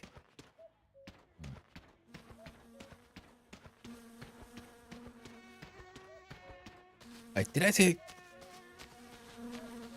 I can't remember. But in case I forgot, hey. Casual Elephant, I hope you're having a wonderful day. Try to greet everyone, but I don't always remember. I do my best. Just remember Casual came and I just got excited like, hey, it's Casual. And I can't remember, did I do the greeting or not? I try. Wait, that can't be right.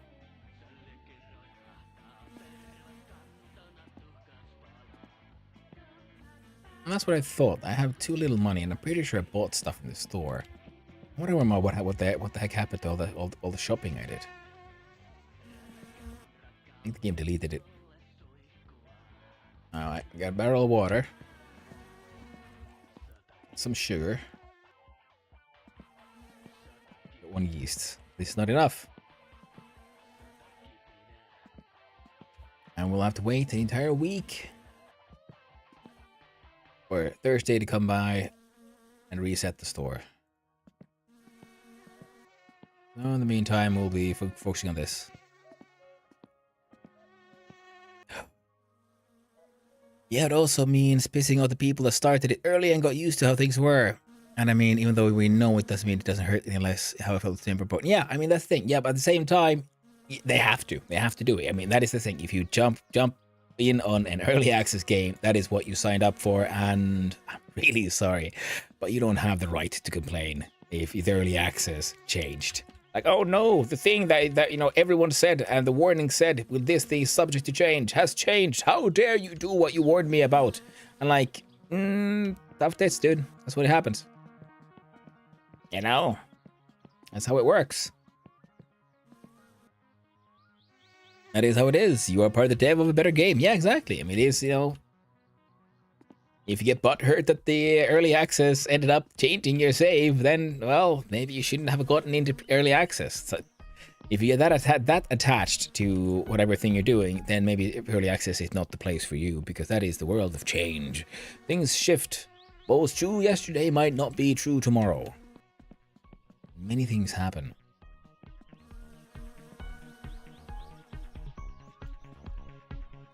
Laws us here.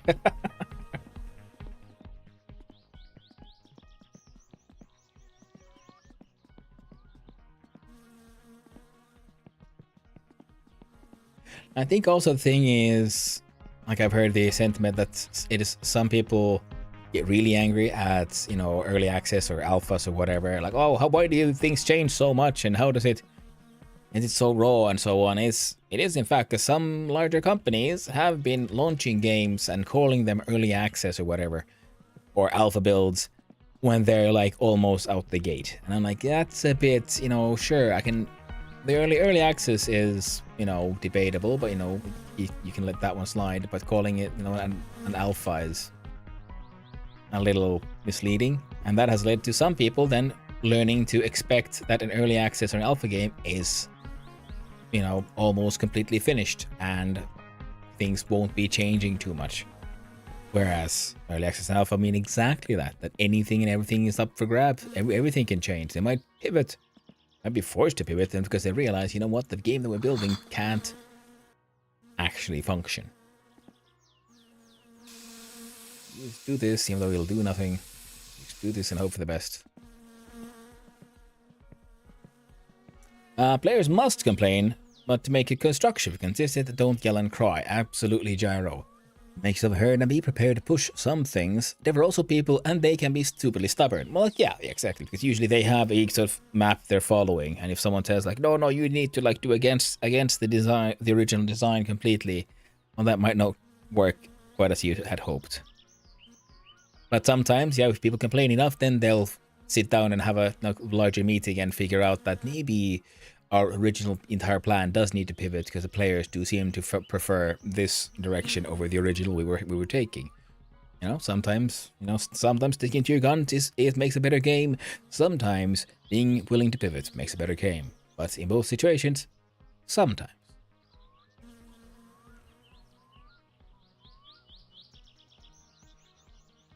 Need to be respectful on both sides. That's, yes, absolutely true. Some fears about GGG and some dev response. That's the thing, mate. I would, if I was a studio, unless someone has a proven track record of being able to handle it, I just wouldn't want any of my devs ever to take any opinions on the game. I'd add that to the contract. I would want actual proper responses from people who know how to speak to other people, especially online. Because some of those devs are, well, not that good at communicating. I don't know the situation for this game in general, this dev team, but you know, some I think we've all seen some insane things. Where you sort of realize like this, maybe management should not have let this guy be the spokesperson, you know, just saying. And does this thing have any attachments, or is it just these bolts? I think it's just these. I mean, that's why you need community managers. Good community managers. Exactly. That's very true. And hello there, Onsayuki. How you doing? Hope you're having a wonderful day, my friend. Well, yeah, community managers are important. And that is why, you know, social media experts and so on are, like, very valuable, real people, like, Leo, and important, like, job, you know? Because talking to people is difficult.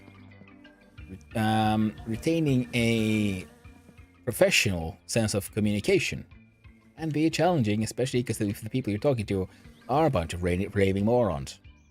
Because that'll happen super easily.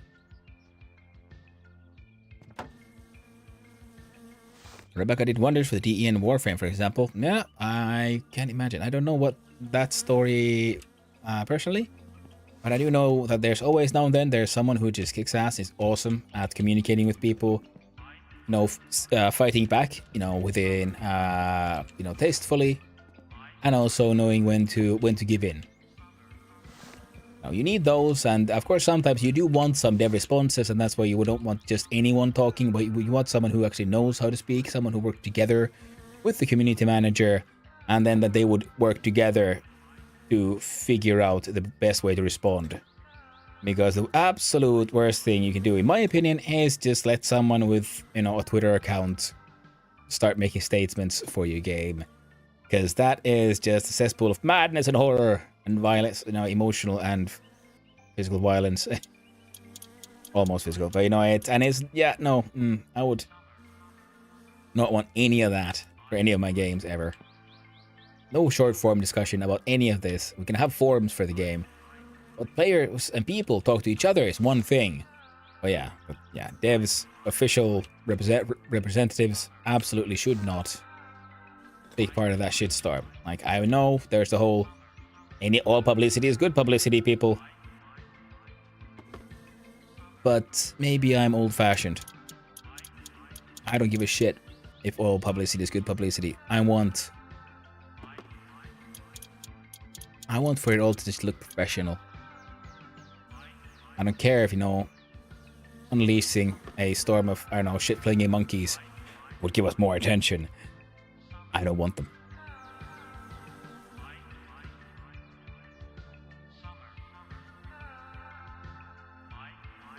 And there is the most amount of fake specialists in this area. Oh, exactly. I mean, that's just people expressing their opinions. And then the problem is right now, if anyone expresses an opinion, for some reason, the discussion seems to assume everyone's a specialist. Like, why can't people just have an opinion and possibly be wrong? Like, I am wrong all the time. That's what I do, yo. Okay, here, okay. And Reb is a community manager that became basically creative director now. Nice. And who constantly plays their game. And he was sometimes with community. Great. Or Maniac. I never played Warframe. It looks cool, but never had a chance to, play it, get into it. Okay. I think I have the brake lining here somewhere. Master cylinder, I guess, not the lining. Oh, there we go.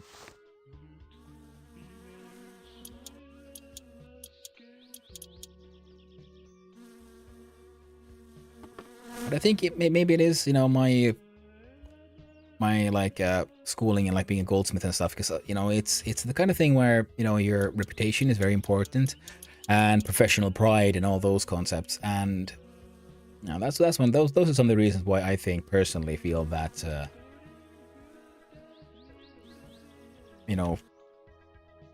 behaving in a professional manner is important. Especially when you're representing a corporate entity. And most important, when you're representing an entire team and a group of people. Because if you go there like just stirring shit because you're like, a dev on a team or something, you're not speaking for yourself. Because if it was, hey, all the power to you, you speak to people however you want. But if you're representing not yourself as yourself, but as the dev of a team, you're representing everyone in that team, every single person, from the CEO to, artists, designers, everyone. You're your random coding intern, every single one. And that is why you have to try to be professional. Because professionals have standards. And shit-flinging monkey on Twitter sure as fuck ain't a good standard to have. Just saying.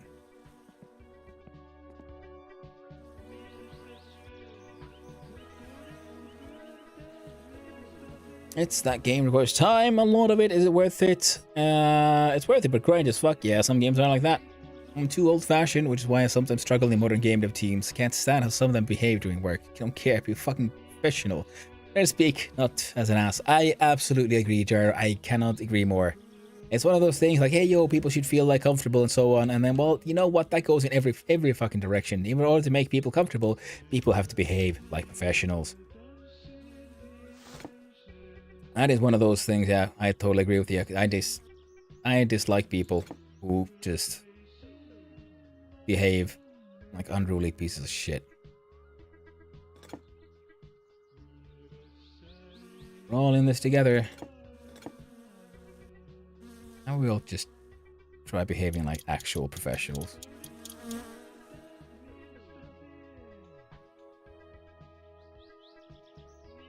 There's that one.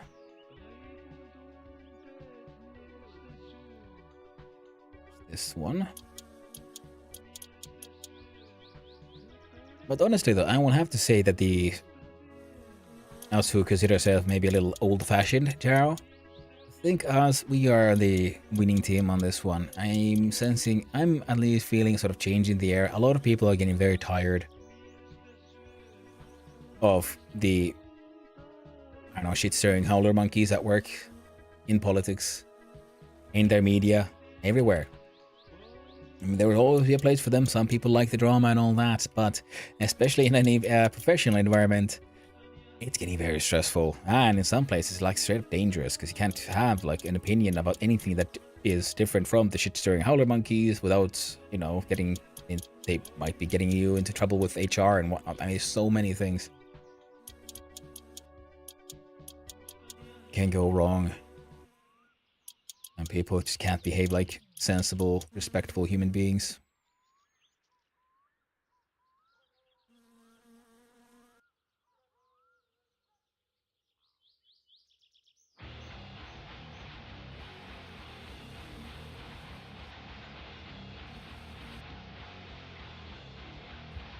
Yeah, I think that's all of those.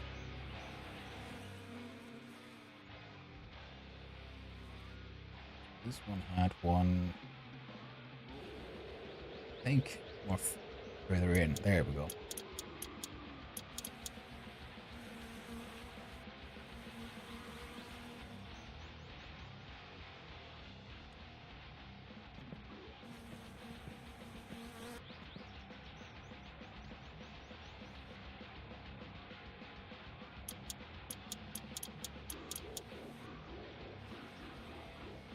Okay, those two.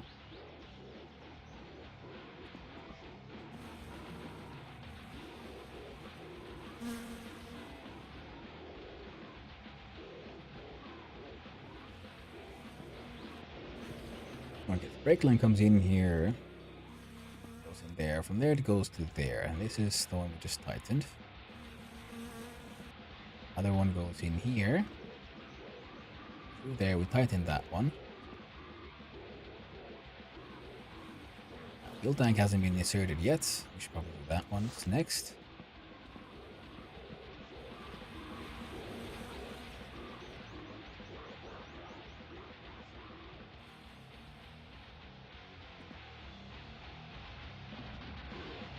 Fuel tank pipe. Whereas I will not be doing this next.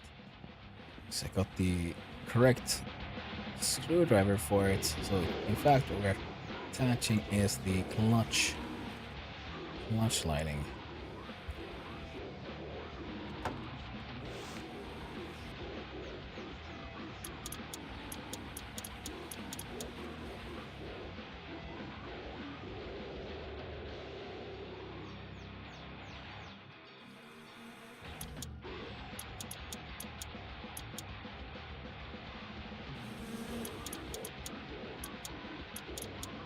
Weird.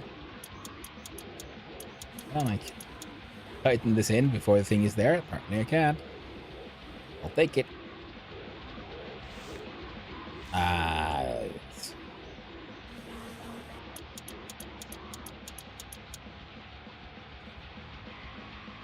I'll just try to remember. That'll never backfire, right?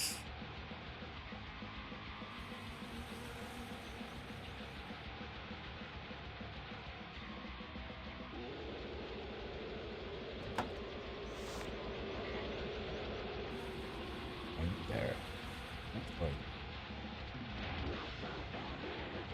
I think you're an 8. There we go.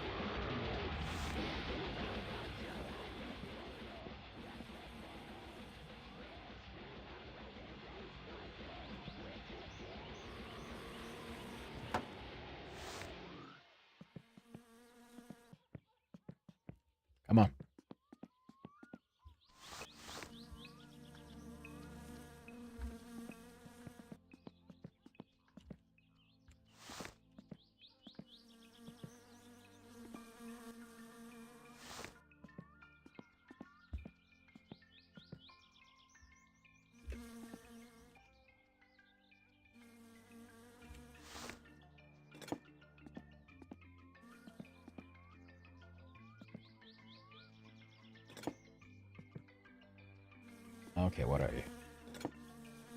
Looking at bigger? No. Smaller? You're a 7? Nope, no 7s. No, no 6. 7th? Nope.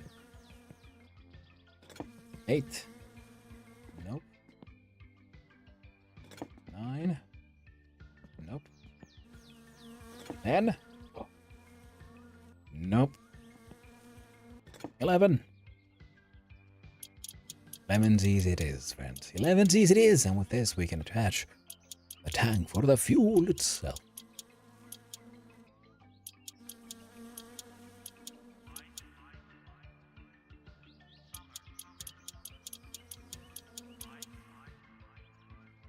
Oh, tragic. Coffee's going again. Oh, there we go.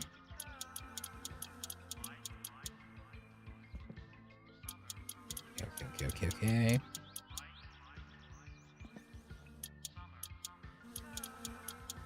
You gotta remember to attach that thing. 1, 2, 3.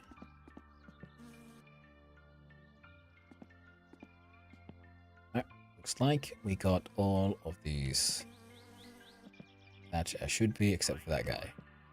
Which I'm guessing is something smaller. Where do I? There you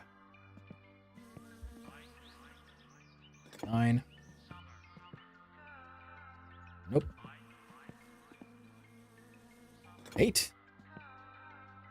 Nope. 7.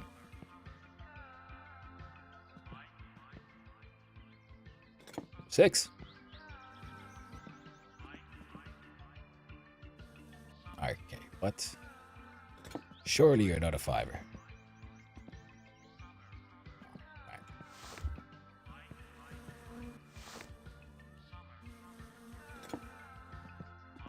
Might be a big one.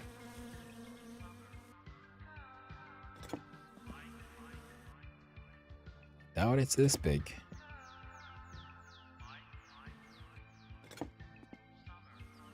Up. There we go. Wunderbar. It's attached. Then this one. Oh, there we go. Don't need anything extra.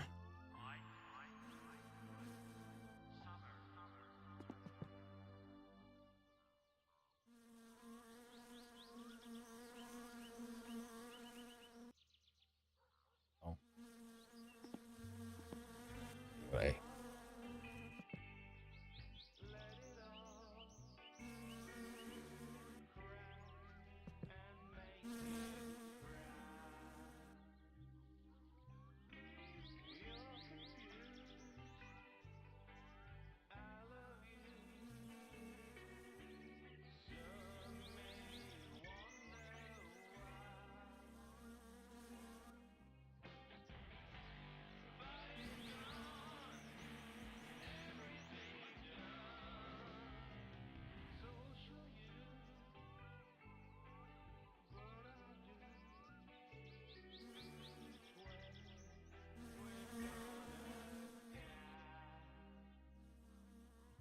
So like that, right?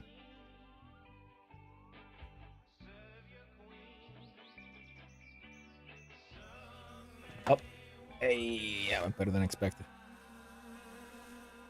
Now, how do I attach you? I think the bolt is that one, and then there's the one in front, but they attach the actual engine itself. Well, just one so it doesn't fall off immediately. 7. Oh, what the heck? It was a 7. Noise. Quite a noise indeed.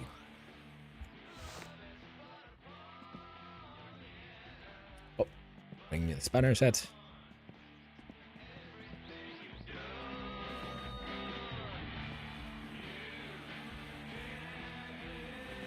I think I have all the engine parts in, right? Except for this guy. And the other ones.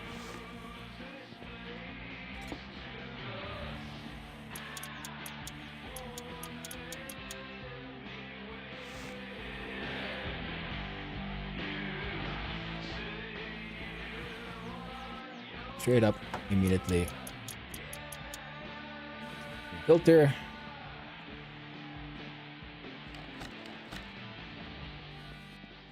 Spark plugs in as we approach finished car. At least hopefully. Spark up logo. One. Spark up logo. Two. Hey! Don't be like that.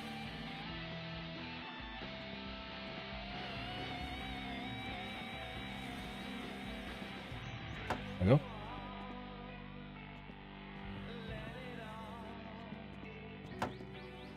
There's last one. Come on. There we go. Damn it.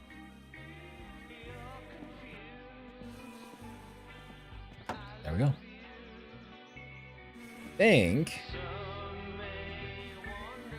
Electronics, radio, steering wheel, radiator. Put that one later on. Back, we can probably put the radiator itself in first.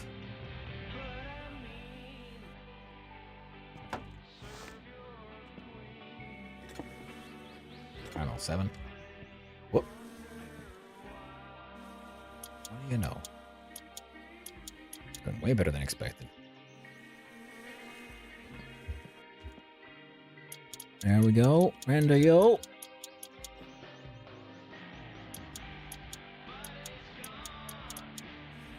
One, two, three, four. 1, 2, 3, 4.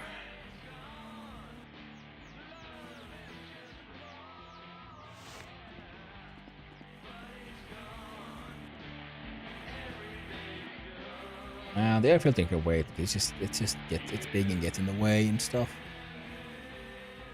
Oh, this one in there. It does much. I just felt like it pretty much. No, no, come on. Oh. Bolt. Heckin'. Keep on getting stuck on some kind of weird physics there. I happen to have the correct thing on me as well. Isn't that lovely? I think that one only has one bolt, right? Yeah, it's fine. It's fine. Completely fine. Tubes.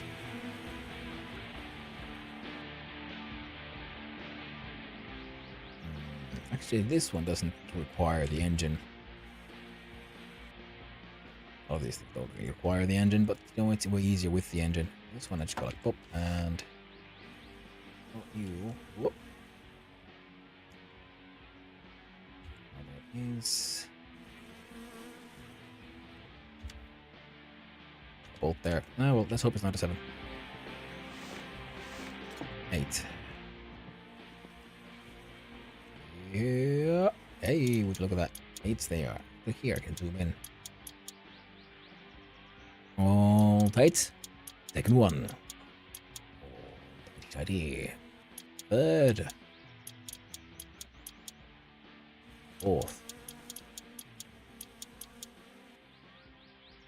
Alright, there we go. There we go. Got to go down. What a pop. Yep. There we go. Damn you. Technically, I would expect that to be a slightly bigger bolt, but it probably is going to be something stupid like it's smaller. Bigger because that is the one that is taking like the shear force of the handbrake. At a 10? No. Is it the smallest one? Is it a 5? It is.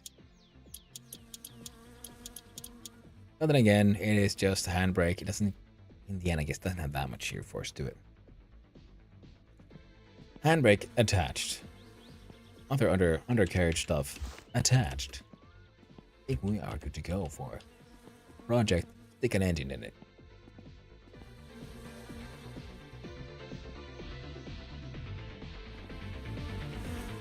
Oh, God. Doesn't explode.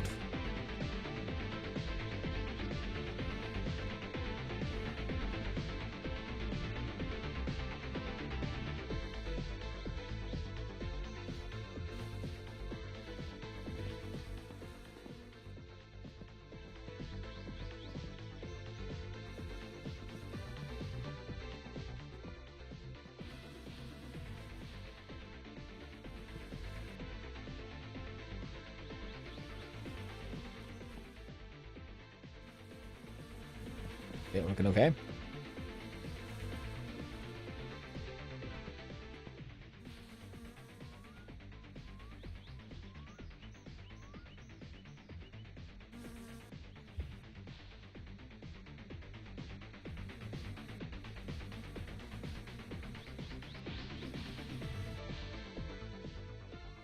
Yep. Bolts have appeared. I do believe they are 30. Could be wrong though. Hear that I am wrong. Let's have a closer look then, friendos. Maybe is a 12. Whoop! Come on. Oh. 11. Oh, there we go. 11 Z's. All 3 attached.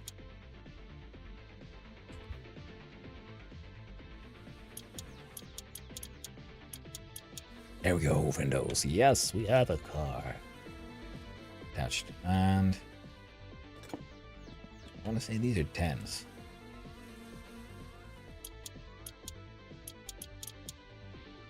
One chain. Second chain.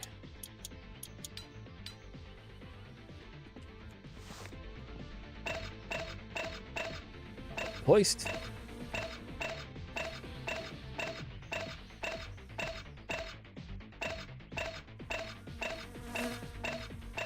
Gotta RP this shit going.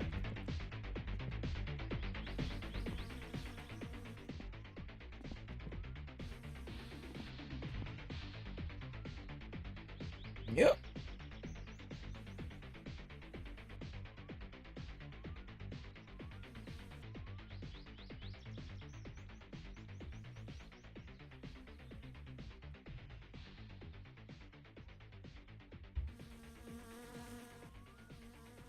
Yeah, I'm gonna alt tab out a little bit quickly and check out detail here.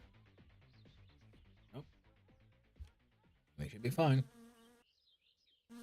So OBS sometimes make me nervous because it says it's claiming that my category change didn't go through. Sometimes it claims it did go through and nothing actually changed.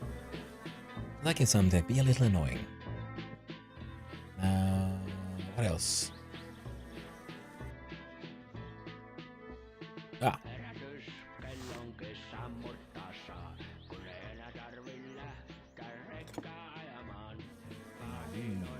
Guys, let's take here.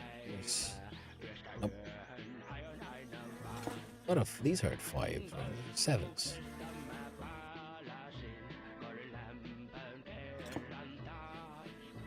Yes.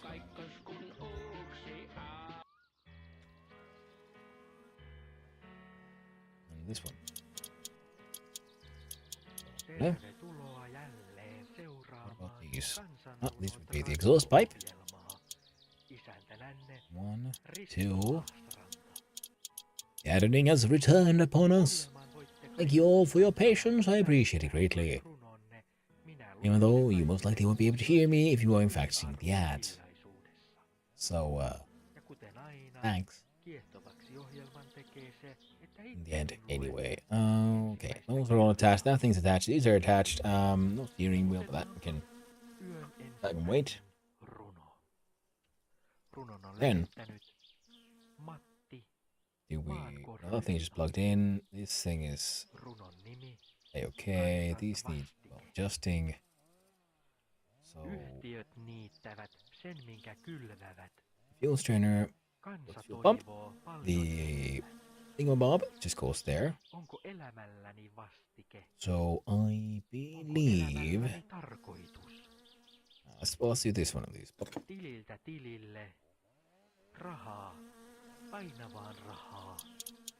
Tililtä toiselle. Tighten up these spark plugs. Syön rahaa. Now, this is one of those things that I do find slightly annoying in this game because everything else highlights when you can interact with it, like with a tool, except for spark plugs and these screws when you're doing the adjusting. So if you don't have a guide, I mean the spark plugs, because you have a spark plug tool, you can sort of figure that one out by just experimenting and going like, oh, well, despite what the game is claiming, I can actually do the thing. But with these ones, I struggled for a long time to figure out how exactly I do the adjusting for that one. Simply because, yeah, didn't get any highlights. I kept on thinking, what do I have to do in order to be able to turn that thing? And then I just happened to scroll my scroll wheel, the correct tool, and it spun. Then I was like, that sucks. Right, so now we can do the gear stick.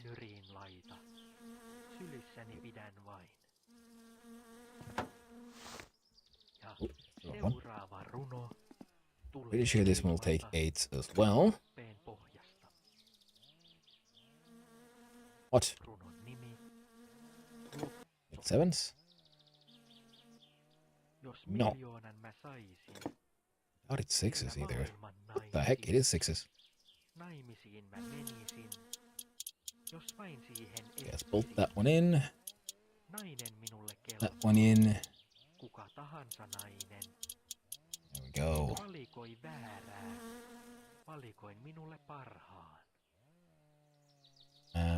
Yep. Anna minulle lottovoitto rakkauden. Elämäni Your saisi linkage. miljoonan arvon. Kun vain sinut mä syliini saisin. Irma. Kuuletko minut?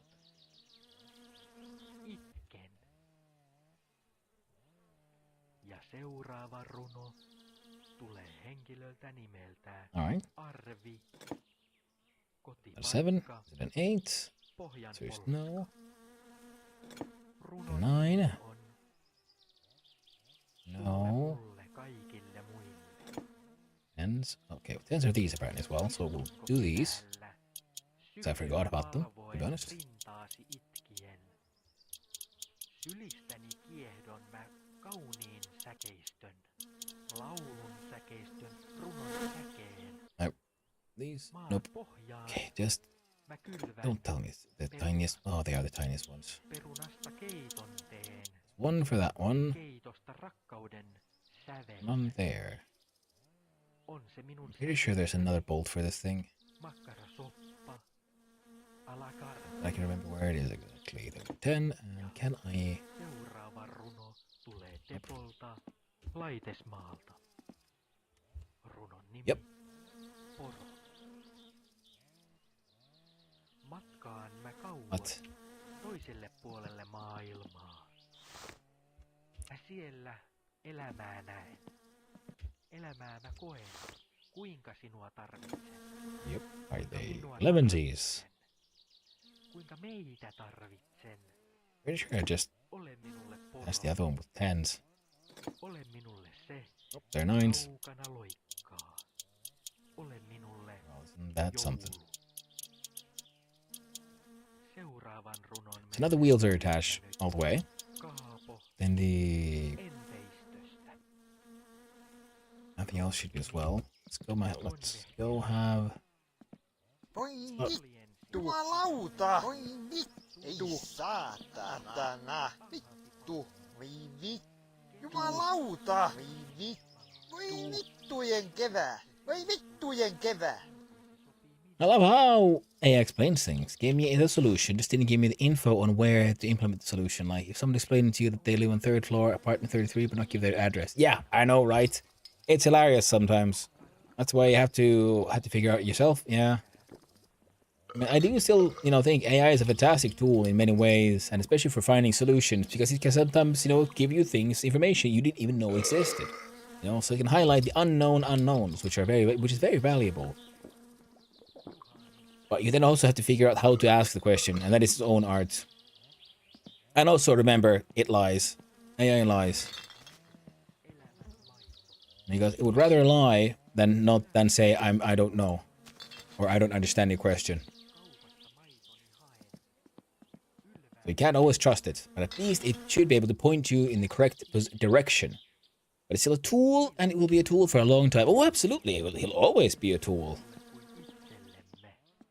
Of course, we say AI, but technically we're all talking about the same thing, which is LLMs. Annammeko arvon sille? They are fantastic tools, but you just have to know how to wield them. Annammeko arvon kenellekään? Sledgehammer to the face. No. Let's see here. Anna meille I arvon. might as well put this thing on. Ole minulle arvo. This thing has one of those weird Ja sitten taas things. Oh, right. Before I forget, I want bright pink, so I won't forget it. henkilö, I say just as I immediately forget it. totuus. Now, what did I... 'cause I'm pretty sure there's something here. Kun Those kaikilla two. pimeät on yö. Paljon puhut, teet vähän. Kenen usko on tarpeeksi tähän. Uudelleen, uudelleen ja uudelleen. Yöt menevät Fantastic. tilalle jälleen. Onko runoutta I'll attach koska those two. tarttu? Haista Alright, so those three are attached, and I'm pretty sure... Oh. so, I at least feel that there should be a bolt here. It's just, it's that with good old hope. That's all you need. se näistä runoista It looks a little bit like it's just that with good old hope. kuulemisiin. No, that's fine then. Oikein hyvää yötä. And I will remain my tool for a long time. I mean, that's the thing though. Because it is a part of a group of, the most advanced technology, and those are the things that are the most bound by, like, breakthroughs, a leapfrog moment. It's like some people saying like, oh no, this impossible thing like general AI, it's only 5 years away. But it's been 5 years away for a long time, and it will remain 5 years away for another long time, because for it to become anything more, it has to have these really big problems need to be fixed, need to be solved. Now, it could be, like it has been in the past, that the breakthrough that they need will in fact not make the tool better, but make it obsolete, because it pivots into a completely different direction. But we'll be expecting a breakthrough, so yeah, it could happen next week. It could happen in a decade, it could happen never. And many super technologies that never became anything in this world.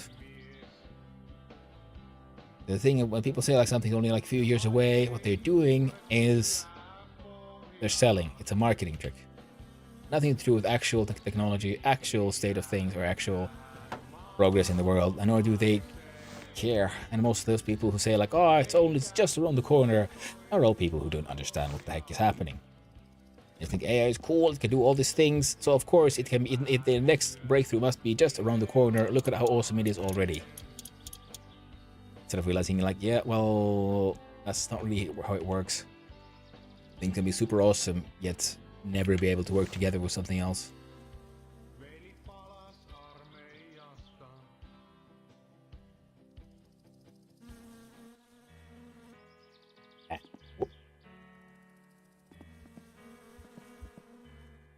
Tervetuloa jälleen seuraamaan Kansanrunot radio-ohjelmaa.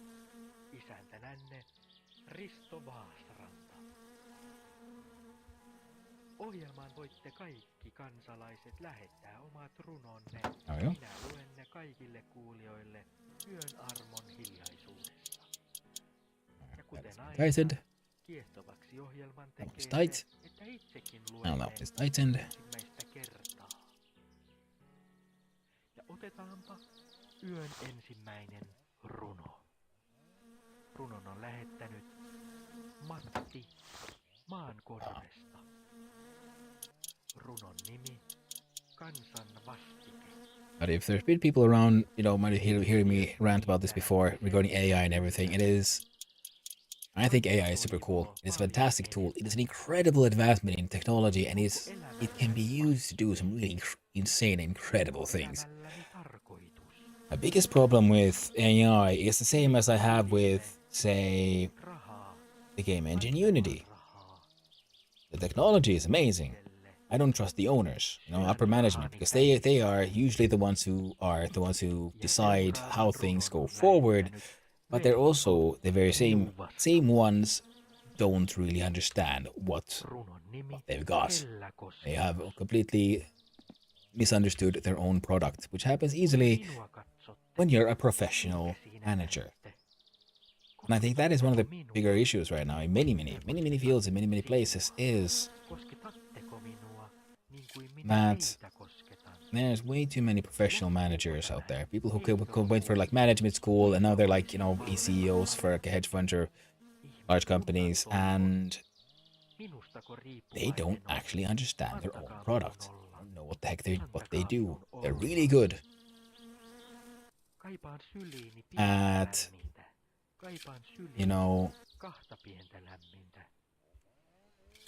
make number go up. And that is, in fact, a super important skill. Very important. Seuraava runo tulee Reimalta Lappeen pohjasta. Runon nimi They just don't understand. They usually don't care about their product. Yeah. But the biggest problem in my opinion, with the sort of professional manager situation is, of course, yes. First of all, they don't care about the company, because a professional manager, professional CEO, goes from company to company, getting golden handshakes, making sure golden parachutes. They can never actually fail. It's just how much do they profit from that failure, and also because their job isn't to make the company do well. Their job is not to make things, function in their most optimal way. Their job is to make number go up in the quarterly reports. Make it look like they're making more profit. Make sure that it looks like they are responsible for the whatever savings or whatever, as long as you massage the numbers right, And that is actually a very valuable person to have. Because for a company, it is still trying to make profit. It does need to make some numbers go up. Now the problem is, if your management is only those people, then they can't really understand what the company itself needs. All they know is number go up, and they're very good at number go up. And they will gut everything else to make sure number go up. And sometimes that drive, it can make them do very bad mistakes, like Unity's the monetization drama from a few years back. And yeah, the thing is, a company needs number people, but nowadays, it's because of the hype, and there's so many well-educated boss people, leaders out there.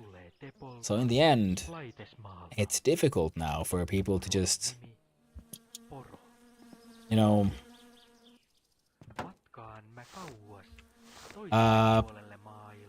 so used to like, oh no, we need the company's grown, we need a proper like trained leadership and so on, and which is like, all right, technically true, but you might not be doing the thing the best way around, One goes there. One guy's already gone into starter somehow. I'm not sure how, but I shall try not to question it. Negative terminal. Goes into grounding the starter. Ah, fuck. We need the thing to be open up. Where is my dear? There it is.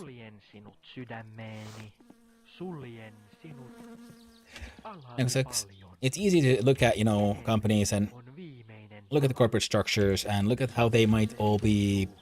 It's easy to blame them, Like, oh, these stupid people. How could they make this decision? How do they not understand their own product? All of this, all of that. And it's like, all right, cool, yes, I get that. And it is very easy and simple to fall down the hole of blaming. But the problem is a more fundamental, more structural one. Because there isn't really one big bad guy behind the scenes twirling their mustache and causing all these troubles. But it is a more naturally occurring, structural issue of too many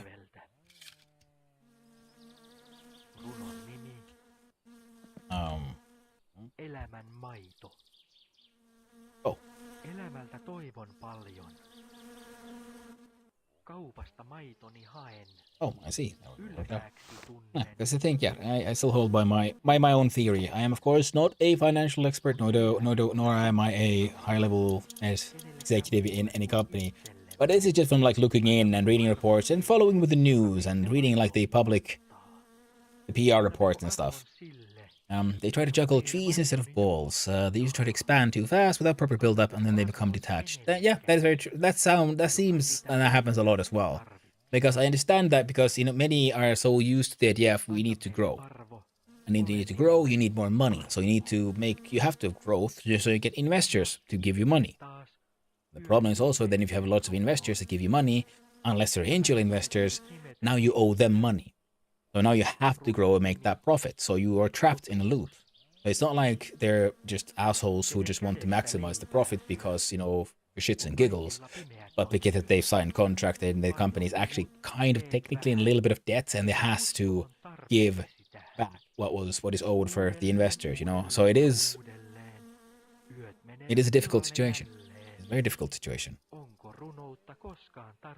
So it's not a question of, you know, like I said, it's not a question of, you know, bad people making bad choices, but it is, many times it is people who don't fully understand what they're doing their best. And people who really shouldn't be in certain positions running certain companies. Like, I can't remember which game company it was, but there was one game company that got themselves a brand new CEO who used to run a soap making company. And he used his know-how of how to run a soap production pipeline and a factory for physical products and drove that company to the ground. And then they got rid of the guy. Like, Jesus Christ.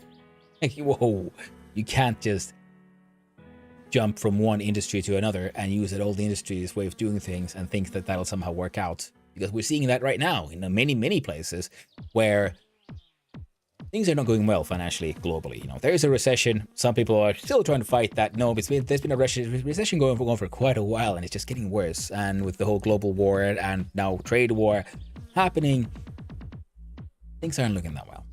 So many companies are now not making as much profit as they want to, and they think like, oh no, what could we do?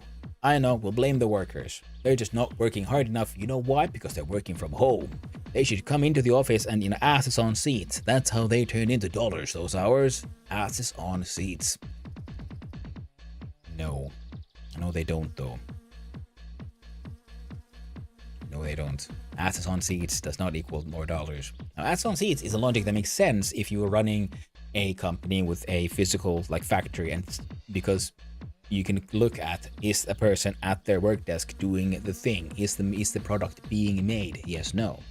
Whereas a lot of job nowadays is in the information space, and in the information space, it doesn't matter when the job got done. Really, it just matters did it get done before deadline.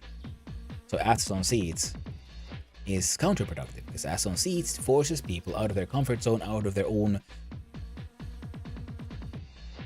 preferred way of doing things. Some people like working in office, so you have the office opportunity, excellent for those. Some people like working from home in a time schedule that works for them.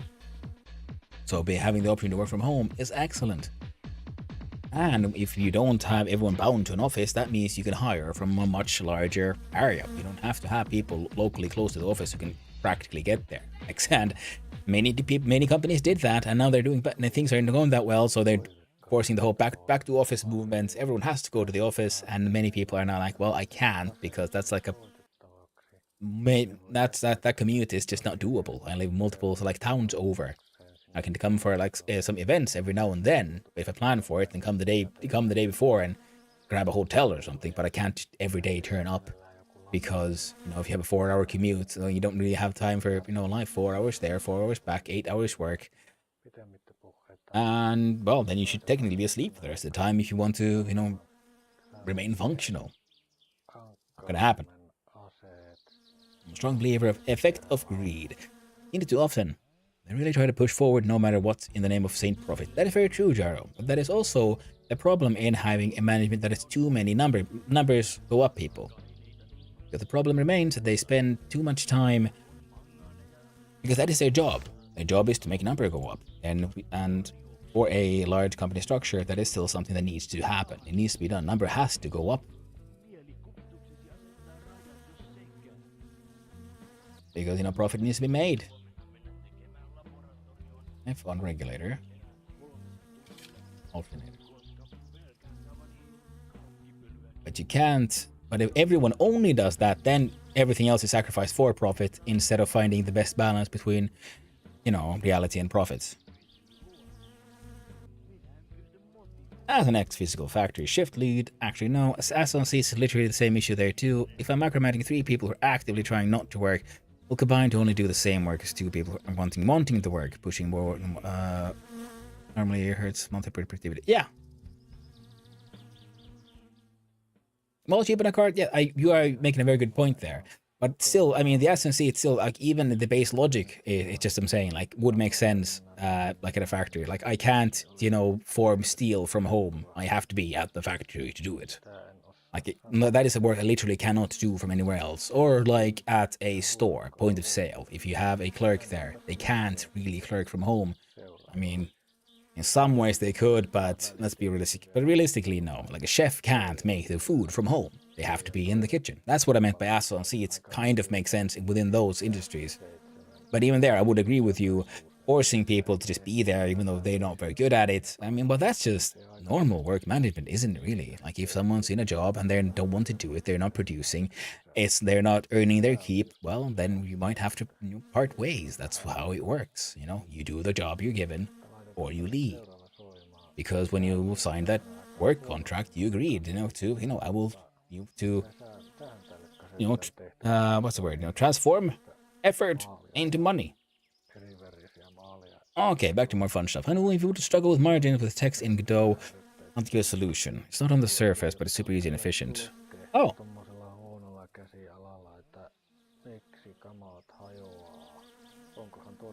Well, I haven't gotten there yet, but UI is one of the things I'll be working on next, pretty much. So yeah, if you got some good tips, I would gladly take them. Oh, gotta swear. Jumalauta! No mitä helvettiä? Haista vittu! Mitä helvettiä? Painu vittuun saa! Haista vittu! Vitun mulkku! Joo, ei jaksa kattoo sun säkin kotiin. Painu helvettiä! Vitun kevää. Joo, ei jaksa kattoo. Oh, my dude's fatigue is high as well. Oh, shit. Joo, ei jaksa kattoo sun naamaas. Alright. Only thing left to do now.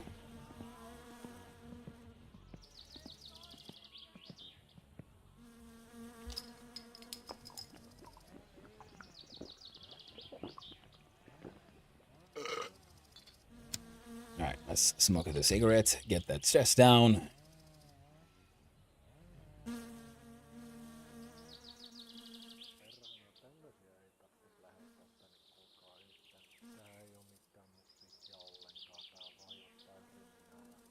And hey, back to the previous other topic. I will still make this one point. One thing that I've been pondering, like, I don't know if it's talked about, and people are all saying like, oh no, but a company has to make profit. People have to make profit. I'm like, okay, cool, yes. What is enough profit? Because eternal growth just, you know, can't be done. The only thing that grows eternally is cancer. And if you have, say, one mono company that grows forever, eventually it owns the world, and well, that's just not realistic. That's not going to happen. So I think many companies should also consider, where is the golden amount?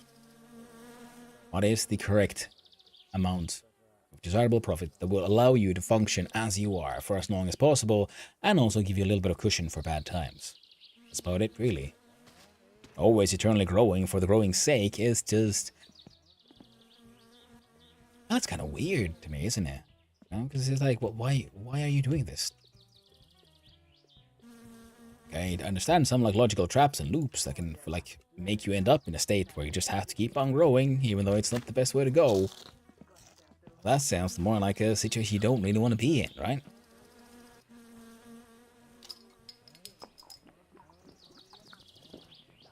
And get make some educational shorts, just to have enough time. Go from so many small shenanigans that are never explained by big guys in game dev. Yeah, I mean, Daryl, absolutely, those kinds of videos are super important. I have learned so much. Oh, when looking for stuff, and then you find someone's like short videos that, oh well, this is how you do this with this little, you know, UI design thing. I'm like, oh, dude, that makes my life so much easier. Because that's the problem, yeah, with the whole big guys, because they explain the big things, you know, which is very important, which is very, very good. But many of them have the same problem any teacher really has, which is you are blind to the things that are obvious to you. Because you never really know, where is the limit on things being obvious? If that thing's full. Because I know what's obvious to me, but I don't know what's obvious to you. So I can say, like, well, let's do the thing. And then, well, I don't really know what that situation looks like to you, This one might not be the life where I drove that one into town. I do believe I do have enough glass of blueberry. Gasolina! Waka waka. Waka waka waka waka. Hyvä mieli tuli ja alkoi kyllä vähän makkaraa tähän mieli, että tuo mainoskatkokin tässä tulleepi, niin pitäisi kai sitä lähteä sivasta ehkä vähän makkaraa ruokata. Yeah, they try to behave like the virus constant expansion, something to think about. Agent Smith could right. Yeah, well, Agent Smith would be, but, well, no, because Agent Smith was talking about humanity in general. I think the problem is in the corporate entities, which are, they're not biological. They don't actually exist in the real, if you will. They do have an effect on the real because you have companies like, I don't know, Nestle trying to, boycott human rights, as water. We have fruit companies financing civil war. We have all kinds of things where companies have effect in the base of reality, right? But they themselves, an actual company, only exists within theory. It is a purely informational being also in that sense. An alien life form made that is born out of the people working together. This is why you can have a company that does really, really bad shit. But that doesn't mean any single person within it is a bad person. Everyone is doing their best for the company as they have understood it and as things have progressed. But then as a whole, they end up making many small decisions that end up being, very anti-Earth decisions kind of thing, anti-future. So I think that's really fascinating to think about because, it's one of those informational entities born out of a group of people working together. Similar to how people look at human beings and or like any other entity and you consider the behavior of an individual versus the behavior of a group, right? And then we have different kinds of groups. We can look at social groups, we can look at entire nations, and we can look at other things. But then we have a interesting structural group of entity group thing made out of people running a company. Because that one then doesn't have the same motivation or logical drive as a more natural one would have, like say, a group of people, tribe. So it is a tribe of humans that have non-human interests, or that are driving non-human interests while they work within the company. They drive the interest of the company, of course.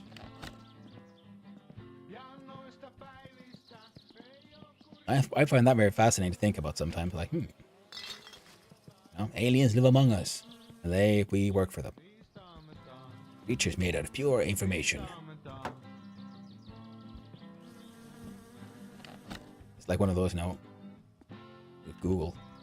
Google is absolutely an entity with legal rights. It has an entity that can affect the world and lives of many, many people. And you point me with the finger, where is Google? It does not have a physical existence anywhere. It affects many things.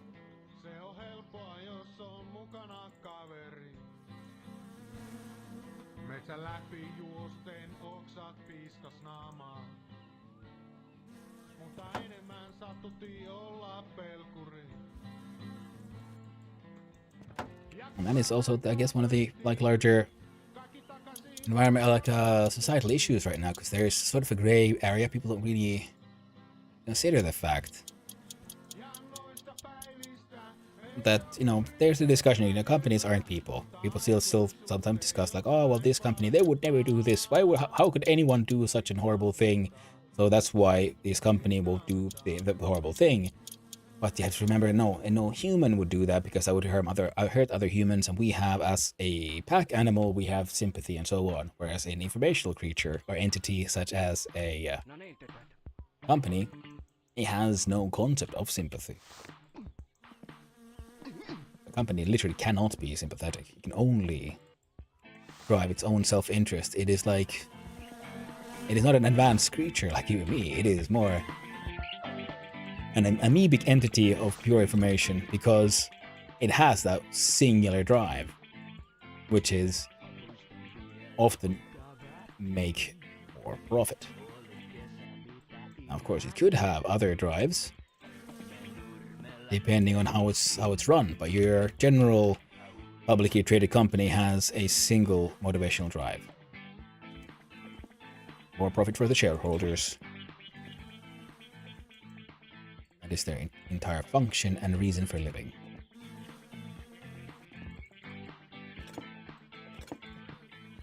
And despite what it may seem like, I don't think they are like intelligent entities per se, so they can't, they can't plan, they react. That's why I call them like an sort of amoebic informational entity. And I find that kind of shit fascinating. But anyway, that might be a little too much of my some behave like kind of virus. Yeah. I remember researching, spending hours searching how to loop music tracks. Turns out it is solvable by 3 clicks basically, and there's no cool video being a big video about it. Only small crapper ones. Yeah. Oh. Small crap ones. That's where the secret nugget of the grandest information is usually hidden. I mean, that's also why personally I don't like videos, because I don't like having to watch a video to figure out does this solve my issue. I prefer written documentation always, just because it's easier for me to quickly go through it to see does this like have anything to do with my issue, Wait, I just realized something. That one just says Satsuma. This one says the GT. So this one is sacrificed. Lords of Fire.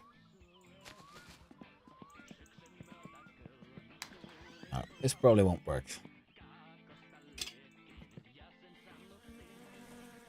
It's got the water in there and should have a coffee.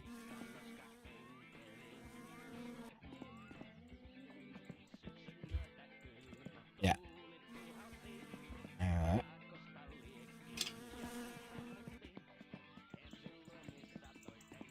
Video is my last solution too, but the problem with both music and text, for example, is there's no clear solution documentation, at least for my issue.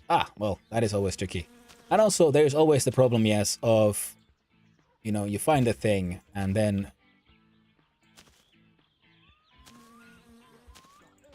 you're not sure what is the correct word or combination of words for the thing you want to do. Because I can find good documentation, I can find good all kinds of things, but then, what is the correct term? Like, I don't want the music loop. Well, you try to do a schniggleboom. Like, well, everyone knows a schniggleboom. I'm like, I don't know what the fuck you're talking about. I didn't have a, professional education in this system, so your terminology that is apparently, like, industry standard for you means nothing to me. So that can be very tricky. Now, this thing is electrified. I'll set these things.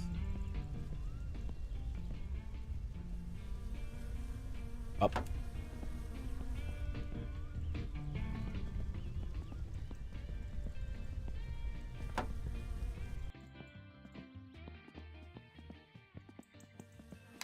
I'm in.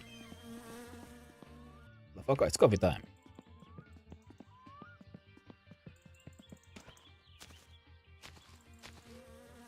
Please work. Coffee time. Hell yeah.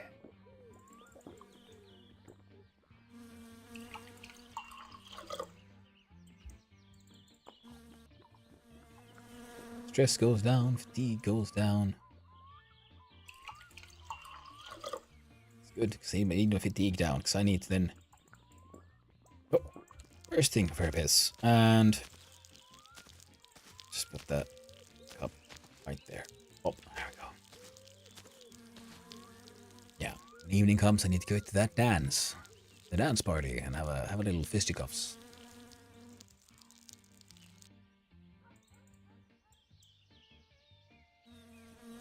So I can get myself a wristwatch. then my car won't need to have a battery. I mean, clock in it.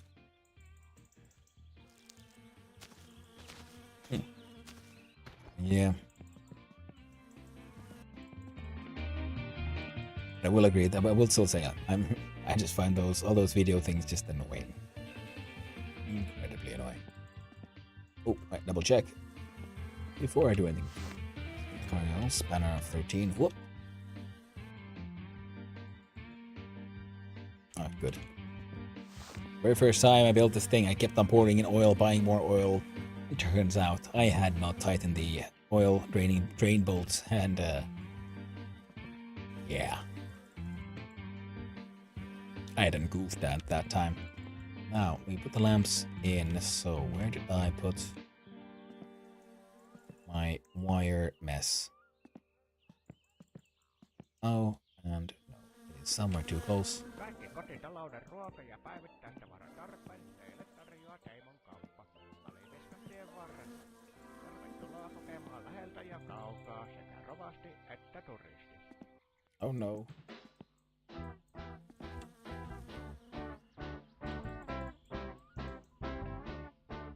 Goddamn new wire mess. Where are you hiding? Marjotta!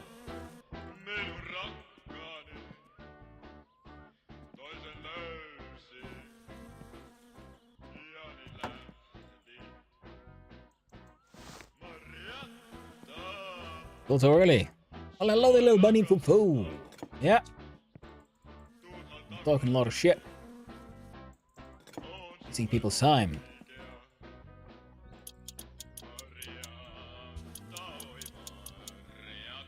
Give me a lavender and pizza? Nice.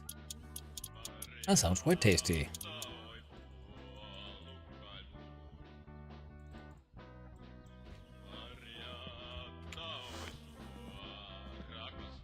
Boom.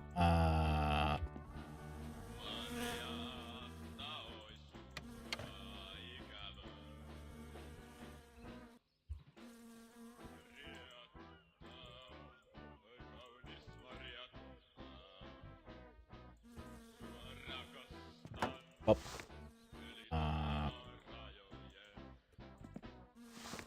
Oh. Just realized what I was supposed to look for the wire mess. I guess we can do this now.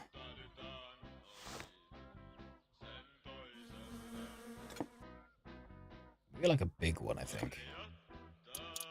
Or a relatively big one. And one bolt to hold it in place.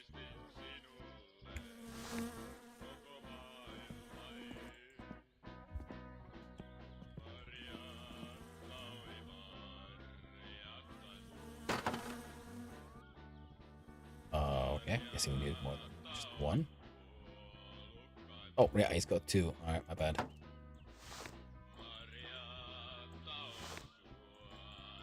Wait. Oh, this one. There we go. My boy Stinky. Waiting on the second. I was talking a lot of smack this morning in the sheep. I'm glad you're having a talking smack. Let's get play now. And big fat taco, so big. My boy Stinky. That he is. But he also has no money to pay for his electricity bill.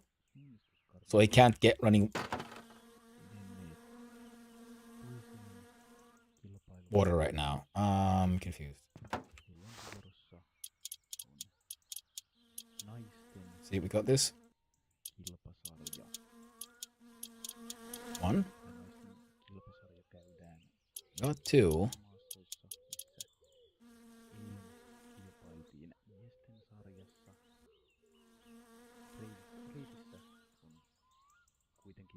Well, they can't turn off the power when it gets too cold.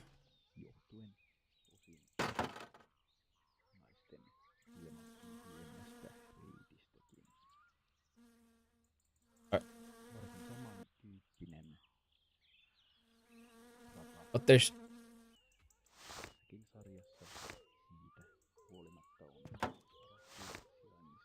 Most tight. Most tight.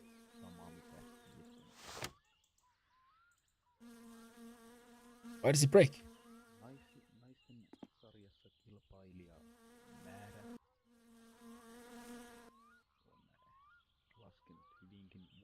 Why do you break? There's one. There's two. What the?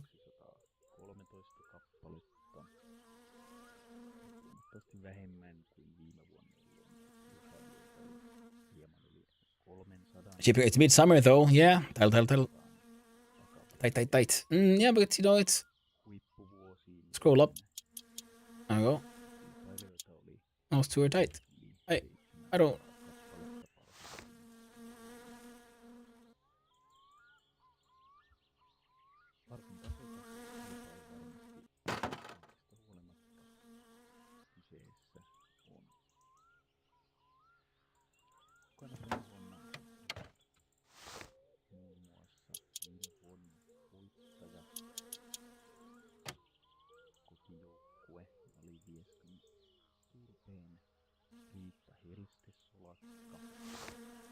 I can only imagine the problem is here somewhere.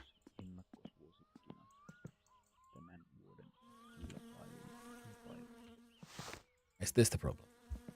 I think it might be.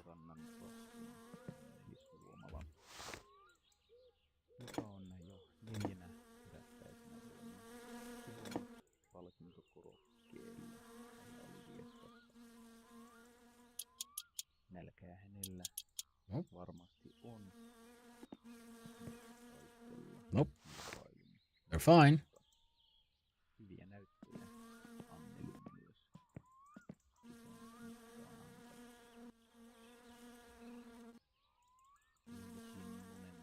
So what have I up to further good. Used storage truck from a dealership. I was driving a few steps away. Rear differential seized because they put pinion on too tight. Ooh.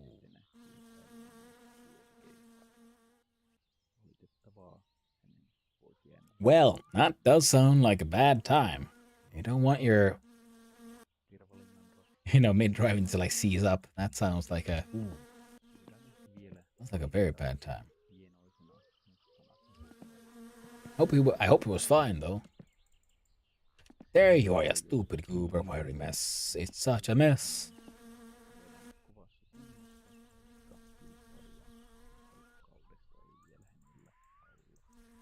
Fuel tank.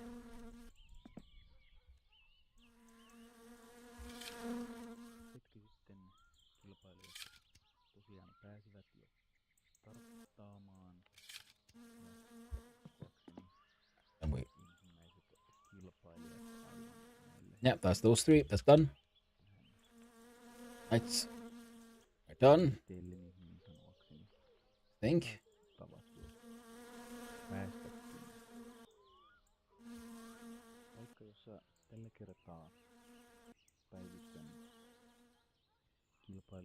We got one power line going in.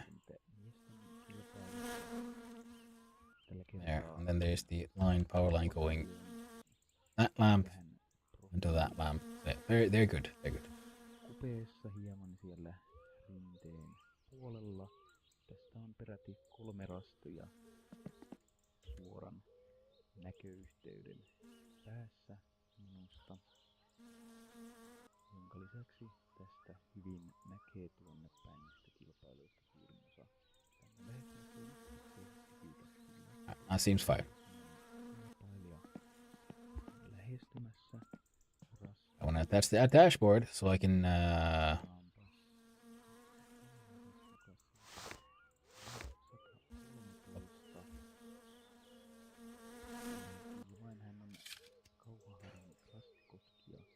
Oh, my dad's slippers and green plaid fleece jacket today. Ooh, that sounds nice. Yeah, it's like water moccasin slippers. Kind of grandpa slippers. Stuck paying for it all. Told him not to go out on April Fool's Day. Same day someone rear-ended his rental. Oh, shit. Well, I'm glad he's alright. It does sound like he had a bit of a rough day that day. I'm glad he's alright. He's alright. Okay, there's something that isn't attached properly, is my guess, because that thing is tight. Then we have Siellä Haapakallion that thing which is tight. Is it the steering wheel that is somehow pushing it about? sikäli Being hieman poorly attached and all. monessa muussa paikassa täällä Steering wheel. No, looks attached. Looks attached. The bolts are there. That's attached. maastoa. That is attached. Pientä juurikkoakin tuolla maan seassa on. Joten Yeah, like watermarking Zipper's kind of grandpa. Yeah. hämää- What are you? Someone tell us talking.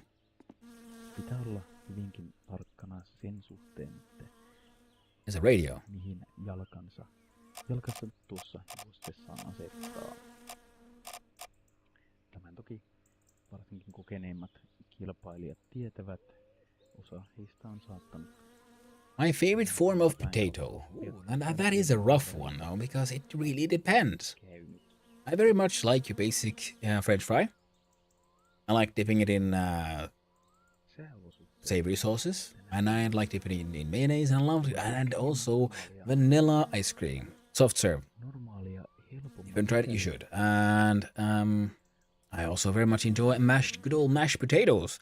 That can be very delicious. täällä hämärässäkin on I enjoy it inside some baked casserole types. tärkeää A good waffle fry. asian I actually haven't had that too often, to be honest. These like potato waffle things. tuulen viimaa. Scalloped potato with a lot of cheese. Niin kilpailuilla There are few things in this world that cannot be improved by adding copious amounts of cheese. tänä vuonna Few things, yes, but I mean, they're there, but not that many. Most foods can always do with an augmentation of add extra cheese.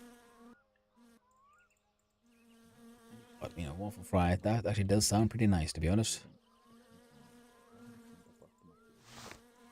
I think the reason why it sounds like they're whispering is because they're being myrskyssä. generally silent. Tässä tuolloinhan Volume was low, otti aivan vielä hyvällä and this thing might be running low on battery. kilpailun edetessä sitten tämä myrsky yllättikin ja useat kilpailijat todella And also it's giving me some like really boring. Let's see. There was a change station button here.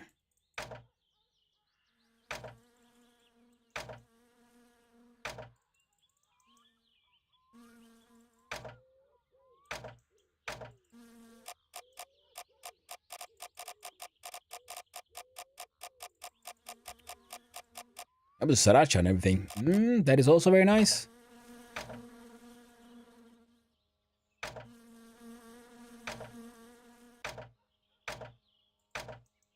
Ah, should have touched it. Ah, battery died. There's only one solution now, friends. We should play the infinite radio.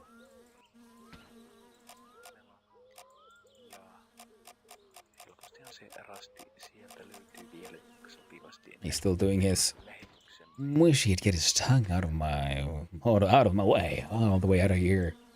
I probably prefer it somewhere else, wouldn't you? I could keep it where it belongs, in his mouth, right?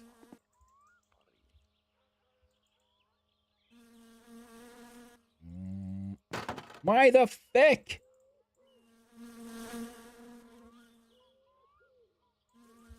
Alright.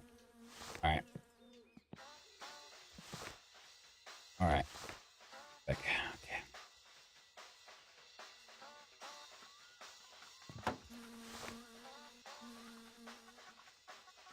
Something. Oh no. Just one of my ear work. I was whispered you.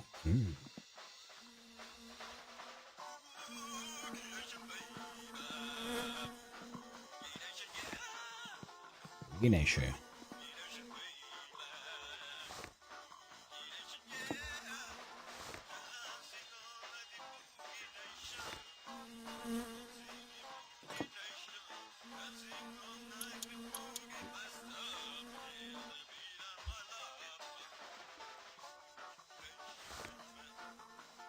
I want the electrics here to work.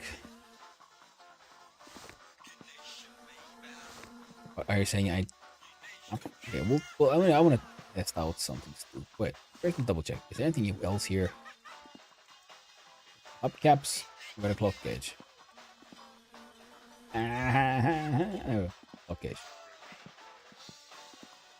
No. Nothing else here is missing. So, I'm gonna try something just... Don't tell me it's something this simple, right? You just don't like... this thing being already attached. Oh, wait. Dude. It could be...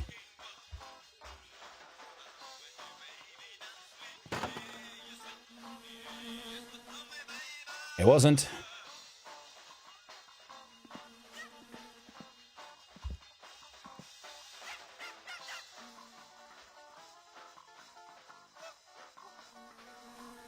No, I can't see. It makes no sense.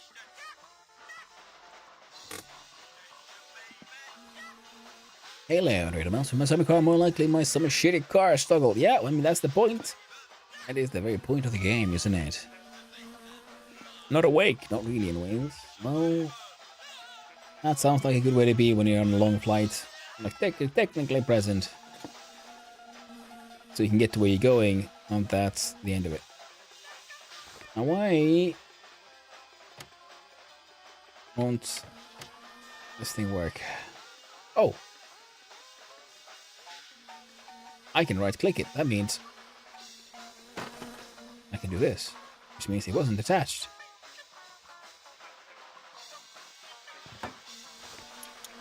Yeah. God damn it!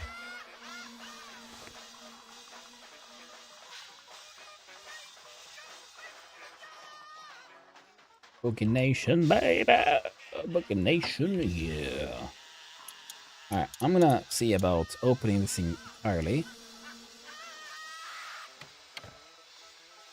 Opening that one entirely.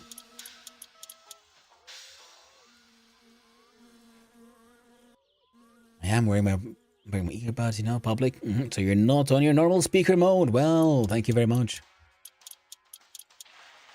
Listening to me, even that way. I do understand then that, yeah, I mean, you know, you don't want to blast out your random streams to random people.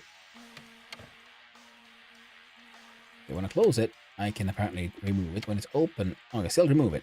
But something is still missing. And I cannot, for the life of me, remember what. Oh well, stuff this. Getting dark. It is Saturday. We're gonna fight that fatigue. A little more coffee.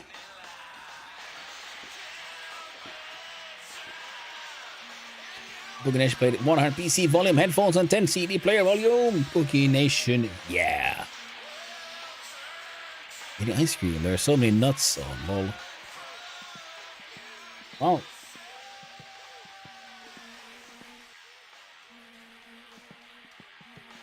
Sometimes it's time to just go nuts about ice cream, I guess. Wait, I had a tractor beer already there.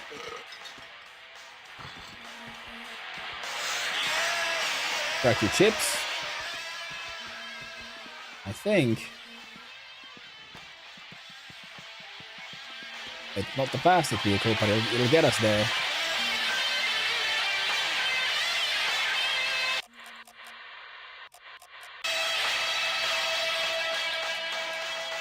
Turn the volume just a little bit because it's can get pretty loud. I learned it's not a 6-hour flight. I went back and forth time zone, so it's a fake 1 hour. Ooh, with waiting between flights though, yeah, that does blow. Yep, that is very true. Yeah, what are flights except for just, you know, an airborne bus? Roll up, very extra. Classic taste of cacao, that's what it says. Sounds like they made it with cacao nuts then.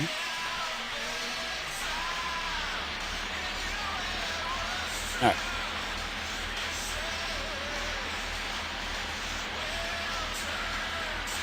The bad thing is what I'm typing. Oh, 2 fingers. Yeah. I can get it a little annoying. Oh, right. There we go. Right, I got a case of beer. Speaking of.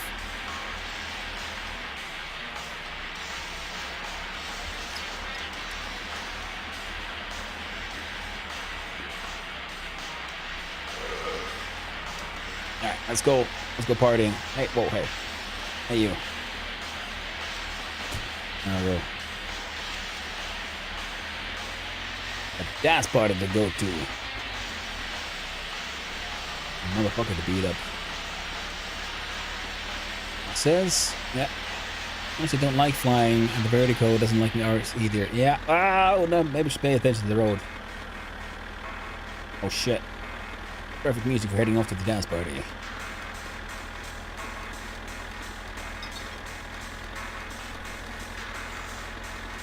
Disco lights.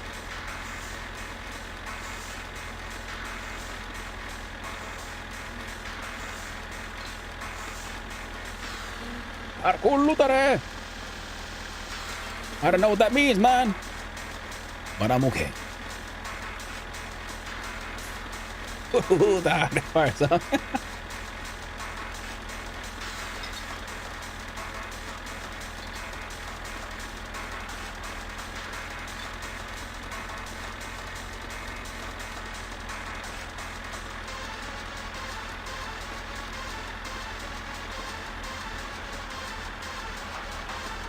Max out the hand throttle. More volume.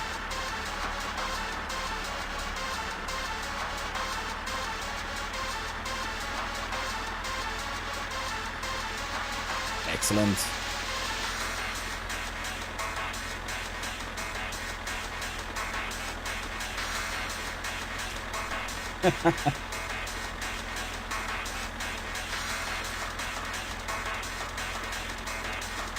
Oh no.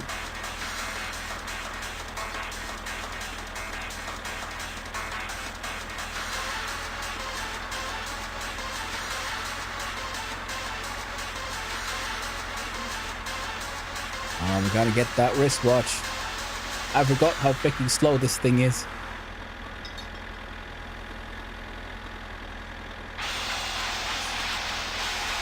1.5 hours on the takeoff. That's what I have until we land. Someone put me out of my suffering. Oh, ready. What you need is something to help you go back to sleep ASAP. And I did. I think I did. Ah, shit. We're moving. Right, it can't go halfway.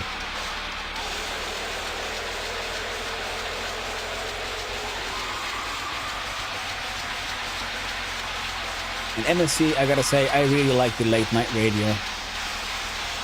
It actually has music. It's actually just like in real life. Daytime talk show, radio talk shows can get super annoying in my opinion. There's one guy who's, I don't know, he's rather famous, so I guess he's rather popular among many. But he is a talk show host, or like radio show host, on a channel that I really enjoy listening to because it has a lot of good metal and rock music. But that guy's jokes are just so dumb, and it's not even that they're dumb, but they stretch on. It goes way too long to get to the punchline, and that can get really annoying in my opinion. Of course, getting possessed.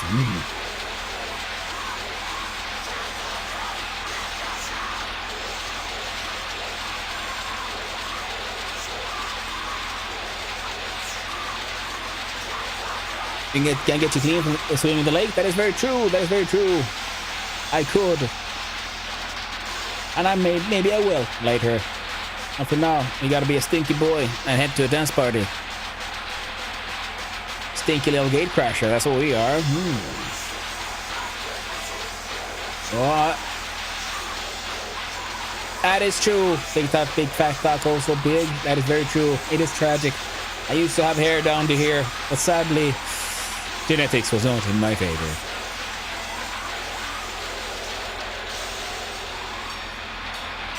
I miss my long hair.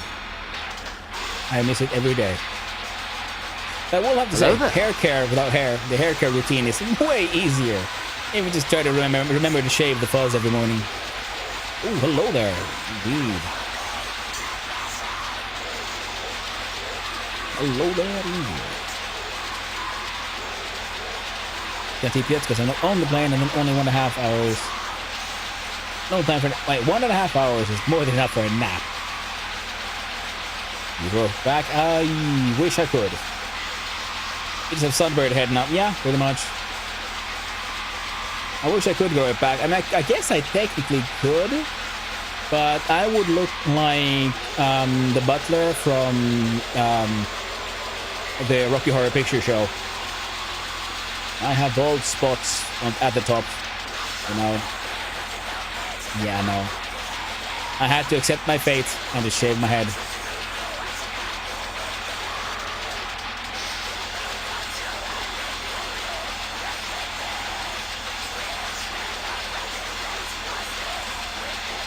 Not a bad thing?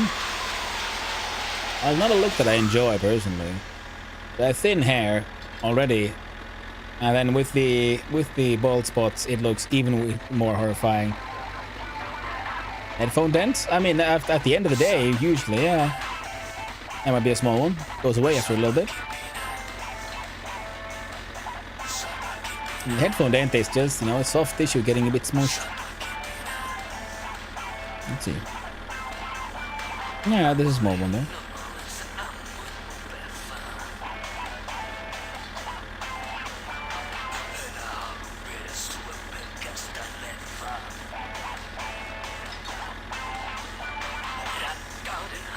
Sorry. Another banger? Yeah. I mean, this game has pretty fun. Oh, would you look at that? Rally viewers.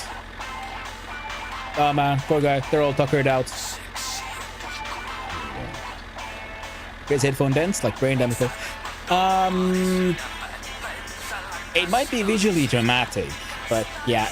No, I mean, it's just, it depends on how much soft tissue and you have it on the top of your head, really, and how swollen you are in general.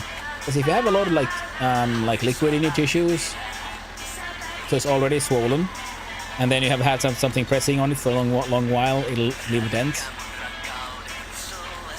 Oh, how many dead? Yeah. You know, rally is serious business. Not everyone makes it. It's just how it is. Oh shit, it's Sunday already. God damn it, it took too long. Fuck. But don't tell me I'm gonna make it all the way there only to find like, oh no, the party is over. Probably is. Oh shit.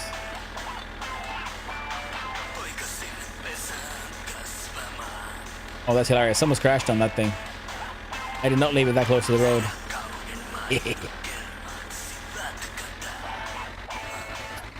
I used to have a headset dent. Oof. But then you took an arrow to the knee.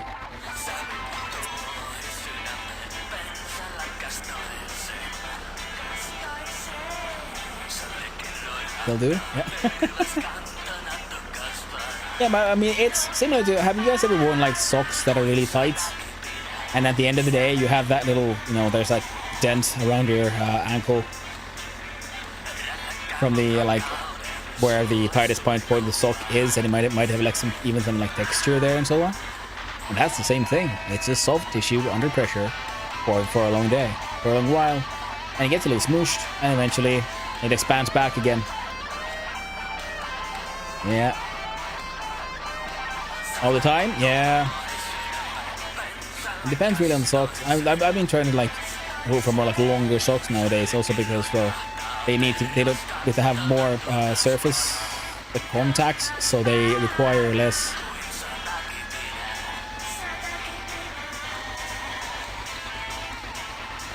I'm told that means you don't drink enough water. It's annoying when you scratch, it feels good in my opinion. That is very true. Yeah. It is one of those, yeah, because it's itchy, because it's, you know, smooshed up and stuff, and I'm told that means you don't drink enough water. I mean, depends on your, like, symptoms, but yeah. Usually, I would argue that most of us don't actually drink enough water. There's a large amount of dehydration. I see brake lights underneath the dance area. They might still be there. With any luck, our drunk boy's still there. What you doing there, Dogo? Oh shit, I got distracted. Where am I going? I got distracted by Dogo and his whooshy tail. He looks so happy. Little does he know, I'm heading off to punch a man, and I'm heading off to rob a man.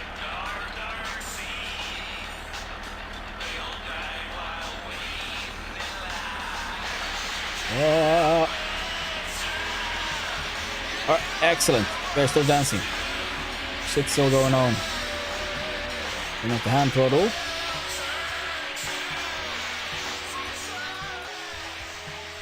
It seems like the tractor has stopped properly now.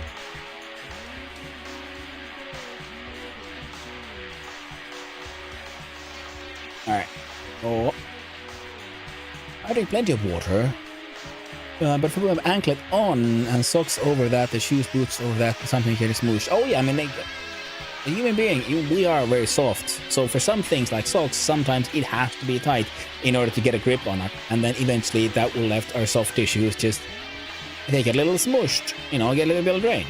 Because all that liquid that's and stuff inside gets pushed to the surrounding areas. And then eventually, you know, they get refilled again because, you know, we're not made of stone. We are actually malleable. Oh, I'm all drunk. I mean, not drunk.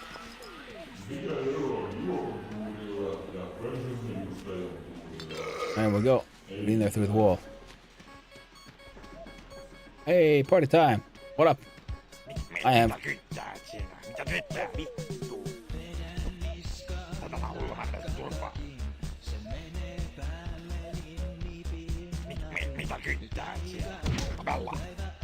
I'm gonna break your neck, motherfucker.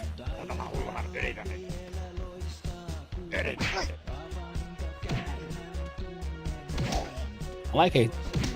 Kinda like break his neck. Oh shit! Oh no! Motherfucker, don't you dare. I'll end you.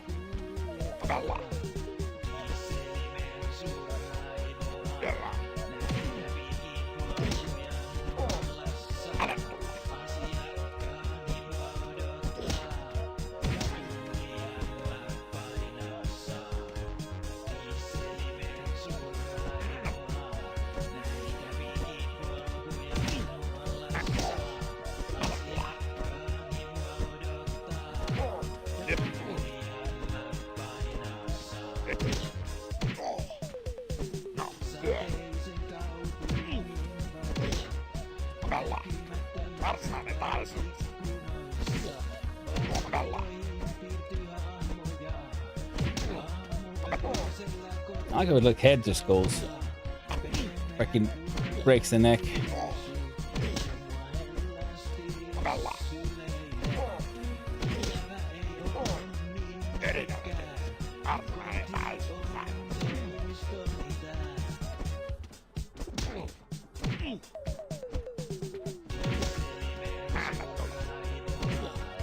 Come on. Get punched. Perkele.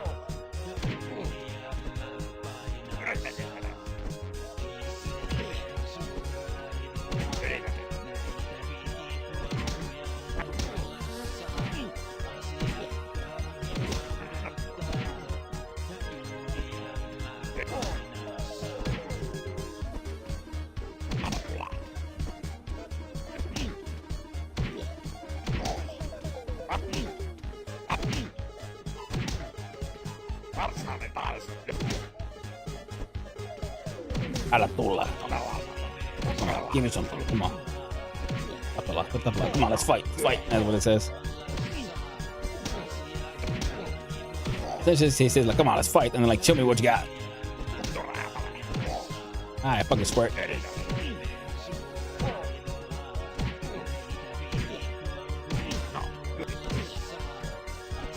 Älä tulla. I said Romanian best swear word. Oh no. Accidental swears.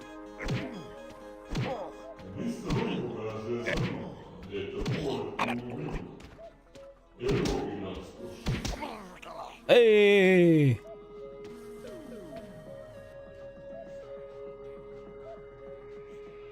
I want his glasses and shit. Oh, well. Ooh, victory.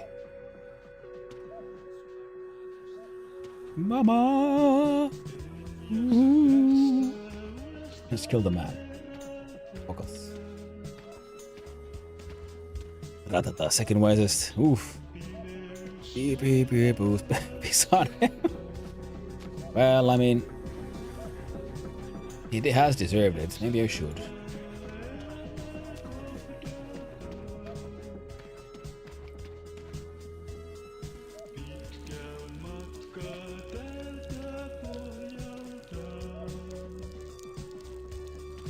There you go. Marinating him in his defeat.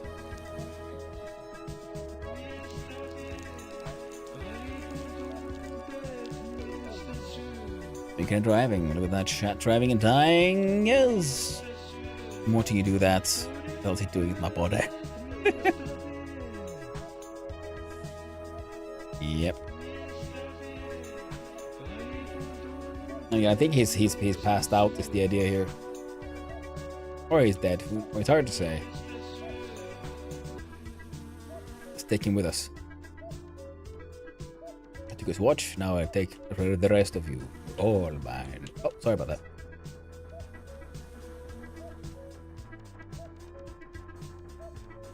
Maybe you need a ride home. You look pretty drunk.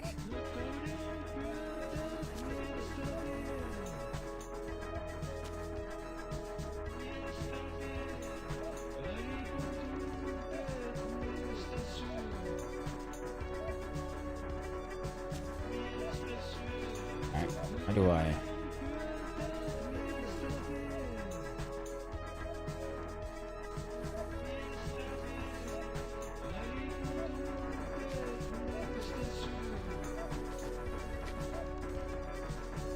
There you go. Hey, you guys can give him a ride home, right? Thanks, mate.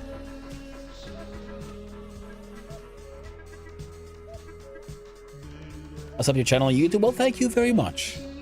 Android Master, I do appreciate it. I haven't really put any cool YouTube videos up, but I am multi-streaming there, so all the VODs are there under the live one. And on the actual videos tab are my first ones from when I was early ones from when I was doing the Valheim, Kasheim thing, casual elephant build competition. Had a bunch of fun there, but then that's when I manually uploaded all my VODs, and now I started dual streaming, so now they get automatically saved there, so that's handy.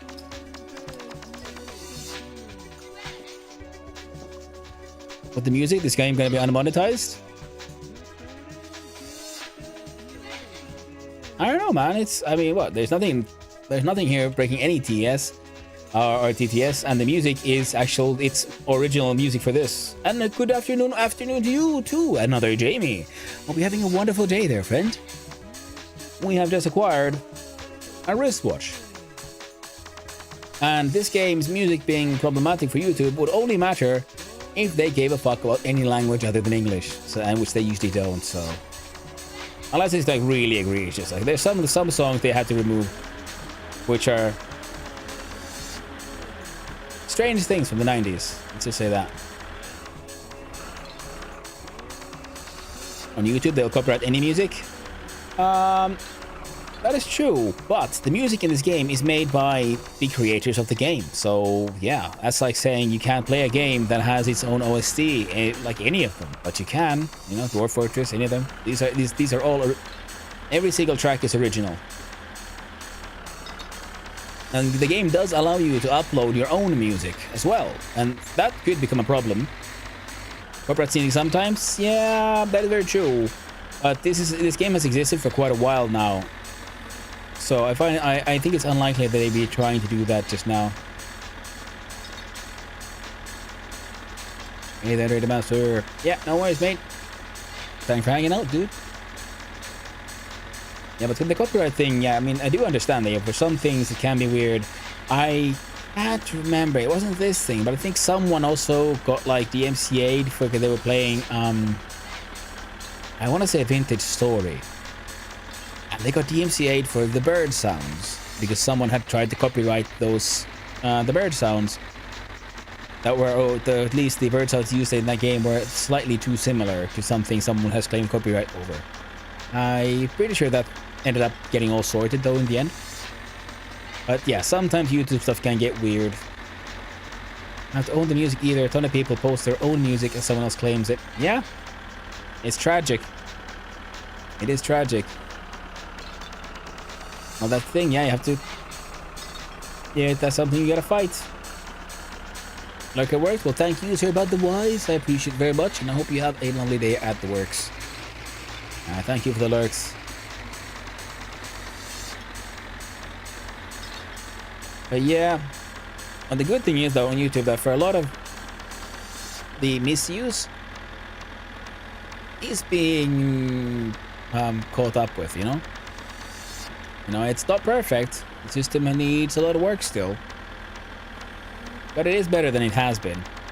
Destiny has that happen and YouTube refused to free it. It didn't matter that they owned the music. Had to sue. Yeah, and that's the thing.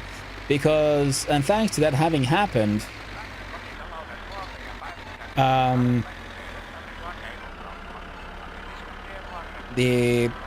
you need these, what's the word? Something has happened before.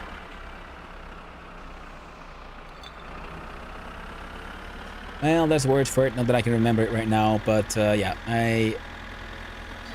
but because there is precedent, that's the word. There's precedent now that that kind of stuff has happened, so now it's more likely that YouTube or whoever was responsible for that decision would actually stand by that, would then be able to make the correct decision in the future.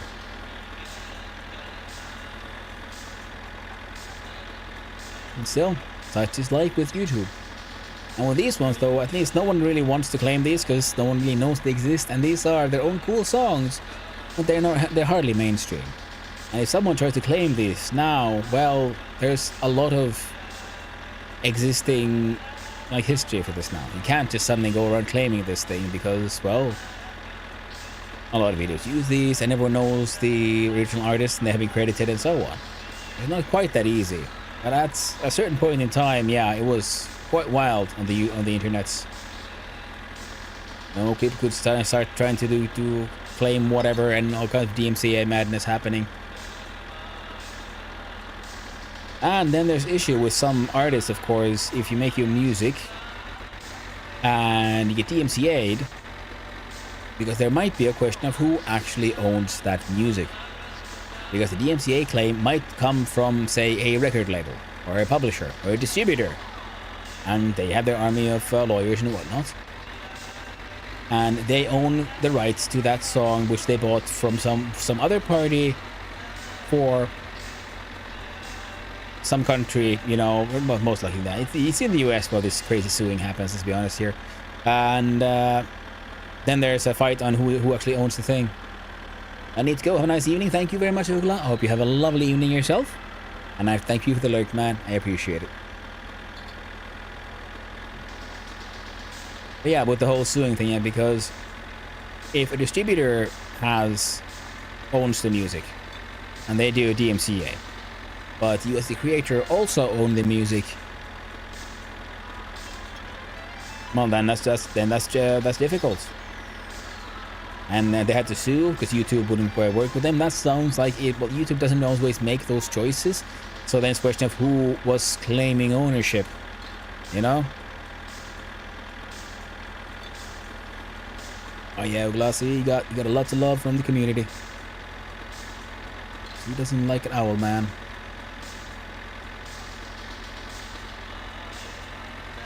But then again, you see, I say all this because I will gladly rant about anything, talk about all kinds of stuff. Well, not rant, this is more like a ramble because I don't know enough about that thing to be able to rant. But, yeah. Yeah, the point was exactly, I don't actually know enough. So it could be I'm talking out of my ass. It's a very high chance I'm talking completely out of my ass. Now the thing is, I would usually like to think of, you know, the best of people. I mean, there are of course those who are doing things only to harm others, such as the people who do DMCA claims they have no right over.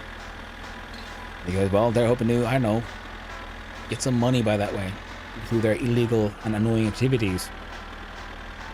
Some of them just want to annoy other people. But then the people in between, usually it is a question of, well, legal gray areas, non-existing precedents, and unclear like details on who actually owns a thing. Some companies can be super litigious, very ready to sue. Yeah, I imagine Disney pretty hard on that. I don't actually know.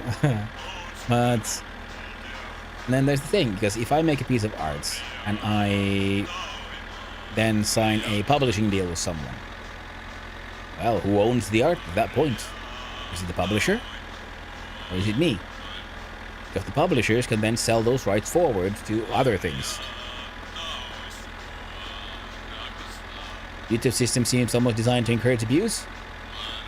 Yeah, it is problematic, but I imagine part of that problem would be the fact that because it is so international, and many other countries have different laws, and then it's like, well, how do you impose one over the other?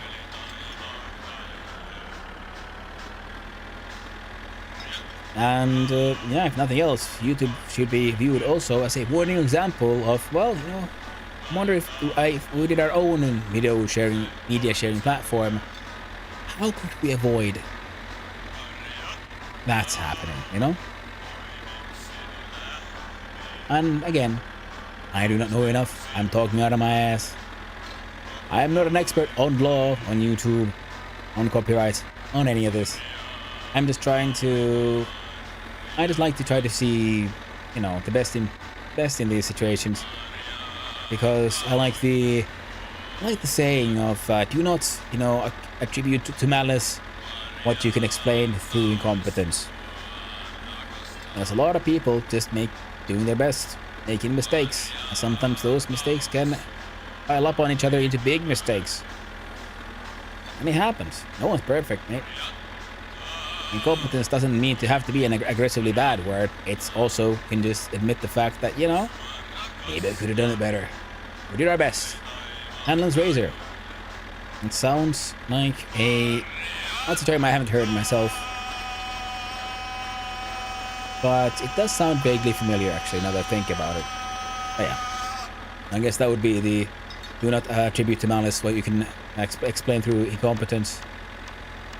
Yeah, because that's the thing. Because there's so many moving parts, and especially in an organization as humongous as YouTube, that the chances that every single person, every single day is just acing everything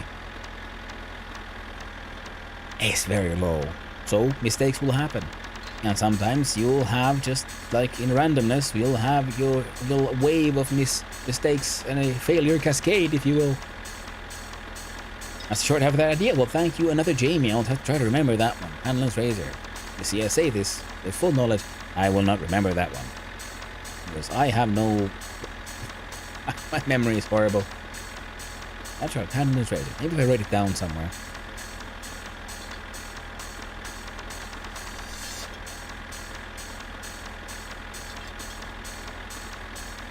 BRB, well, thank you very much for hanging out, and thank you for, well, having a good time and wanting to come back.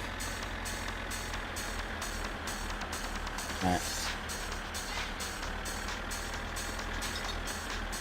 I'm sure I can get my character's fatigue up in time for my next adventure. Till then, whoop, up, up, up, up, up.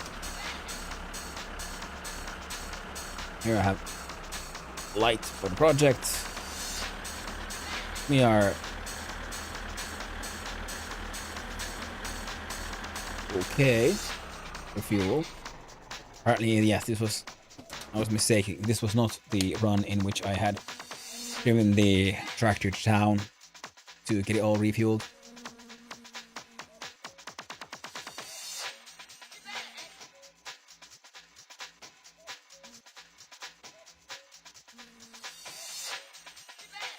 Oh, sorry. Hit the thing. Pop, and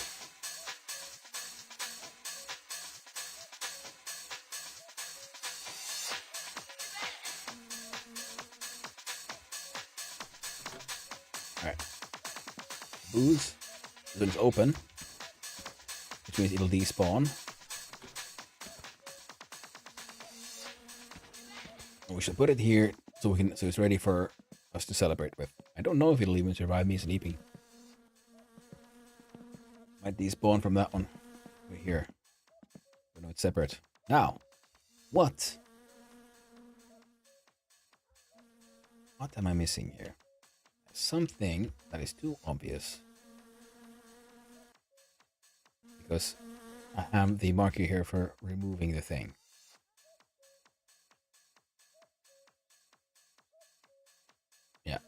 so.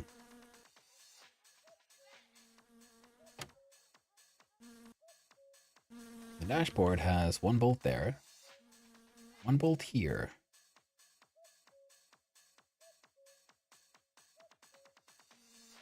Now what on earth am I missing?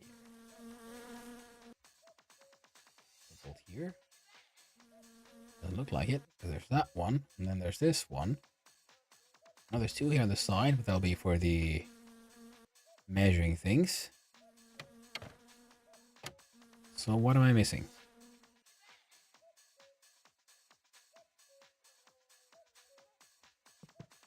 I mean,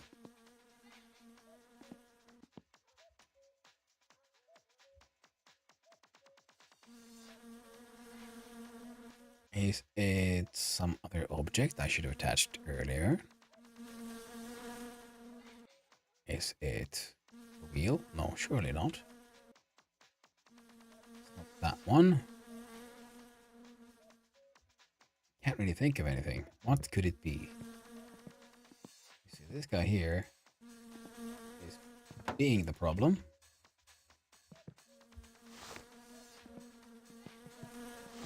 Yep. There we go.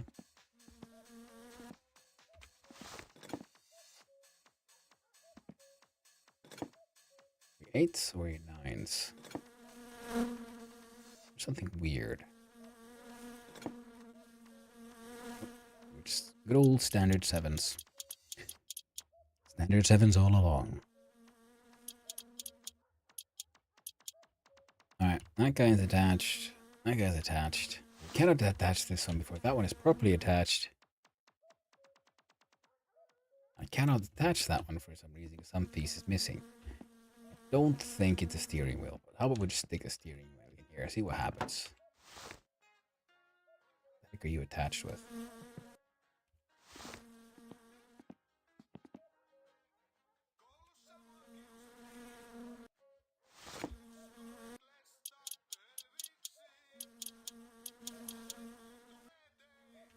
Alright.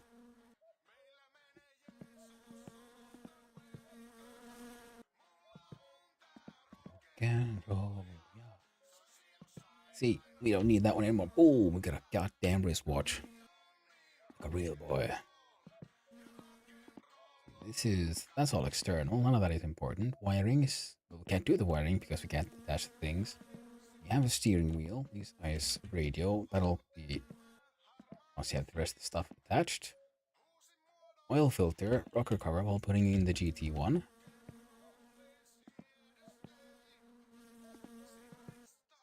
Yeah, no, makes no sense.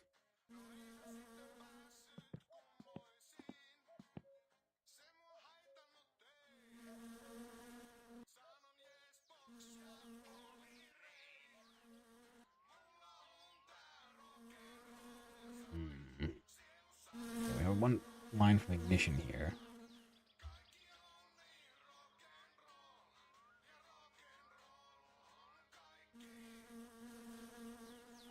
The back seat and all that, that can wait as well.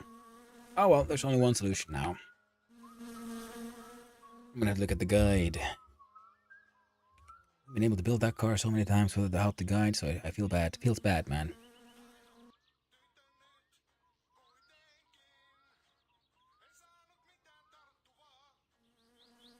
Let's see here. It is. Now, if I go to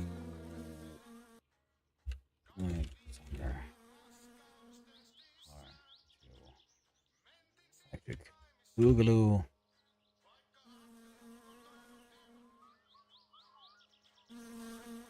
Oh, fluids, no, building. Here we go.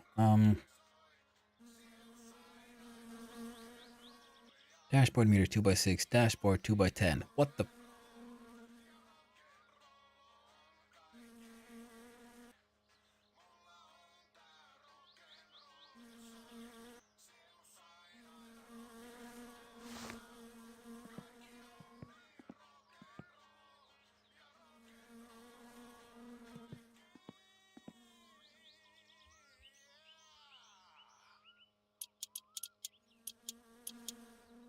How about I open you up completely?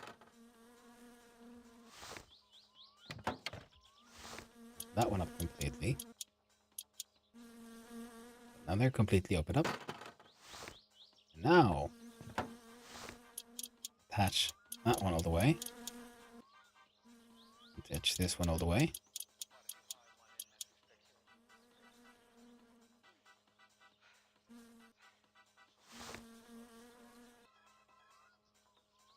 Oh, now it's fixed.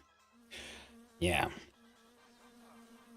So it's one of those memory-related things, because it kept on remembering that, very difficult remembering which one is properly attached.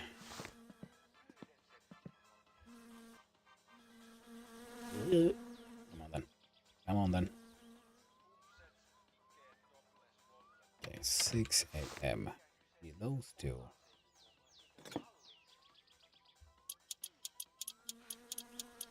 To be attached, that'd be the first one, and then it is the second one. And with this, we are all dashed up. All our dreams are completely dashed, as they say.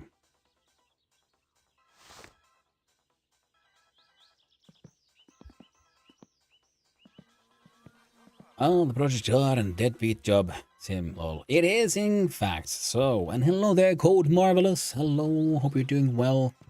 Hope you're having a wonderful day. Yeah, I do my summer car Mondays, and this is me trying to fix tuner to radio harness.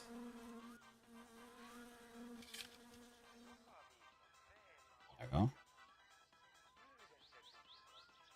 This game that's totally not full of endless glitching. Instrument panel 1.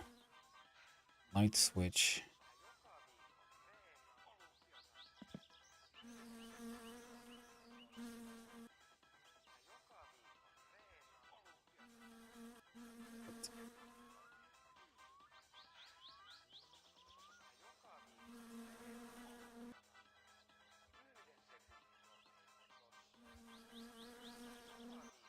I just see.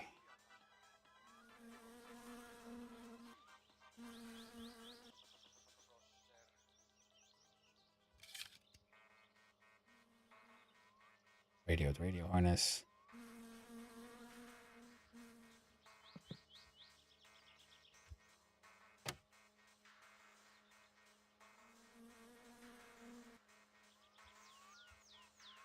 Okay.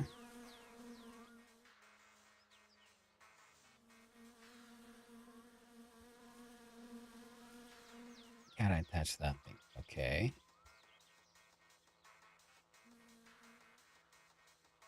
Light switch.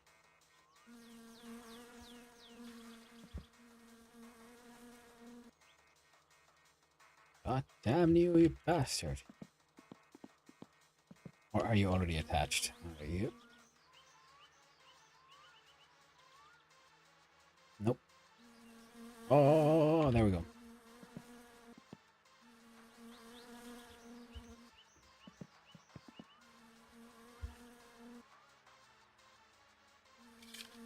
Dash harness connector.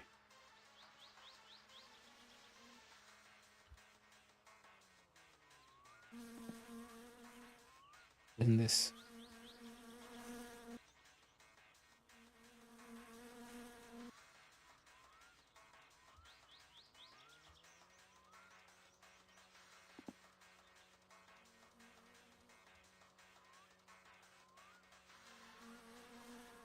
Alright, I guess that's fine then.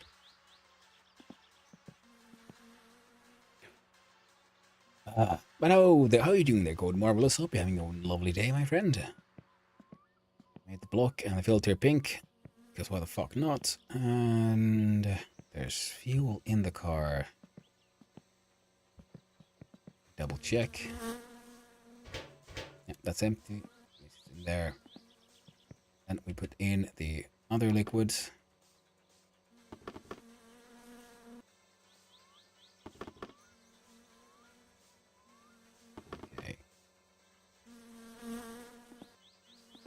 So crazy bright because I'm using the... You know what? It's day.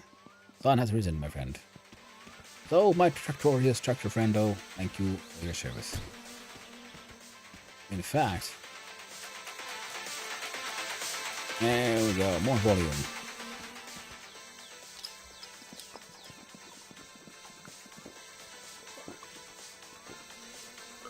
There we go. The beer. Right, and up.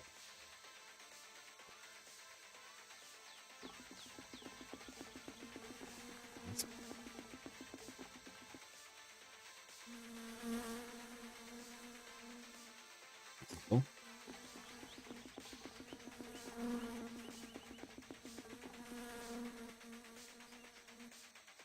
I think that is empty now. Up.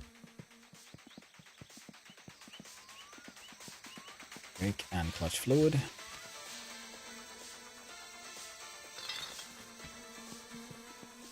Bum bum bum bum bum bum.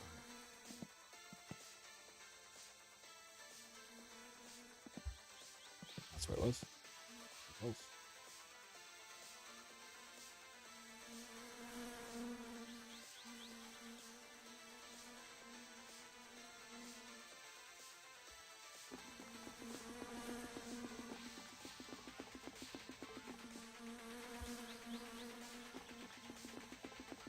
These are in.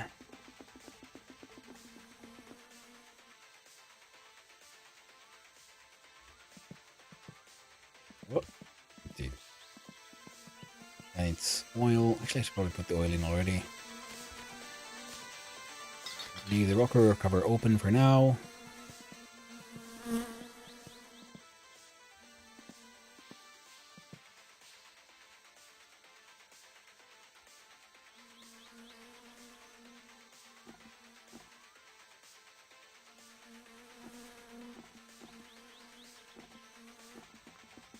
There you go.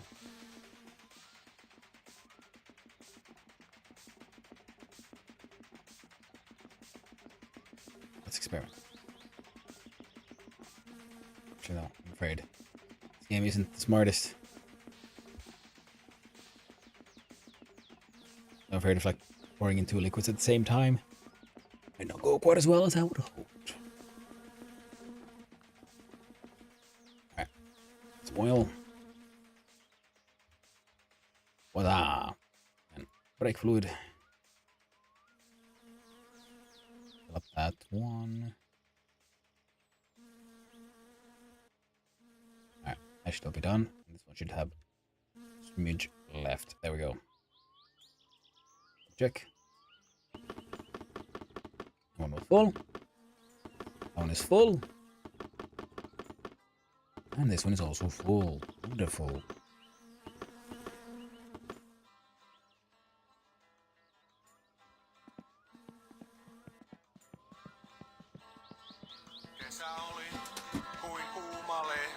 Henkäys. Sitä pois pesemään pyörillä poljettiin. Rata liian pieni ja siinäkin mutta pohja. Vain tehtaan hajua me yhdessä kirottiin. Ja Nuokkarimäessä oli häviäjä viimeinen ylhäällä.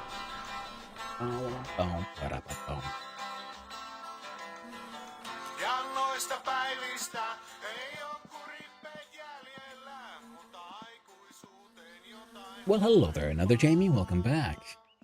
So we are. Yeah, we got oil. Ah, I fell in a hole. Hopefully, I can get back.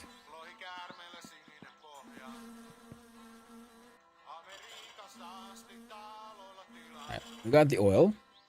We got the other liquids. We should have power. It's not linked in right now. Yeah, that should be correctly plugged in. Yeah, that one's got one empty, which connects to something I can't remember what, so that's fine. It's unimportant right now. I think it might be some, I don't know, extra parts. And radiator is attached, lamps are attached.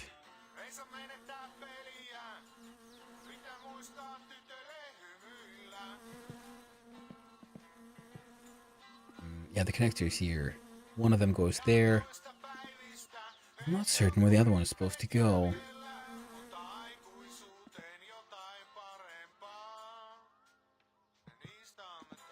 Well, there is one that goes there, so they should be getting power. I think everything is a-okay. We try to turn the little bastard on, except for, of course, yep, with the battery. There you are, you little shit. Come here. Whoa! This wonderful set of spinerinos.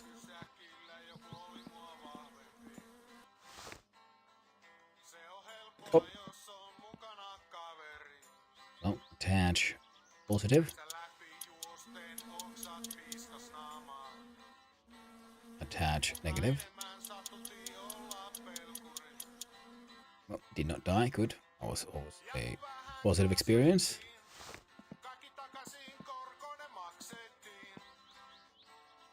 And brake is on. We're on neutral.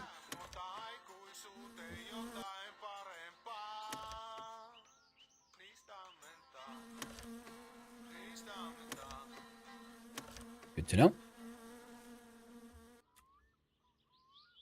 So. Kaikki kotitalouden ruoka- ja päivittäistavaratarpeet teille tarjoaa Teimon kauppa. Aliviskatien varrella. Tervetuloa kokemaan läheltä ja kaukaa. Negative, then positive.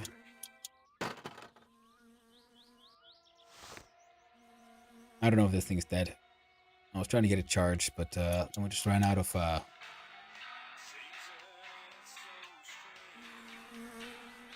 power ran out in the house. So we'll check here to see if the battery is the issue first. If the battery is fine, that'd be nice. But if it's not, I mean, if this doesn't work, then at least I'll know it's my wiring. So I'm glad I have a way to check. Okay, so it's not that then. Oh, right, okay.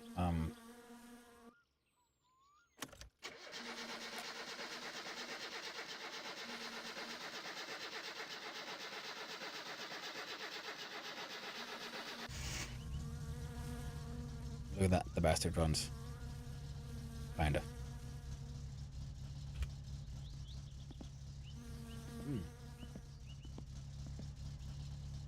It feels not that bad. Welcome back from the ad, everyone. Jesus, I just realized I didn't even open the choke. The fucker's running.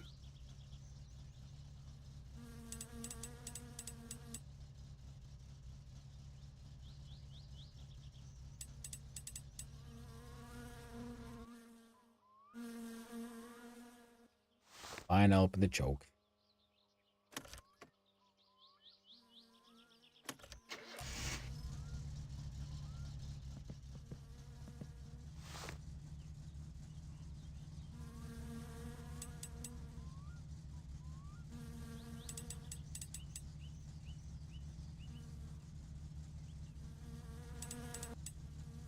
Keep thinking I'm watching Matcom and fighting there to points redeem a beer.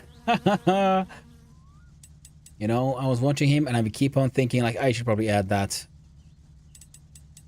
Twitch integration because I've been playing this enough with my successes and failures to maybe start risking that. I think that's correct. Yeah. Yeah, up is tight. Nice.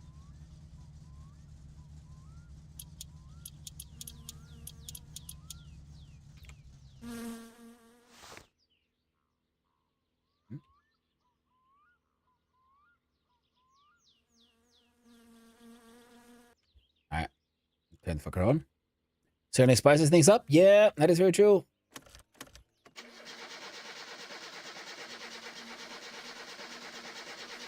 All right.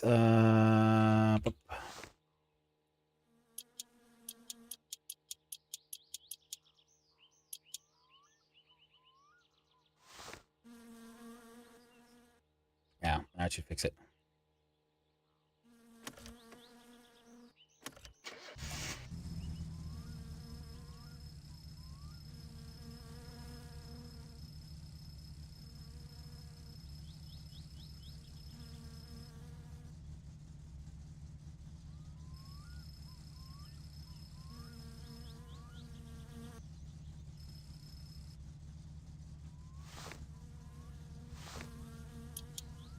There you go. That thing's tuned. That thing's tuned. Now that thing needs tuning, but I can't. I do not have the skills for that kind of shit. I need the AFR gauge.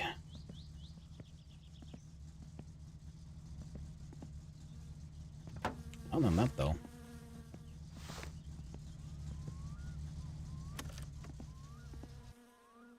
We're good. Car's running.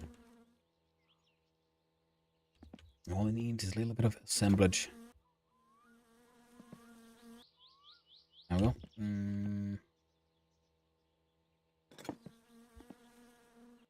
It's 7. There's 7. The annoying thing is I can't do phone calls. Just can't afford to pay. So, see what kind of jobs I already had. I think there's something about getting stuff for grandma. Sadly, it's not fish, because fish would be nice. Fish doesn't take that much from me. No, you just have to wait for the fish trap to grab some. Okay, that one was good. That one was good. That one's good. And this one is good. That one's good. That one's good. Okay. Double check. Whoop. Dipstick. No leakage. Double check these. No leakage from the brakes. No leakage from the clutch either, I hope. Doesn't look like it. So, all the liquids are good. Electricity is good. I guess we put on the rest of it. Put on the shell. Dang. Well, it's been a slightly longer ride to getting this one done, but it has involved, collecting more money up front. So I got most of the things that usually break, for me at least, repaired. So it's running surprisingly smoothly for my experience. Oh shit! Completely forgot. Gotta check something. Oh. Enter driving mode. Turn on the lights. Yeah, that's what I thought.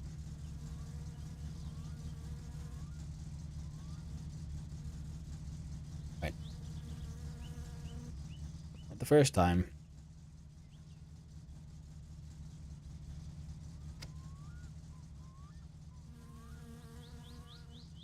That the lights sort of like didn't work until I just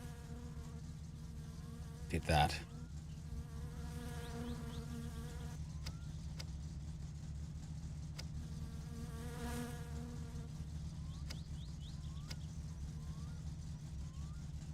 Yeah, I need the smaller lights. I only have long lights. But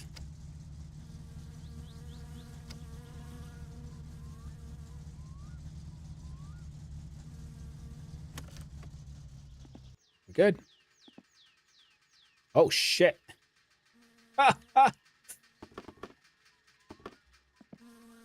Ooh.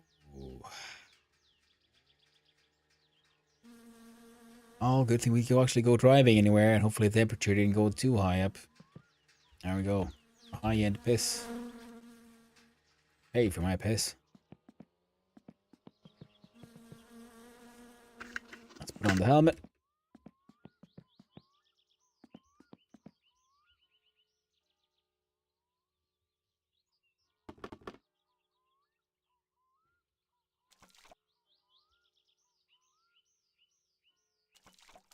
There we go. Yeah, it might be a good idea to put coolant in your cooling system if we go driving around anywhere. Other than that, though, car should be fine, and it's been a few days, so I think the Fletar, even though he's not hanging out at his store, he should still have gotten the job done, I think, even though he's doing the whole rally business. So what I really need is to get into town, get the AFR gauge. I believe I also ordered fancier tools, which would make this life nice and easier.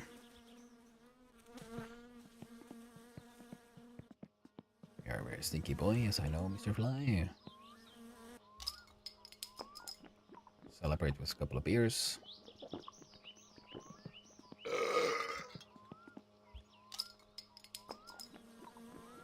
Get that thirst down.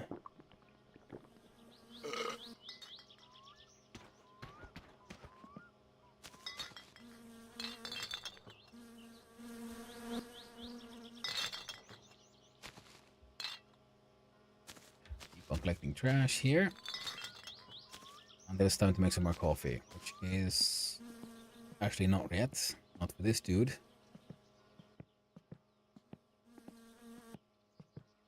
But car runs. Just need outside parts. I think we'll start with the doors.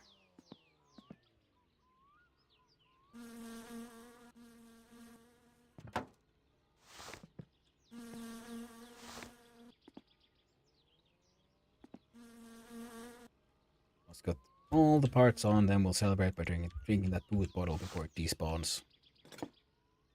Wouldn't want to see it go to waste, now would we?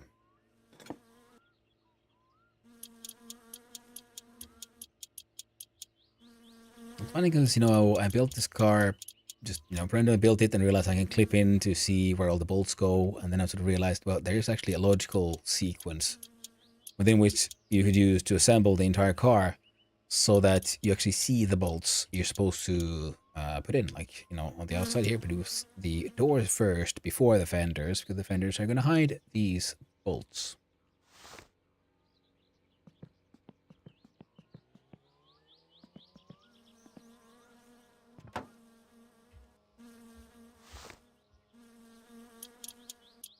And then you do the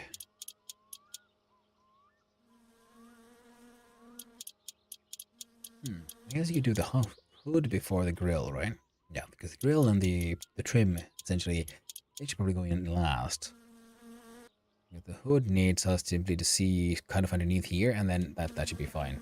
Kind of wish you could open the hood, but meh, it's fine. Oh, and the seats. We'll worry about the seats, but it's eventually. So yeah, you are fender left.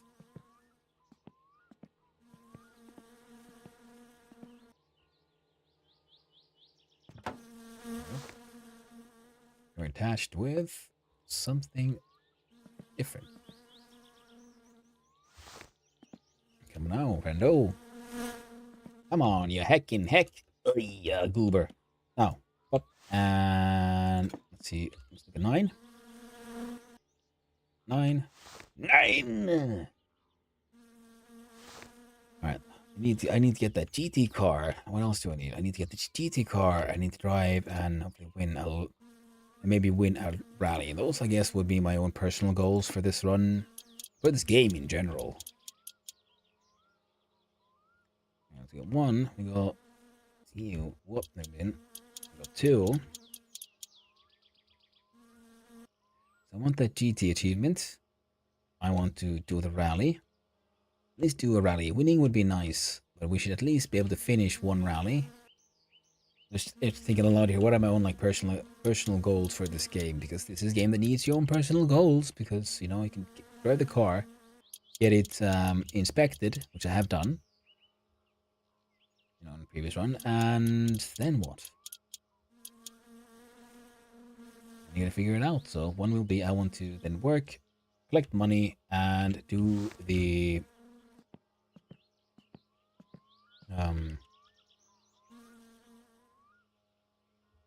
and then just consider there the advertisement in the guy's room for the Satsuma GT. So I'm sort of like role play, assuming he is dreaming of his own beautiful Satsuma. He's like GT version of the Satsuma, his dad's old car. Now, finally has his dad's old car, so he's gonna make his best to make it look as much as the GT model as possible. And this one will involve a little bit of a treasure hunt around the map, so we can find all the GT parts. Because I found the ones whose locations I know of, but there are a few that will require some luck with the RNG. So I can find the scrapped car that is the old Satsuma, because that one has the deck, the console, and another part, I think. At least it has a console. That's one of the things I really need. Because I've got the driving wheel, I got the cover,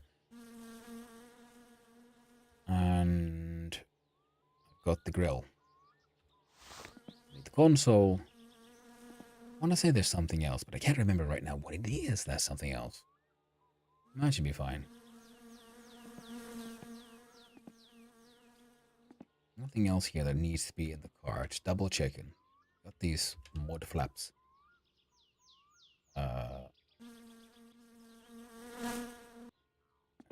RL, real left, right? Up. Front, right?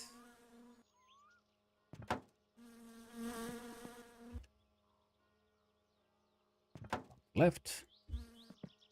And rear, right. Ooh. Hunger, it's getting to us. Instant.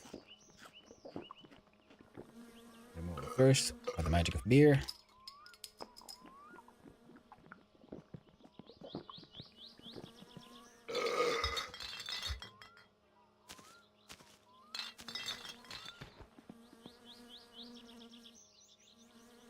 Where'd he go? I know you threw away a bottle somewhere.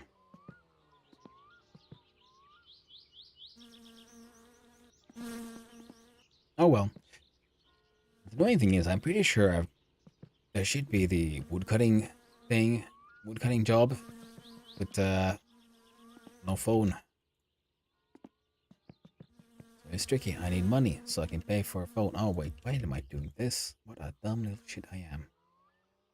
What I need to be doing is adding the hood.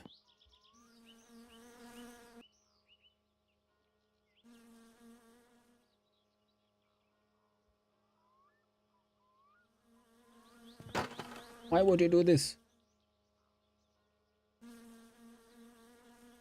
A monstrous beast. I don't like it.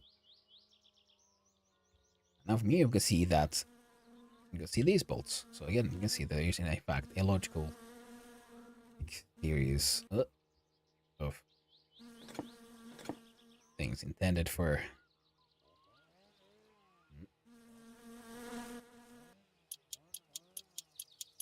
how one would build the thing. Okay, that's all of that. Come on, I know you're a little drunk, but it doesn't have to sway that much. I'm always afraid when something plops and flies off because these pieces get dented so easily. I would like to reach my GT state car, get into the GT car before, you know, get dented all to shit.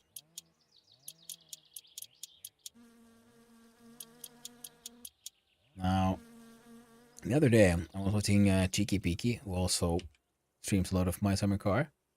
Stream another interesting car game called No Time, which is seemed like it had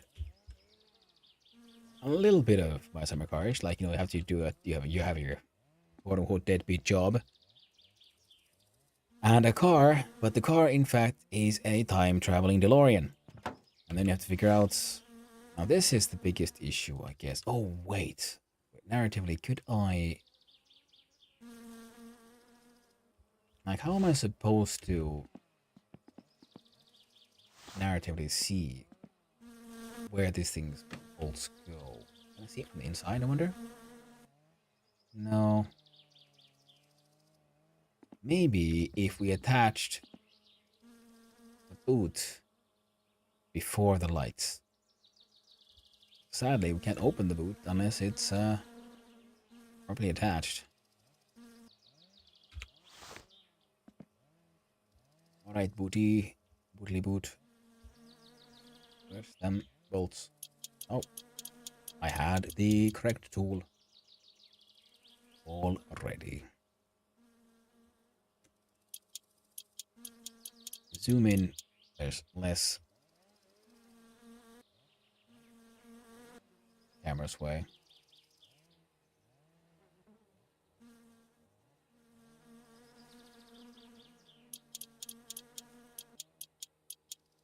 One.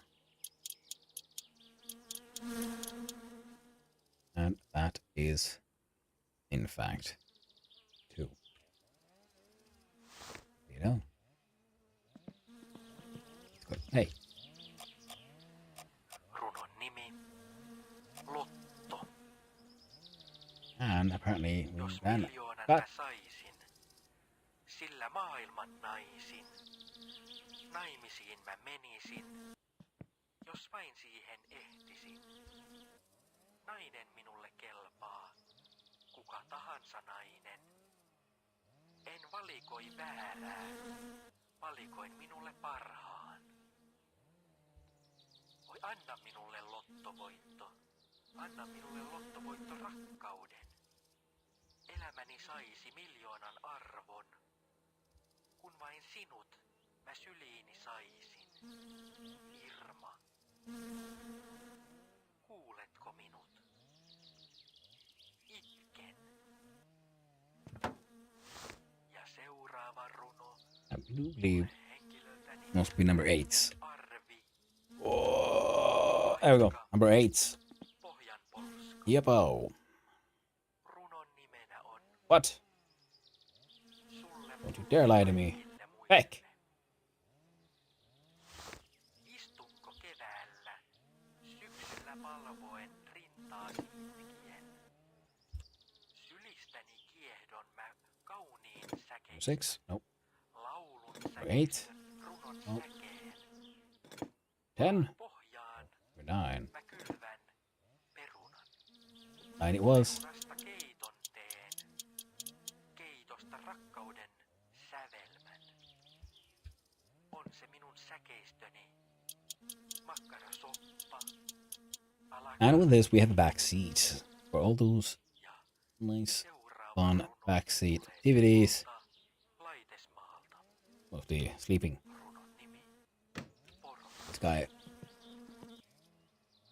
This guy is a nerd. He's not gonna have any chances with chicas. Outside of a certain mortal threat. Elämää mä koen. Kuinka sinua tarvitsen? Hello there, Reverted. How you doing? Hello, hello. Glad to see you around. Ah, fuck! I didn't know that would happen. Ole minulle se, joka kaukana loikkaa. Ole minulle. Hello, Reverted. I hope you're having a lovely day, my friend. I'm doing my best here to assemble the car. Continuing with my summer Monday traditions. Did some game dev earlier, got some stuff done, solved, found a solution that was surprisingly good. I thought like, we'll get somewhere close enough and we'll see how stuff works, and built something, and then I was... Oh no.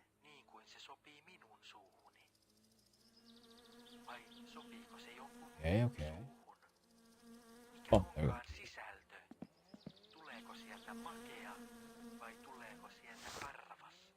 There we go. Oh. And yeah, and then I had the very rare experience of I built something out of complex different parts, I built all the parts, and then I say, okay, and this is enough. Then I try to think, well, it should do this, it should work like this. And I was totally expecting it to fail, as what it usually does, and then you, based on the bug reports, figure out how to make it work properly, and then instead it just works. And I was just flabbergasted, like, what? What kind of nonsense is this? No coding project ever runs on the first attempt. Now, of course, yeah, there's been plenty of bugs and plenty of issues there. Was this game literally about putting your own card? Yes. I have my... There are, there's the wheels, and behind the wheels we have the, the strut part, the coil spring, fuel tank, back panel, see every single panel, every single thing, and your own wiring. Such a dude game. Oh, this thing is... Oh, you want to see how big of a dude game there is? No. Give you general, like fuck you button. And then top left, we see we have a stress button, stress meter. It goes down with just swearing. It's funny because they swear in Finnish, my native language. And then we also have the urine, so we press P. You press P to pee. And you pee all over the place. If you don't pee, you'll die. The bladder will burst. If your stress gets too high, you die from, I don't know, maybe a heart attack. Thirst and hunger, well, they're self-explanatory. Yeah, def dude game, yeah. Or for those who just want the dude simulator, like, press B to like squeeze out the last stuff. There we go. It's either a dude game or a dude simulator, because in this game you are very much an I mean, the game narrative is you are 18 years old and you're fixing up your dad's old car. The year is 1995, and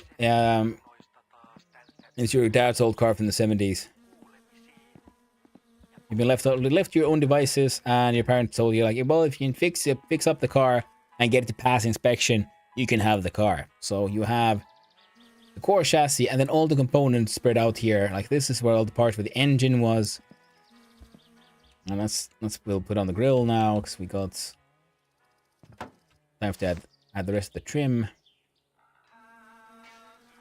And it's fun because, you know, I'm not much of a car person. Like, I have my own car, I like taking care of it, but that's like, I do my own welding and that kind of shit. I'm not... Okay, where the heck is that screw, though? I think it's up there. I can't remember its size. I'm guessing it'll be... That one. But it is its own... It is very humorous. The game is very silly in so many ways. It's very easy to die, and at its core... It is, what can I see? That's content. I'm not supposed to see that. I gotta check how I've forgotten to close that. Yeah. That's the screw. Okay, good. Okay, cool. Found it. This game is beautifully glitchy as well. It is just a mess of a game, and it is hilarious and fun. And it's very understandable why it has its own weird little, you know, cult following. Because, well, once you get the car to work, and after that, then you have to tune it to get it to pass inspection, it is very rewarding in its own way. And like, unlike many games that have cars, this one just always makes you move really slow. So you really start to appreciate, you know, having a good vehicle. Plus, then, you know, to survive, you eat sausages and beer, you can grill your own sausages, drive your tractor around, and drink beer.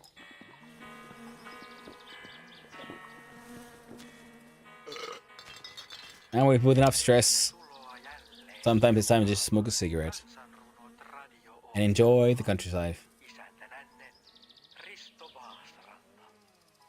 And listening to really bad radio shows about, this one is about poetry.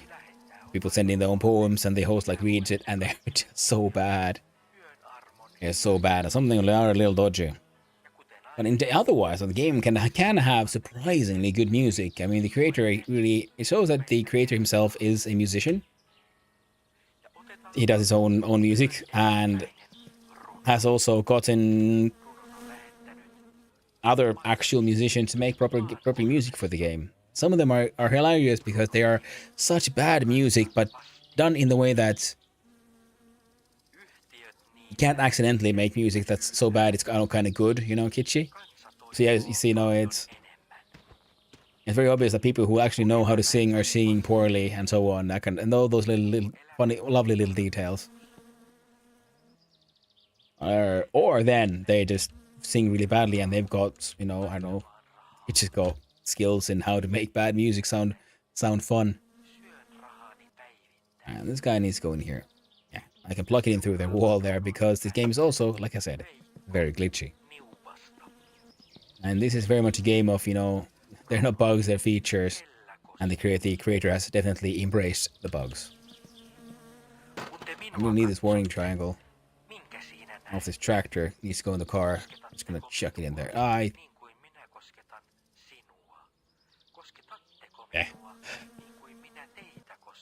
So dude, if I'm gonna play something like this, it'll be satisfactory. I love putting shit together. Yeah, Satisfactory is freaking amazing. As is Factorio. I love those games.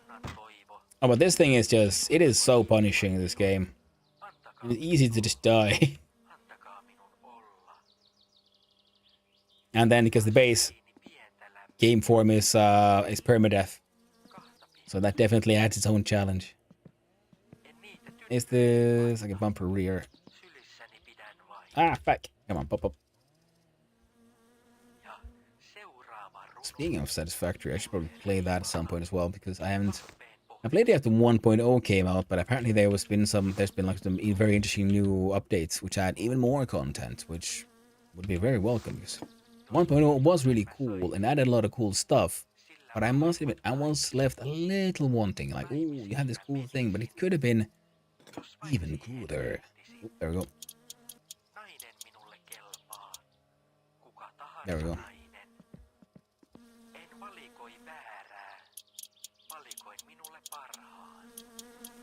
And and also this is very much one of the very like absolutely a difficult game.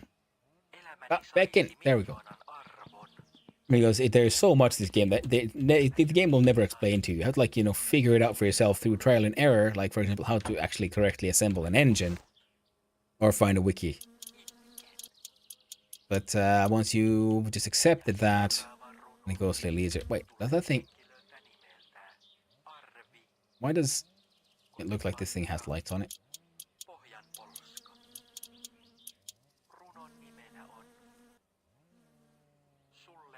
They do look like the mist lights, but okay. I don't. Have I missed something?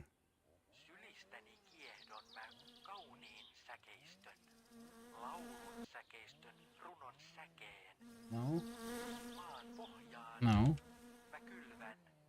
No. Okay. This one needs to come with us.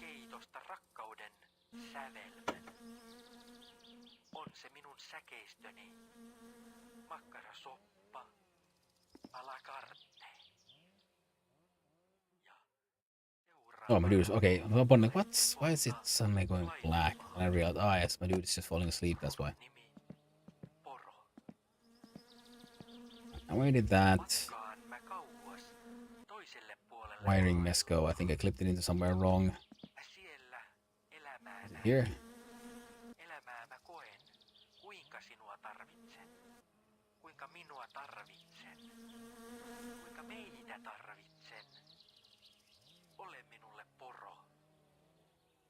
Oh, there we go. Wiring mess is in there. Wheels are all busted. Car now contains all the things.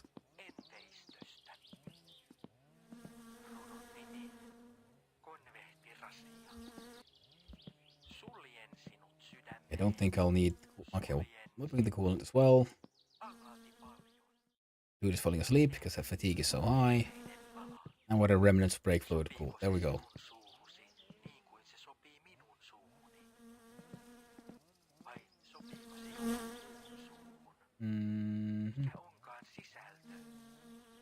Radar buster. Alright. We'll still drink this bottle of booze. Oh. World's all messed up now. Super drunk. Oh shit. Moving around is hard.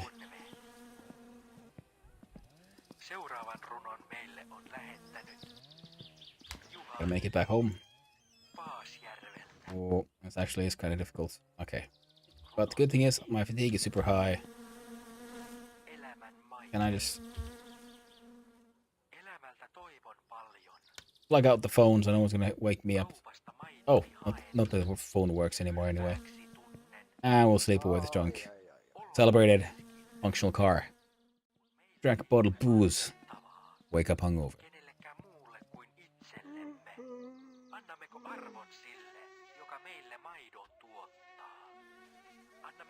Oh shit. Fucked up.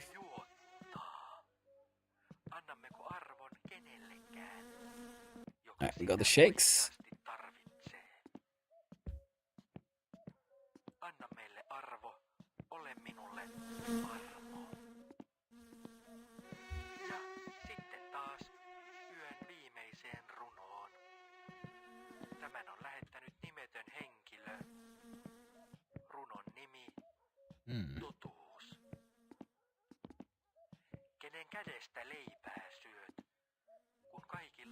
I'm looking at my OBS because for some reason the output from my OBS from this game is far more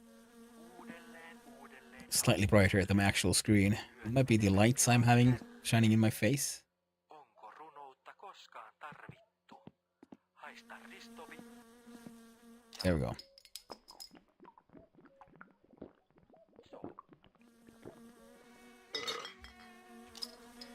The hunger is increasing. So, and that is why we need them hair the dog. We drink. We burp.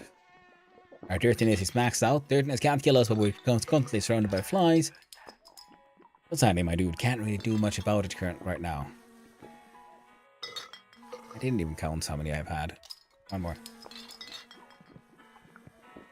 Oh, that's the fridge.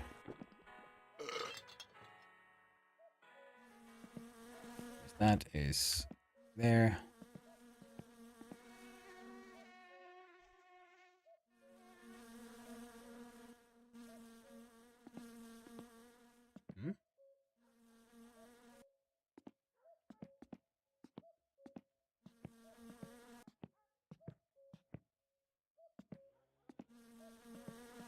I've entered a room. Here's kitchen. Here should be out.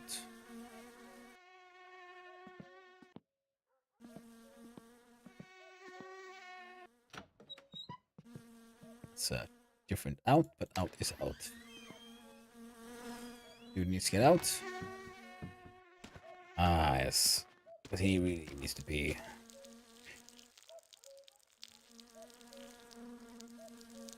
It's rough sometimes.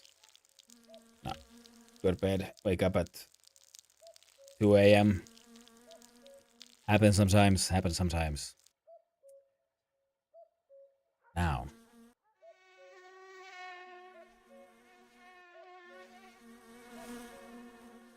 Okay, it's almost 5:30 for me. Which means we're approaching doggo walking times. There's even a doggo there giving me a little bit of a stare. Stare of demands. Good thing is, though, first, we'll see about getting to that car. Also, it is Monday, which means my dude can start going out and about, doing things. We can go swimming in the lake, trying to get less dirty.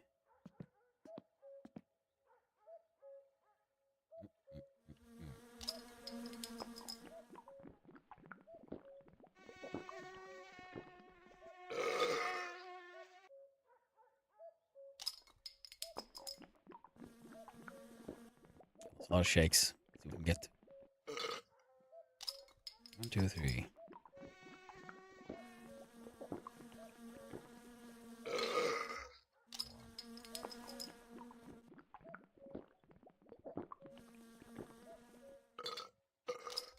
Five.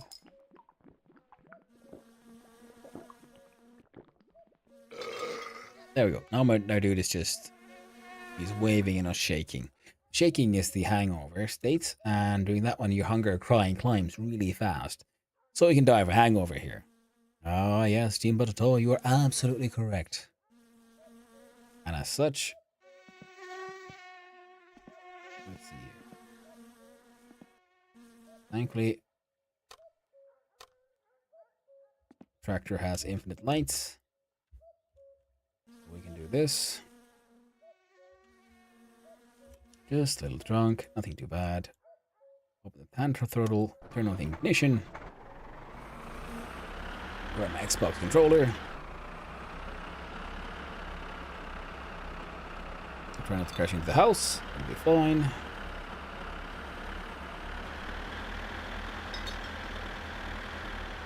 Turn off the throttle. Machine dies. Oh no, Snoopy dog. Getting all snoofed and poked.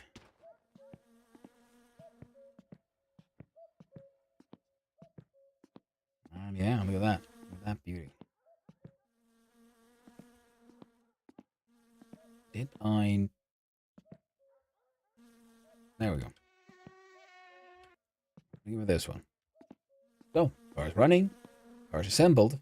car has relatively new parts, and there should be new wheels over at Fleetaris. So heading into town, if we take the back road, we get over to Fleetaris, change into the newer and safer wheels. I think that could make a decent plan. Bring the lantern with me. Close that thing so there's slightly less bugs inside. Put the phone back in, even though it doesn't work. Yeah, wait, what? The phone works and nobody's calling me. Oh, that means I have done already the one. So sausages, sugar, sausages, and milk to grandma. And all the hay bales to the farm. Well, that's a task I've never done. It'd be an interesting challenge. In the meantime, bring this lantern with us to the toilet. Oh no, the sink doesn't actually exist. Magic. No, just so we can see you. So we have a little pee in the toilet. And so, it's about time for me to thank all of you for hanging out. I'll wait for this friend over here to finish his needs, so we can do what toilets are really for in this game, saving the game. Plus, it'll give me a nice little time travel to the future as well. It's always lovely. Now, it is time to. Okay. While that does it, I can actually then jump over to here. Yes. This is my first time I've ever seen anyone urinate into a toilet in this game. And plenty of peed everywhere but this room. Some of us do enjoy the actual RP elements and use toilets correctly, you know? Being out in nature is fine, and I say every now and then I do actually like being in an actual toilet. So now it is time for us to check out who to raid. Who is doing anything interesting right now? Well, a lot of people doing all kinds of interesting things. And just break the adherence to good hygiene. Well, thank you very much. I like the RP. Just like I know it's quote unquote like waste of money for some people to do the use the sauna in this game. I very much like doing the sauna in the game, even if it'll cost me money, just because, well, I enjoy a good sauna. I had one the other day. I have one of my own in my house, you know, being finished. It is nice and lovely. And let's see. Let's see if I can find someone I haven't raided in a while.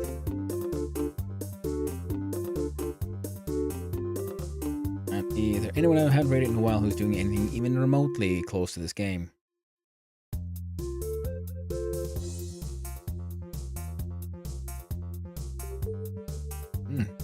Well, apparently not. As such, I think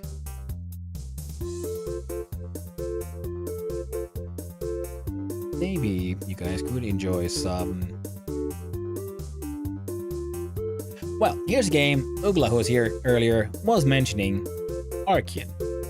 A game about building things and it being much more convoluted because it involves actual coding as well. So we shall be raiding the Discount Engineer.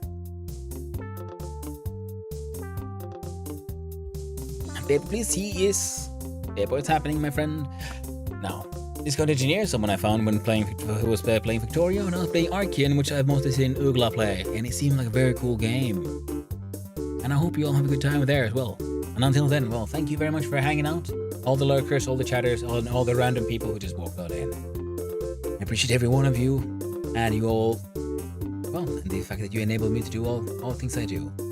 So, I'll be back tomorrow, and tomorrow I will be skipping the game dev first half of the stream, partly because I need to, well, ponder my orb and do some pen and paper, brainstorming, like how I want to build certain things. And another part is because there's a new game, and I've seen a lot of people stream it, and I want to play it myself so I can maybe watch those streams because it's very easy to be spoiled, which is the Blueprints. So tomorrow I'll be doing a Blueprints stream, and we'll see how that goes. Be going in line, avoiding all the spoilers, hopefully we'll all have a good time together. So, until then, I hope you all have a wonderful day. I'll see you around. Ta-ta.